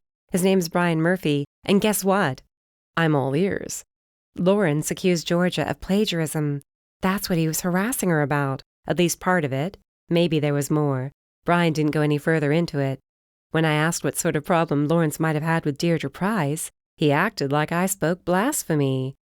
Who would ever have a problem with St. Deirdre? I rolled my eyes. You're not too impressed with her. I still can't get over the way she acted when I met her. He frowned. You never told me about that. I didn't? I thought for sure I had. Well, long story short, she freaked out when I mentioned the gossip about the death. I didn't know what to call it at that time, you know? We didn't know his name. She shut down, or just about, and she accused me of being with him, or working with him, something like that. I was shocked. I couldn't pay the sort of attention I should have. He bent his good arm, the one without the IV, and wedged his hand behind his head. I wished he wouldn't. His bicep flexed and his chest tightened. My mouth went dry. I had to look at the floor. He didn't notice, thank goodness, still deep in thought. She freaked out on you when you mentioned the dead man. She said something about you being in league with him? Him specifically? She only said him, no name. I think we can assume she was talking about Lawrence, since you brought him up. It only makes sense. Once I'm out of here, I'll have a chat with St. Deirdre. He scowled. If she knew him and didn't say anything when we talked to her. I gasped. You talked to her? Don't hit me, he warned, smiling. I didn't speak with her personally, but one of my team members did. They asked if she noticed him hovering around her signing, but she pled ignorance. She was too busy with her fans. I mean, sure, the room was chock full of people. She never saw him again, I guess. That doesn't sound like a question. He gave me a wry grin. Why? Because it's obviously what she'd say. She has no idea who he was. She never saw him or had any contact with him. You don't believe that? I don't know what to believe anymore. I really don't. Somebody's lying. Maybe more than one somebody. I reached into my bag. And here's something else. This is what I was talking about in my last message before you got back to me. Oh no, don't tell me. He eyed the paper as I unfolded it and read it with a stony expression. It didn't take long, being only 4 words and all, but it took him an awfully long time to react. When he did, it was along the lines I'd expected. His brows lowered until I could barely see his eyes. Where was this? He asked in a deep, foreboding voice.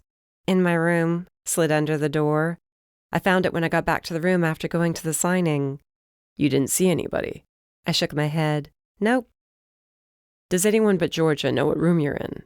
Nobody besides you. I'm starting to wish I'd never gotten myself into this. He raised a brow. Welcome to my world. We exchanged a long, silent look before the curtain opened. Oh, Mr. Sullivan, you have a visitor. Did the doctor sound disappointed? She was young, pretty, probably noticed the lack of a ring on Joe's hand and assumed he was available. Well, he was, of course. I had nothing to do with him. Though it didn't exactly make me grimace, the thought of her believing I was hot enough to attract someone like Joe. She cleared her throat, looking down at her report. Your heart's working just fine. We ran a few tests on your blood and everything seems perfectly normal. That chest pain didn't feel normal.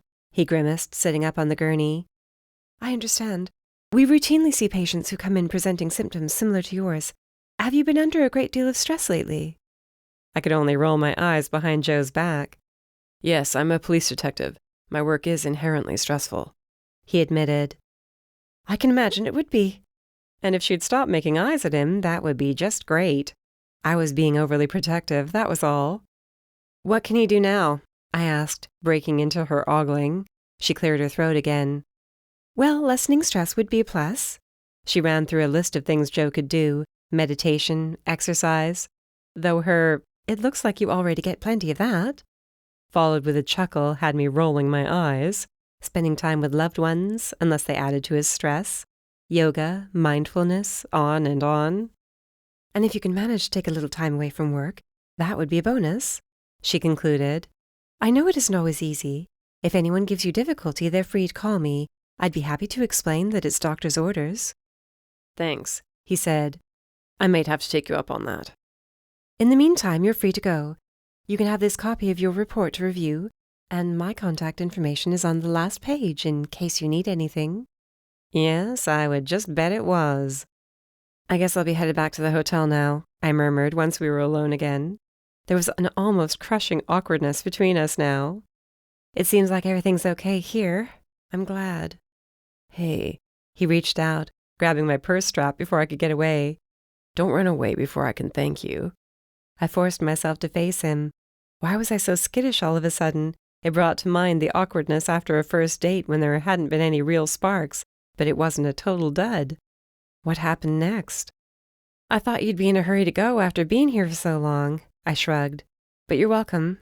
Any time. And I mean that. I do consider us friends. You must, if you're willing to drive over here and sit with me.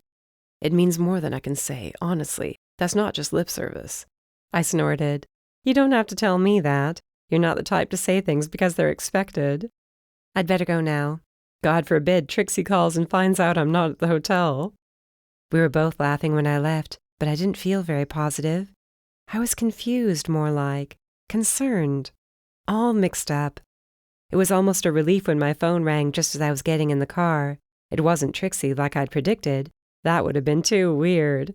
Though Nell was close enough, all things considered. Hi, I had to run out for a bit.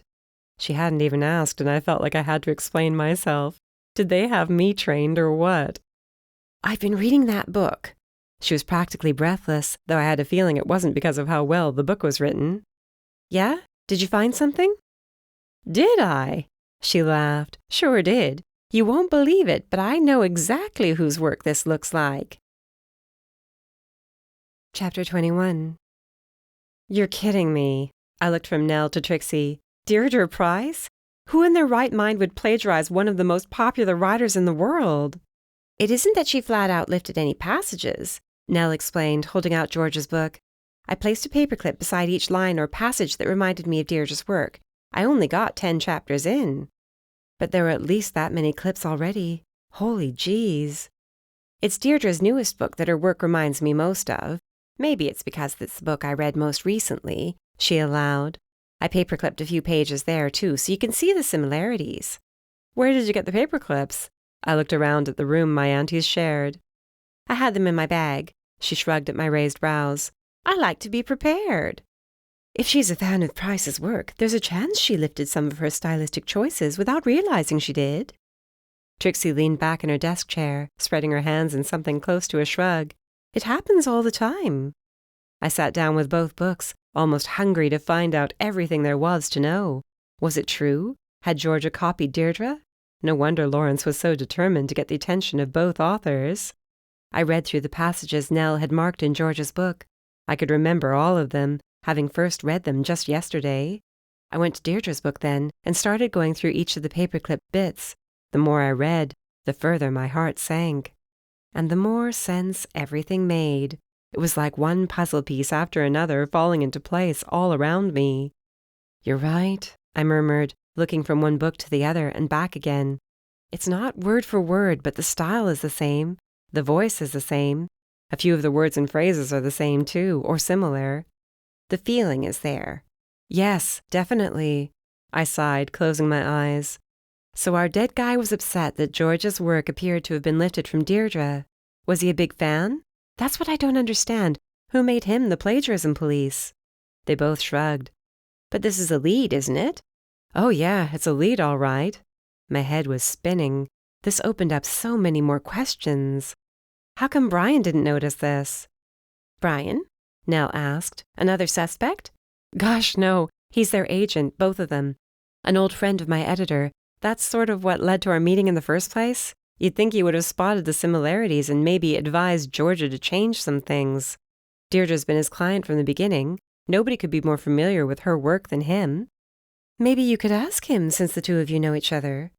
I shook my head at Trixie's question, remembering our meeting this morning. He's the one who told me about the plagiarism accusations. Why would he do that if he knew anything about this, you know? No, they didn't. They wore almost identical expressions of confusion. He wouldn't have admitted to the plagiarism stuff so easily if it was the truth, unless he made a mistake, I explained. He might have said too much. He talks a lot. I see. Nell rubbed her temples. This is giving me a headache. Join the club, I groaned. My head's been hurting since Thursday night, ever since finding that body. You should get some rest, Nell implored. My brain can't rest. I need to know what this is all about. If the work was plagiarized, that only makes Georgia look guiltier.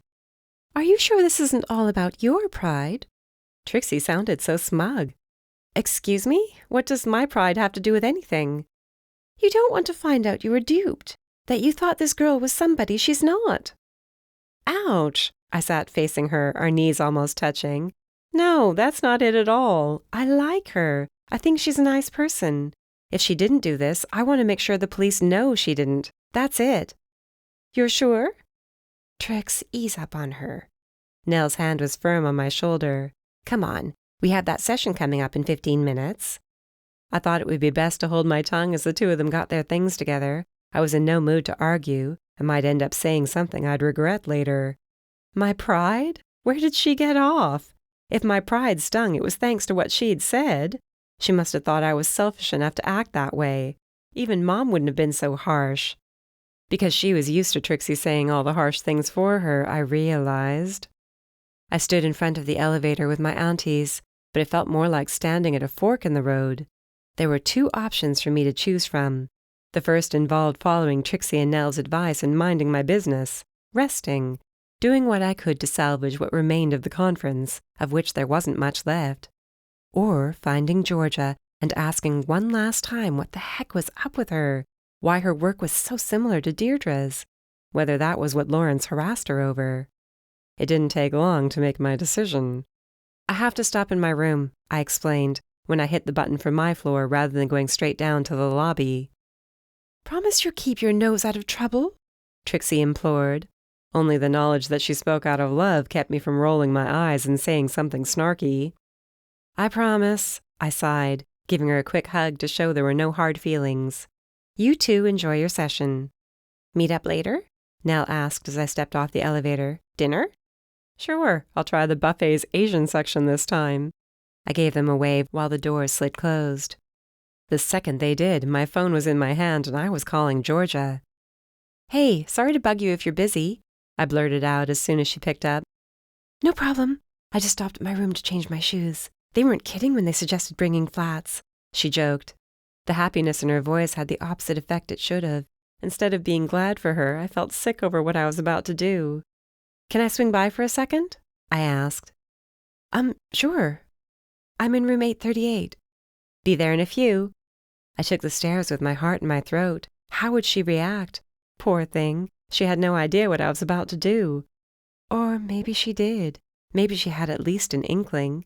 She'd sounded a little hesitant, hadn't she? Like she was wondering whether to let me come by? That hesitation hadn't dissolved by the time she opened the door for me. What's wrong? She asked, stepping aside so I could come in. I don't want to hold you up. Something came to my attention earlier, and I wanted to ask you about it face to face. Just know that nothing you say will go any further than this room, I swear. I've only ever wanted to help you, okay? I feel like I should sit down, she whispered, shaky, as she sank to the bed. I'm sorry, I am, but... I perched on the edge of the desk, facing her. There's a strong similarity between the voice you use in your book and the voice Deirdre Price writes in. Very strong. Once I started going through her latest book, it jumped out at me. No use bringing Nell or Trixie into this. I'd told her it wouldn't go any further than us, and I meant it. But mentioning somebody else's name would make her doubt me, naturally. Her eyes darkened, hardened. Are you serious? Why are you doing this to me? I'm not trying to do anything but be a friend. You've got to believe me. I don't want you to be arrested for what somebody else did, but things look worse all the time. If Lawrence stalked you and thought he could get you into trouble, if he was threatening you, I didn't kill him. I didn't. I know you didn't. I didn't know any such thing, but I still wanted to believe. The police are going to ask you the same questions I am once they piece things together. You can tell me. It won't go any further than the two of us, I swear. Can't you just let it go? Georgia, I want to help you. Don't you see? The police aren't going to let this go. They won't let the conference end without an arrest. Otherwise, we're all going to leave, and they might never catch the killer. It ends tomorrow morning. If the real killer is going to be found, it has to be now. If you didn't do it, you have nothing to hide. But I do. Why can't you get it through your head? I can't talk about it. The NDA. Yes, the NDA. I could be in big trouble if I don't stick to it.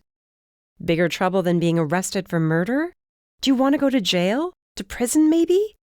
Why won't you let me help you? I'm sure that whoever you had the NDA with would understand. No, they wouldn't. So I don't have to tell anybody I know. Maybe we can find another way to clear you. But we can't clear you if all the facts aren't laid bare. She stood and turned away, arms wrapped around herself. I had to get through to her somehow. The seconds were ticking. Why didn't she understand? Was Lawrence blackmailing you over copying Deirdre Price's work? She gasped, whirling around so fast her skirt flared out. What? She spat. I barely recognized this version of her. She was frantic, fierce, furious. This was a person capable of murder, even if it was an accident. I swallowed over the lump in my throat, wishing the tension in my chest would ease so I could take a decent breath. There's a lot of similarity, like I said, not flat-out plagiarism like Brian mentioned.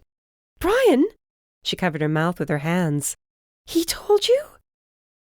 Yeah. He told me today why Lawrence was on your back. He accused you of stealing work from somebody else. I didn't know until I started reading Deirdre's latest, after reading yours, that it was her work you were stealing? You honestly think that I stole? She burst out laughing, even throwing her head back. It seemed a little dramatic, a little out of place for the situation. Was she that unbalanced? And here I was, alone with her. I should never have trusted her. Just because a person seemed sweet and innocent didn't mean anything. She could easily have pushed Lawrence, caught him off guard before he could help himself. Maybe he'd underestimated her too. I had to calm her down. I had to get her to trust me again, even as my heart raced and my throat tightened, and I wished I'd learned to follow advice and mind my own business. No, I don't think you stole Georgia, really.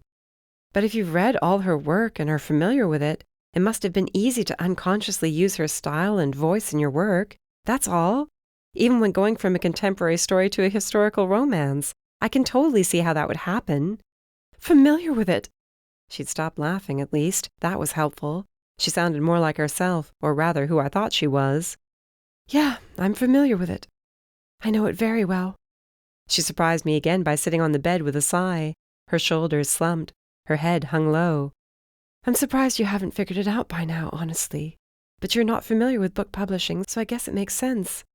If you wrote books instead of articles and blogs and stuff, you would have gotten it right away. I gulped. Did I even want to ask? Heck, at this point I needed to. If she was going to attack me, I wanted to know all there was. Gotten what right away? I held my breath and waited for the answer. I might as well tell you. It might get out before long anyway. Thanks to that idiot and his big mouth. She looked at me. I didn't plagiarize Deirdre. I didn't even lift her style or voice.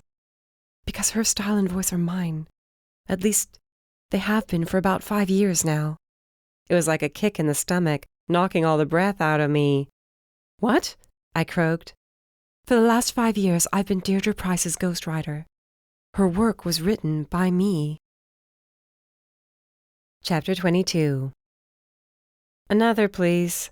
I held up a finger, then pointed to the empty glass in front of me. The bartender nodded. Me too, please. Georgia then drained her wine and slid the glass away from herself. At a time like this, a girl just wanted a drink, hence my suggesting we go down to the bar. It was still early in the evening, so there weren't nearly as many people filling the bar as there would be in just a few hours. It wasn't exactly the best place for a private conversation, but we managed to be discreet. At least, I hoped we did. This second drink might have to be the last. We wouldn't want our tongues loosening too much, or our sense of volume. Okay, let me get this straight. I swiveled her away, my elbow on the bar, cheek on my palm. The white wine had loosened me up nicely, though I wouldn't have called myself buzzed. That was what the second glass was for. I deserved it after all this nonsense. It was either have a little wine or dive into a pan of brownies from the buffet.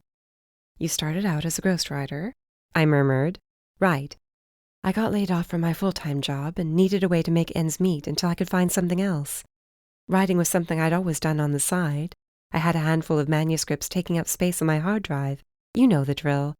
Always for someday, right? But someday never came. Still, I figured it was as good a thing to do as any. There were plenty of worse ways to make a living. Sure. I accepted my fresh wine, and gladly. I went online and picked up a few jobs. It was a real education. What do you mean? She snickered. I got completely taken advantage of at first. I worked like a dog for next to no money. I was just starting off, you know. I had to get some work under my belt, so I accepted peanuts for work that took me 14 hours a day to write. But it taught me a lot. I learned how to write quickly so I could turn projects around and get paid. Some of my clients offered feedback that was actually helpful, and I used it to hone my work. I came a long way in just a year or two. I nodded, but really, I was the one getting quite an education. She picked up her wine, swirling it in the glass. Then somebody approached me. I didn't know who she was at first, honestly. She wanted books in the style of you-know-who. Her eyes shifted back and forth. We weren't alone, after all. I didn't know at the time who I was talking to, that it wasn't somebody wanting to model their career after hers. It was actually her. She couldn't tell you who she was until she had you locked in. You got it. And you accepted the work. That's a pretty tall order, filling the shoes of somebody so popular. Here's the thing, though. Our styles were already sort of similar. I figured that made me perfect. I read all of her books. I studied them, morning, noon, and night, all to make myself as much like her as she was. I don't understand, though. Why would she need you when she'd already written so much on her own? Unless... Oh, geez, did she write any of it? Oh, yeah, her first, 5 or 6 books are hers. But she told me Brian was on her case about writing faster. He wanted to negotiate a new contract with the publisher. It called for faster output, much faster. She couldn't do it on her own. So I wrote it, and she did what needed to be done to change anything that needed changing. Anything that needed to sound more like her. She sat back in her stool, sighing. I can't believe how good it feels to get this off of my chest. Seriously, it's weighed on me for so long. I've been so alone, you know? Oh, gee, I hadn't thought about that. Then again, I hadn't had time to think about much of anything. This whole twist hit me like a ton of bricks. That's where the NDA came in clearly. I couldn't breathe a word to anybody, and I couldn't make claims on the rights or royalties. Once I got paid, that was it. And she paid me well, don't get me wrong.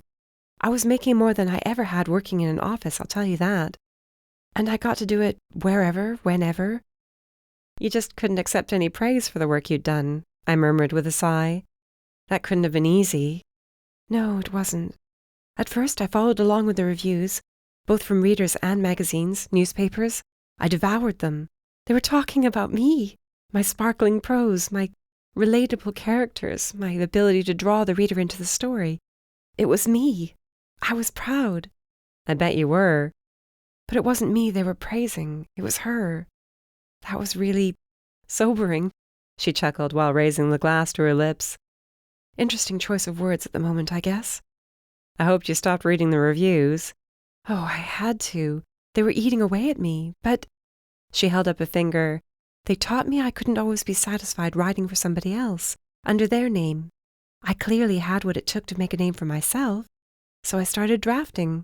It took some time since I was still writing the other books, but I made it work. A light bulb went off in my head. So that was why Darcy thought the quality had gone down. Georgia was working on her stuff at the same time, and while she might not have even noticed, the Deirdre books suffered a little. Obviously not enough to tank her book sales, but enough that a skilled reader would notice. And that was what Lawrence picked up on, I surmised. Exactly. Who would ever have pegged him as a fan of hers? But he was. I think that might have been the genre he wanted to write in, though I can't imagine why. No wonder he was so frustrated. He probably didn't do a great job of it, being the sort of person he was. He considered me a hack. He had an advanced reader copy of my book in exchange for a fair review. Right away he called me a plagiarist. He cited every single similarity he could find. Every single one. He threatened to take it to her, too. That's what he was saying in line when I overheard you. She nodded.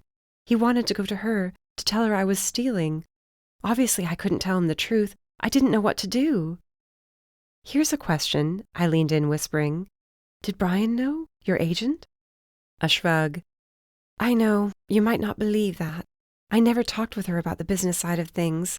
She introduced me to him, though. I'll always have her to thank for that.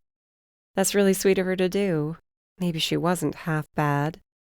Yeah, I gave her my manuscript first, for her opinion. She praised it up and down, and the next thing I knew, she was introducing me to her agent. The rest is history, as they say. Although I have to tell you, I got the feeling she was nervous. That I wouldn't be able to write for her at the same time. And I think she might be right. You're entitled. You don't have a contract with her, do you? Just non-disclosure. Yeah. So? It's not working for you anymore. Brian told me your deal was really good. You don't need to write for somebody else anymore. You've made it. As for her, she'll either have to find somebody else or go back to working on her own.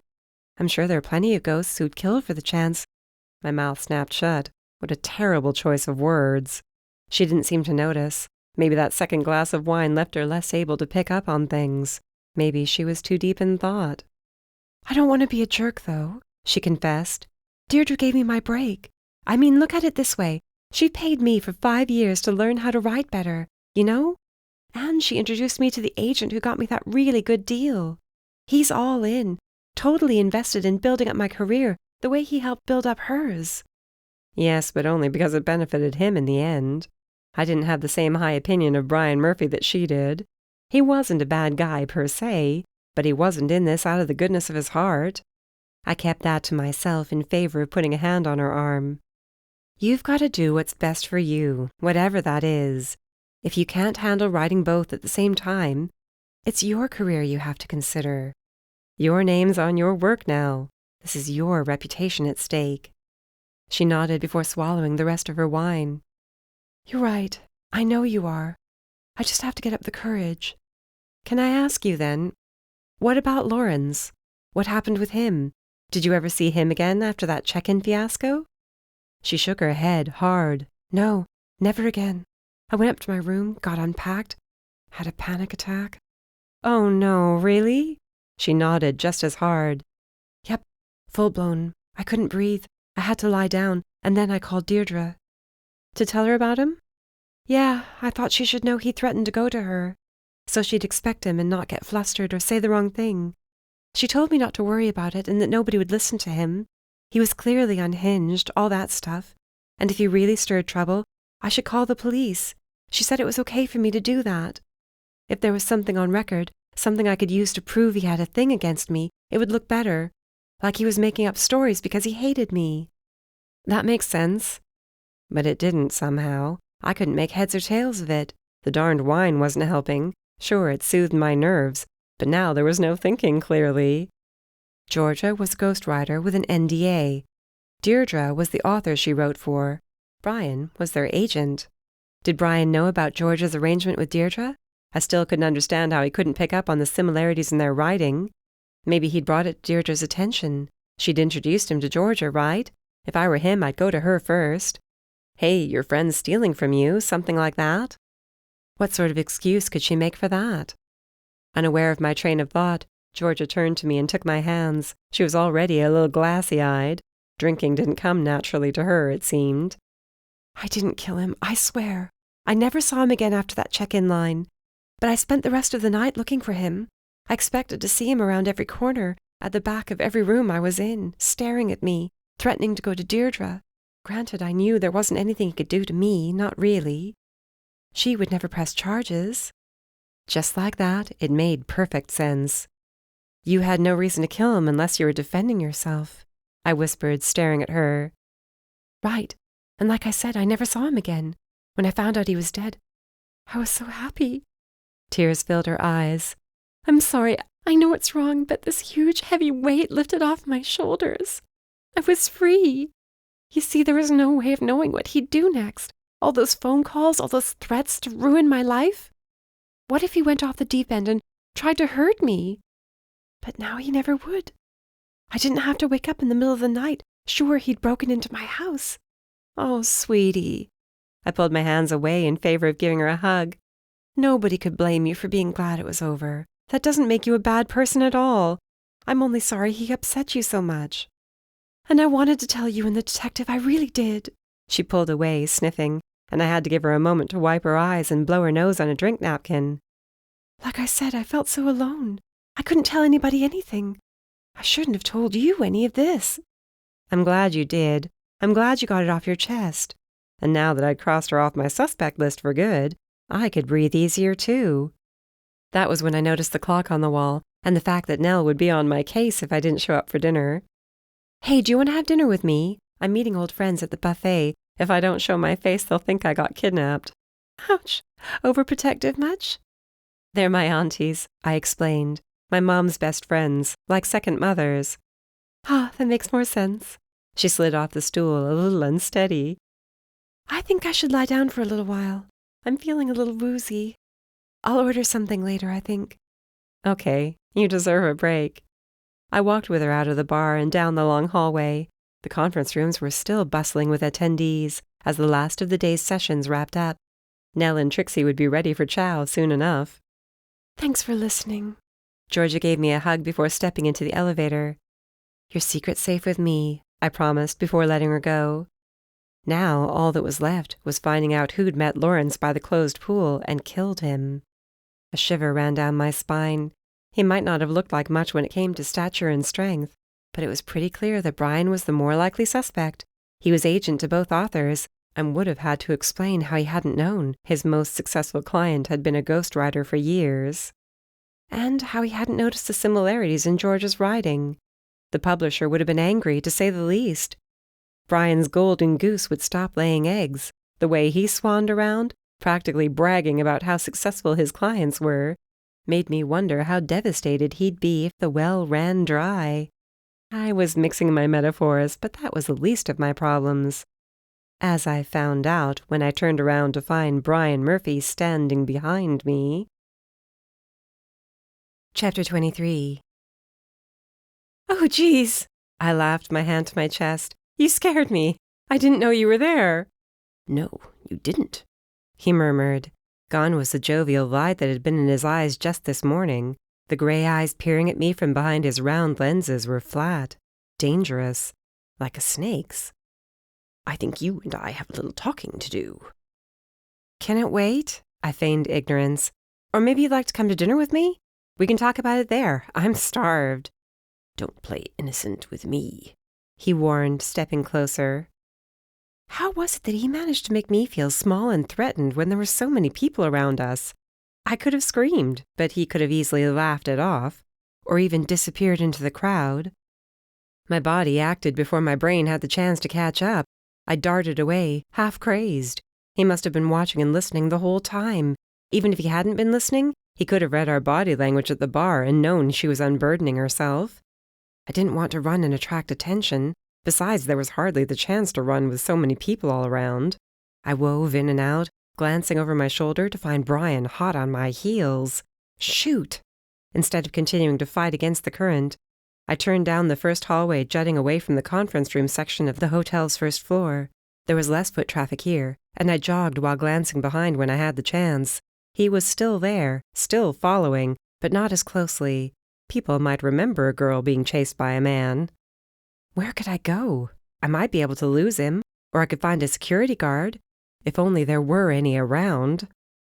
The hall I'd cut down bordered the patio and pool, which were empty thanks to the draining and cleaning that had to go on.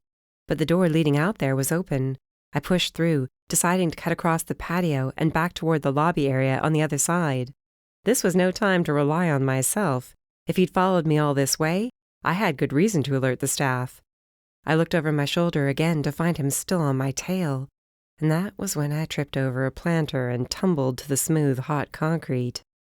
So many things went through my head on the way down, I could barely keep them all straight. How stupid it was of me to run away in the first place instead of asking for help. How clumsy I was. How I should have kept running instead of looking behind me. How Brian's grip was a lot stronger than I would have expected as he held me by the arms, helping me to my feet. What was that all about? He clicked his tongue and shook his head. Why did you run? Good thing you're wearing jeans instead of a skirt or shorts. You would have torn your knees to shreds. I would have, too. My hands were scraped like crazy, with thin lines of blood oozing from the palms. What do you want from me? I pulled my arms away and tried to ignore the pain in my knees. I might have escaped without bloodying them, but they stung like crazy, even with the jeans. Why did you run? He asked again, like he honestly couldn't understand. Because you looked so threatening. Me? He laughed. Honey, you might be the only person who's ever called me that. You told me not to play innocent with you, that we had to talk. Yes, and I believe we should. But what did you expect? For me to pull a gun? He laughed, opening his seersucker jacket. As you can see, I have no weapons. A gun would ruin the line of this jacket and make me look bulky. Was I imagining things? Maybe the wine had gone to my head a little more than I thought it had. What did you want to talk about? I asked, finally catching my breath. Lord, he had to think I was completely bonkers. He looked around, frowning when his gaze swept over the glass-walled corridors. You should sit after that spill. Here, the pool chairs are still out. He gestured through the open gate. Why they'd left it open when the pool was empty was beyond me. Gee, I said, if I didn't know better, I'd think you were luring me to the pool on purpose. You have a really active imagination, he chuckled. Are you sure you don't want to write fiction? I could make money off an imagination like yours. Marcia would never forgive me, I pointed out with a tight laugh. I still wasn't completely convinced this guy didn't have a sharp edge to him. The look he'd given me by the elevator hadn't been all in my head. Even if he hadn't meant to intimidate me, he'd done a good job of it. True, and then she'd never forgive me either. He waved a hand. Oh well, plenty of fish in the sea. The fenced-off pool area was surrounded by potted trees which provided cover, privacy from prying eyes. I wasn't sure I liked being somewhere alone with him where nobody could see what was going on. I sat warily, tense, ready to spring if I needed to. I could get out to the parking lot from here if necessary, or to the lobby through the glass door I'd been running toward before I'd fallen, like a dope. He sighed, folding his hands in front of me. Emma, I'm afraid you have the wrong idea about what's gone on this weekend. He murmured. I believe Georgia spoke out of turn back there. It was unfair of you to get her drunk, just because you wanted information. I didn't get her drunk. She had 2 glasses of wine, and it was her idea to go for that second glass. She was at her wit's end. Because of you. Because of the fact that cops would have arrested her for the murder. A murder she didn't commit. I'd already arranged for an attorney to take her side should the worst happen. She's my client. It's my job to take care of her. There went my spidey sense tingling all over again. Did you take care of her by killing the man who threatened to expose her as a plagiarist? When his face paled, his eyes perfectly round, I realized I might have been off in my theory. That wasn't the reaction of a guilty man pretending to be innocent. Me? I don't even kill spiders. I catch and release them. No, I didn't kill anyone. But I'm here to protect Georgia from the idiot police who might soon come to the conclusion that she did it. Heck, he said on a sigh, she might have, for all I know. She swears she didn't, but she's the one he was harassing, isn't she? You have that little faith in your client? Listen here, Missy. He bent slightly, hands on his knees. There went that hardness in his eyes again. Whatever they have against her is circumstantial at best. The lawyer I have all lined up for her is ready to tear this town's police department a new one for even suggesting she did anything wrong. She's protected. That's the best I can do. Even if it was her, she was more than likely protecting herself against that maniac. Who could blame her? Was he harassing Deirdre too? I asked. Did she ever mention him? Once again, what in the world does Deirdre have to do with any of this? He stood up straight, throwing his arms out to the sides. Why do you keep bringing her up? Don't you know who that man accused Georgia of plagiarizing? He shrugged. No, she never told me. She mentioned him, said he was harassing her, mentioned plagiarism. I don't work with plagiarists, my dear. The entire idea is ridiculous. Besides, she's the real deal. I can always tell the real deal. Geez Louise, he wasn't pretending. He really had no idea. Which meant there was no reason for him to kill Lawrence. He had no clue about the ghostwriting, which meant he had no idea how Deirdre and Georgia were related, or what it could mean for him if his client was revealed to be something other than who she pretended. Are you sure about that, Brian? Are you sure you know the real deal? We both turned to find Deirdre Price standing just inside the gate, which she swung shut behind her. She was perfectly groomed, not a blonde hair out of place, wearing a black shift dress with a white cardigan over her shoulders, the picture of sophistication. And this girl picked it up right away, well before you did. You're not half the genius you believe you are, Brian. She shook her head. Honestly, the things a man will take credit for. I knew then and there that I was looking at the woman who'd killed Lawrence Miller. Chapter 24. Have a seat. Deirdre pointed to the chair next to mine. Now.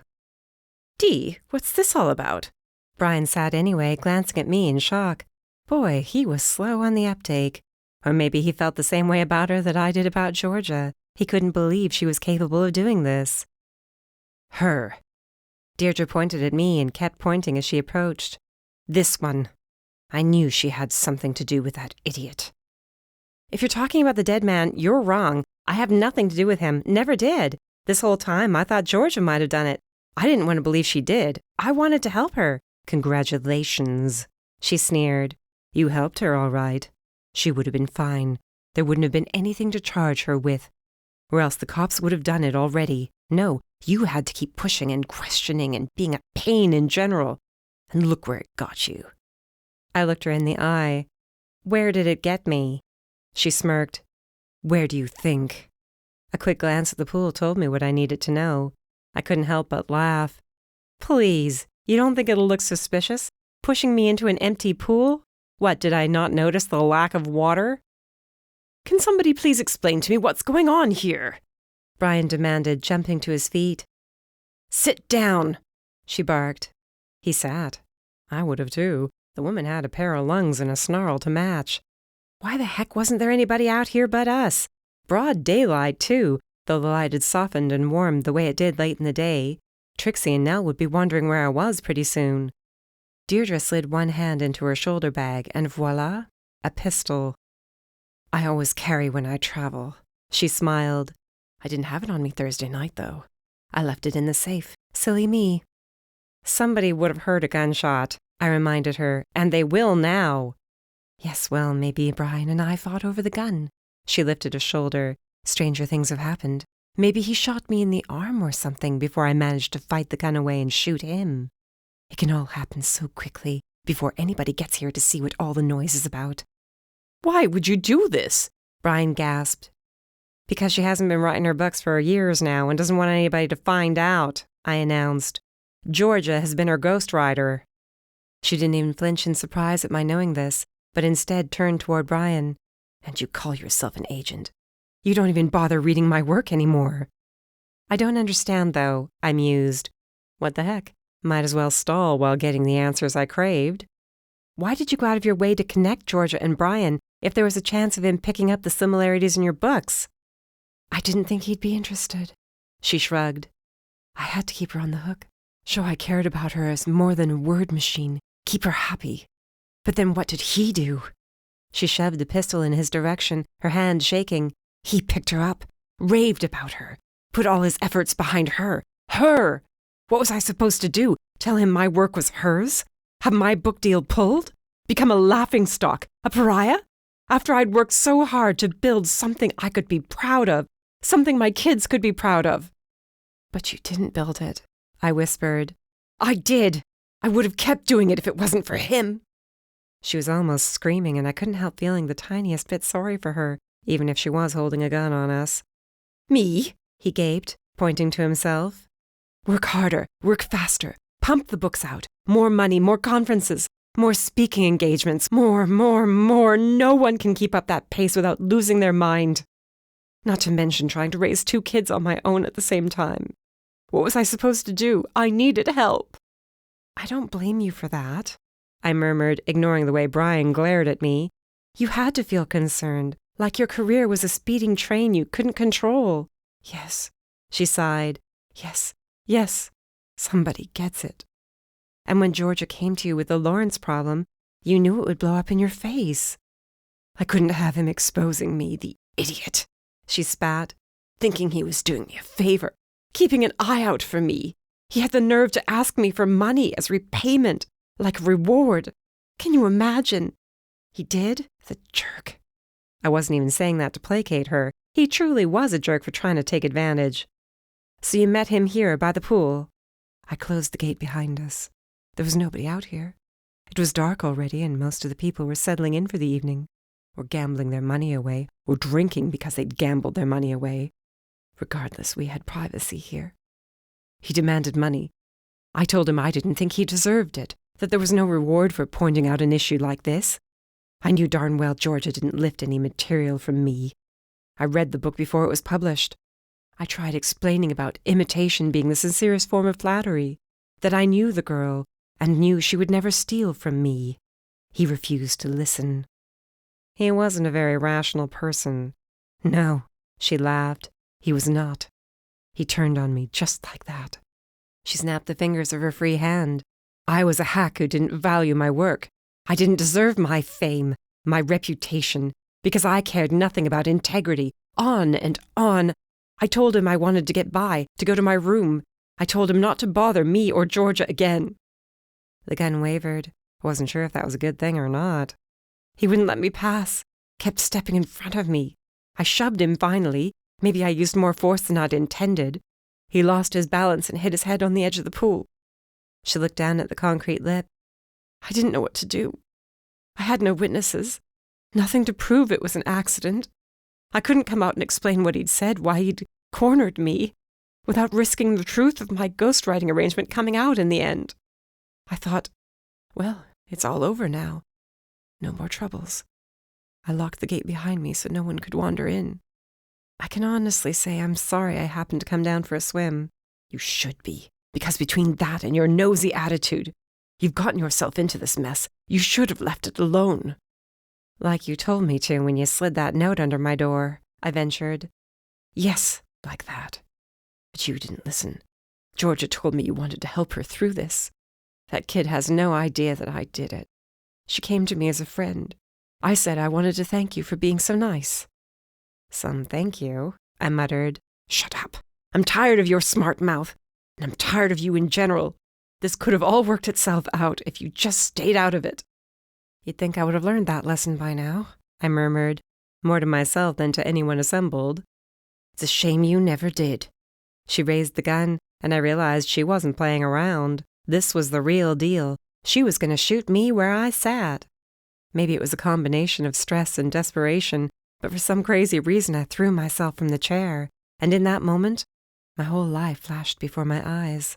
Mom, Dad, Darcy, Lola, my little fluff ball who needed me, Raina, Deke, Joe, all of them and so much more.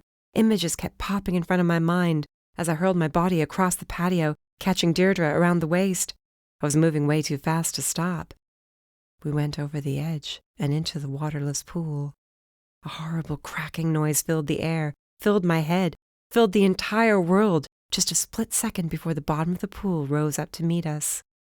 Lucky for me, we were at the shallow end of the pool, only 4 feet down. Even so, the impact knocked the wind out of my lungs and left me dazed. It did the same to Deirdre, who lost her grip on the gun she'd fired as I took her down. It skittered across the pool floor, but I had the feeling she wouldn't be scrambling to grab it any time soon. She was out cold. I rolled away from her, breathless, and stared up at the tinted glass overhead. "Emma, are you all right?"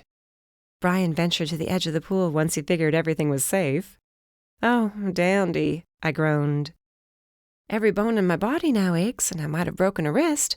But there's no lead in my body, and I'm breathing, so I'm still winning at life.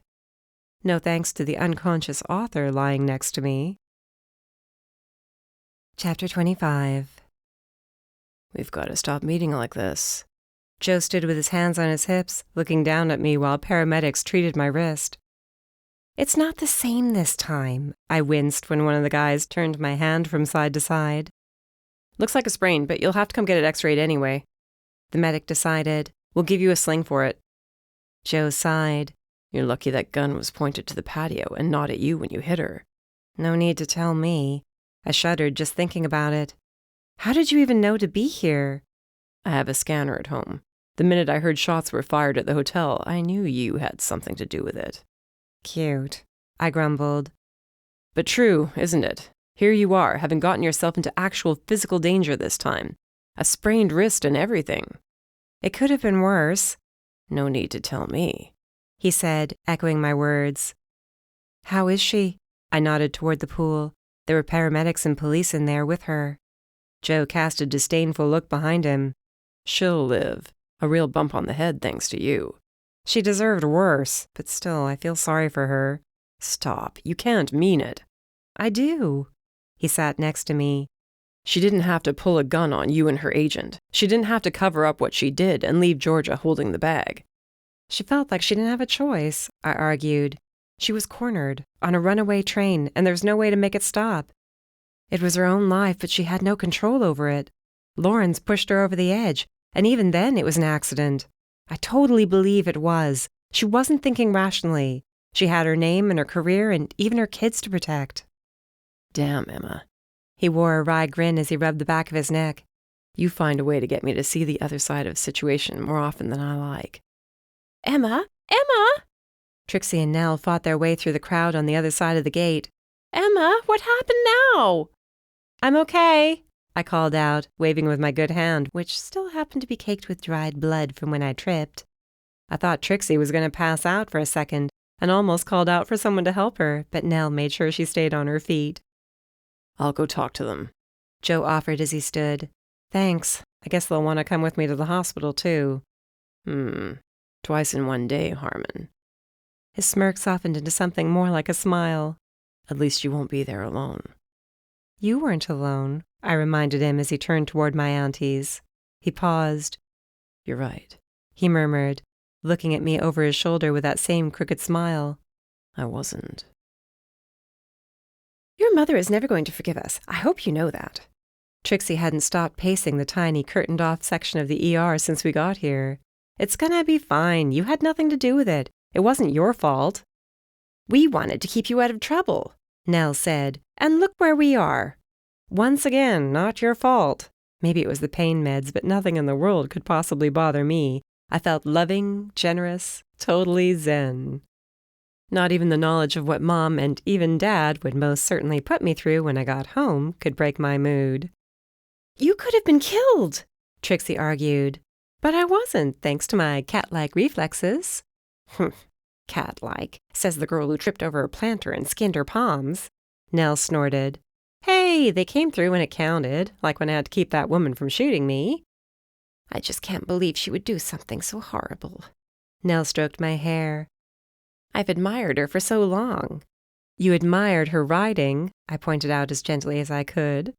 I admired her, she insisted. Her story, what she managed to accomplish.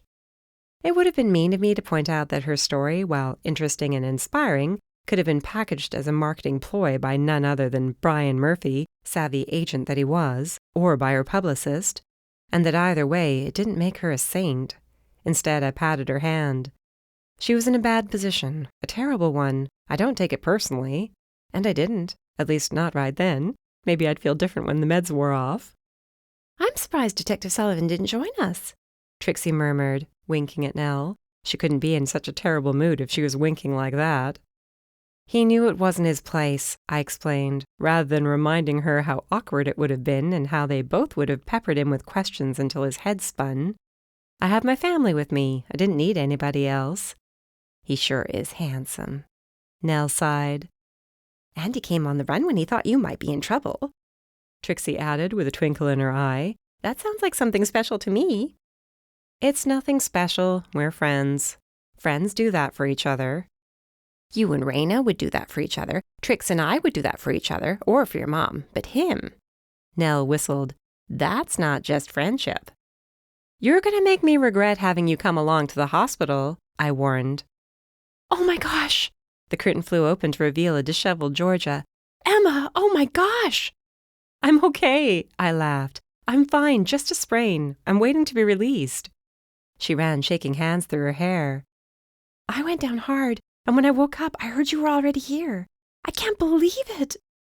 Then she burst into gusty tears, sobbing with both hands over her face. It's all right, dear. Trixie put her arms around Georgia and guided her to a chair, shooting a look of confusion to Nell and me. Georgia Steele, I mouthed, and understanding washed over her face. I had no idea she could do anything like that. Georgia wept. And all because of... It's okay, I murmured, cutting her off. Really, what happened with Lawrence was an accident. What she did today was her choice, but you had nothing to do with it. You couldn't have changed anything. If you'd been killed... She lowered her hands, revealing a tear-stained mess of a face. I'd never forgive myself. You wouldn't have had to forgive yourself. Remember, this was all me. Just like Deirdre made her choice, so did I. I could have walked away. Maybe I should learn to do that more often. And do not hold that over my head, I warned my aunties, both of whose mouths snapped shut like they were about to do just that. I'm so glad you're okay, Georgia offered a weak smile. I'm so glad. Me too, I winked. Was it Brian who told you? She nodded. I've never seen him that way, shaking from head to toe, breathless. He said she would have shot him and pretended they were fighting over the gun. Sounds about right, I muttered, remembering those moments. My whole life had flashed before my eyes. I wonder how many people will write about this sort of thing in their next book, Trixie mused. Just like a writer, I grinned. And no doubt you'll mention it in the Times. I'm sure everybody in Cape Hope will want to hear about it. No, I don't think I will. She looked sincere when our eyes met, mine wide in surprise. Not when you were involved.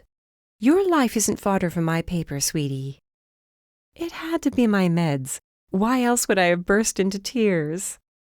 I'll find the nurse, she offered. We have to get you out of here, and then we're going to pack you up, and one of us will take you home while the other drives your car. No arguments, young lady. Just then, I was in no mood to offer any. I wanted to go home. I wanted my dog, my mom, my life. The life I could have lost. Chapter 26. That's it. Never again. You are never going to another event on your own again. Not without armed security. This was maybe the 3rd or 4th or 50th time Mom had said this in the 36 hours since Nell had driven me home. Once she found a theme, she stuck with it. Meanwhile, I was just glad it was my left wrist that got sprained and not my right. I had cupcakes to frost. I hate to tell you, but my editor's not going to be happy to hear that. I don't know if haute cuisine can afford to pay for an armed security guard every time I go out of town on assignment. I'll have to talk to this editor then. You'll do no such thing. I had to smile. She meant well, and I really did have a close call this time. I love what I do, I reminded her, heaping fluffy white frosting on a chocolate cupcake. I love working here for you, and I love writing for haute cuisine. I love my life, and I'm going to live every minute of it. But that means having to be on my own when the situation calls for it. I'll be more careful from now on. I doubt that. She sniffed, then tightened the clip holding her hair back before starting on a batch of scones. I'll do my best. How's that sound? I tossed a crumb to the floor, where Lola happily and greedily attacked it. It was so easy to love her, especially when she didn't give me grief about almost getting myself shot. It just so happened I knew the perfect way to get my mother's mind off my close call. Deke's coming to town soon. At least he said he would when I spoke with him on Thursday. Yep, that did it. A wide smile almost split her face in two. Oh, and what does he plan on doing when he gets to town? Relaxing after working nonstop. This includes spending time together. But I don't want to be clingy. Oh, please, don't make me look clingy. I'm begging you. How would I ever do that? She asked. The thing was, the innocent act wasn't an act. She truly had no idea what I meant. By inviting him over, by insisting he join us for dinner, or that he help in the kitchen, by shooing us out of the door together, ordering us to go sightseeing. I know you mean well, but I don't want him to think I lured him here to trap him. I only want to see you happy with someone. Both of you. Your sister, too. I know you do. It means a lot. But from an outsider's perspective, it might be taken as something else, especially with Deke's family being so well connected. They're what now? Mom dropped her wooden spoon on the prep table while I cursed my loose tongue. Darn it, I didn't want her to know that. I'd made a point of not telling her his last name. Lucky for me, the back door opened, and Darcy breezed in. Lola jumped to her feet, paused rather, and scrambled over to my sister. I laughed as the dog jumped around her, smiling her little doggy smile. You two must have had a great time. I guess she just likes me. Darcy crouched before her and accepted a face full of doggy kisses. I'm sure it has nothing to do with the fact that you gave her almost all the T-words in her T-word bag and went out to buy more just so it wouldn't look like you did, I said. Her face fell. How'd you know? You dropped the receipt in her backpack. What on earth is a T-word? Mom asked, looking back and forth. T-R-E-A-T, Darcy hissed. And I couldn't help myself. She gets so excited. It was like a little show we did for customers. Why do you have to spell out the word treat? Mom asked. Darcy and I both groaned as Lola started running in circles, panting with excitement. Good thing I always carry some on me, I sighed, fishing one out of my pocket. Anyway, how are you? Darcy gave me an awkward hug. Just fine. The bandage is a pain, but things could be worse. Yes, Mom, I know I only have myself to blame, I added, shooting her a look. I can't help but be concerned, she reminded me with a look of her own. What about you? I asked. How's gossip at the bookstore? I don't care whether people complain or not. Darcy pulled out a pair of latex gloves and started helping with the cupcakes. She worked much faster than I could just then. I'm dumping my Deirdre Price book stock. Oh, but they always make money for you, I winced. I don't care. Do you think I'd enjoy looking at her face on the back cover every time I ring up a copy? The woman who tried to kill my sister? No thanks, even if they'd probably fly off the shelves faster than ever with your personal connection to her. I can't say I enjoy the thought of being connected to that woman. I shuddered. And I'm not looking forward to the trial, that's for sure. But it's a way off yet. I'm trying not to think about it. And I'm trying to keep things quiet around the cafe, Mom added. Darcy and I gave her a look that could only be labeled as disbelief. What? She asked, offended. You think I can't keep certain things to myself? My daughter might have been killed by that horrible woman. Trixie's keeping it out of the Times, and I refuse to foster any gossip about it at the cafe. I already reminded a few customers yesterday that I'd rather talk about something else. Aw, Mom, thank you. I didn't feel quite so concerned about gossip as I had before. Only the idea of sitting alone in my apartment with nothing but a hyper Maltese and my thoughts to keep me company had been enough to make me venture out. Nell was one of the first customers that morning, swinging by on her way to the library. I told her in a low voice what Darcy had decided to do with Deirdre's books.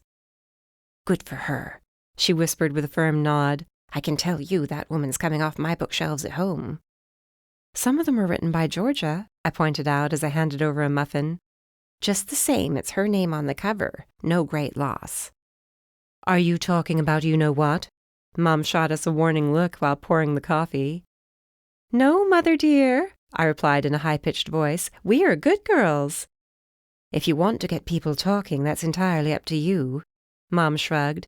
You're the one who's always complaining about my stirring up gossip about people such as the well-off young man whose family situation you thought I'd forgotten about. What well-off young man? Nell gaped. Not the detective, surely, or else why would he— No, and I really don't want to talk about it. I gave Mom my most withering look and caught her snickering behind her hand. I intend to find out all there is to know, young lady, she warned. My relationship with Deke, which isn't a relationship at all, is off limits. I turned to the next customer in line, only to find myself face to face with Joe Sullivan. Oh, that was all I could say. Oh. Hi. His grin was slow, knowing. How are you feeling? Detective! Nell patted his shoulder with a smile that turned to a look of awe when he turned to face me again. She might have given it a squeeze, but I wasn't sure. What are you doing here? I asked while fishing out a blueberry muffin for the next customer in Mom's line. I wanted to check on you for one thing. It seems like you're doing okay. I've been worse, but then you know that. I do, and same here, he added. I'd love one of those muffins, too. Coming right up. Coffee? Sure. I was glad for the opportunity to turn away. Dear Lord, why did these men keep turning up in my life at just the wrong moment? You know, Detective, Mom called out, probably way louder than she needed to. With all the visiting you do, you should buy a place down here. I took a deep breath, my eyes sliding shut for a second. Give me strength. I might have to take you up on that, Joe chuckled. To tell you the truth, I'm not here just to say hello. I decided to take a little time away from work. A vacation? Mom asked as I turned toward him. More than a vacation. It wasn't a question as I placed the coffee on the counter for him to take. Right? Right. We exchanged a brief but meaningful look. He was taking time away because he had to get himself in order. His health was too precious to squander. My CO understood once he spoke to the doctor. That's good. I'm glad you're taking this seriously. Oh, I am. He stepped aside to let the next customer through. In fact, I rented a room at one of the bed and breakfasts a few blocks down, if only to get out of Paradise City for a little while. I'll be here this whole week. This whole week? Which was when Deke was supposed to come to town, too. No sooner had this run through my head in giant neon letters than he continued, Maybe we could grab something to eat around here tonight. My treat. At the mention of the word, a white ball of fur careened out of the kitchen and under the counter, only stopping for a second before she started spinning in joyful circles at Joe's feet. He looked at me, mouth agape. What did I say? He laughed. I was struck speechless. What indeed? End of Book 3. This has been Cadaver at the Con, a Cape Hope Mystery, Book 3, by Winnie Reed, narrated by Jack Ainsworth. Copyright 2016 to 2022 by Winnie Reed. Production copyright by Winnie Reed.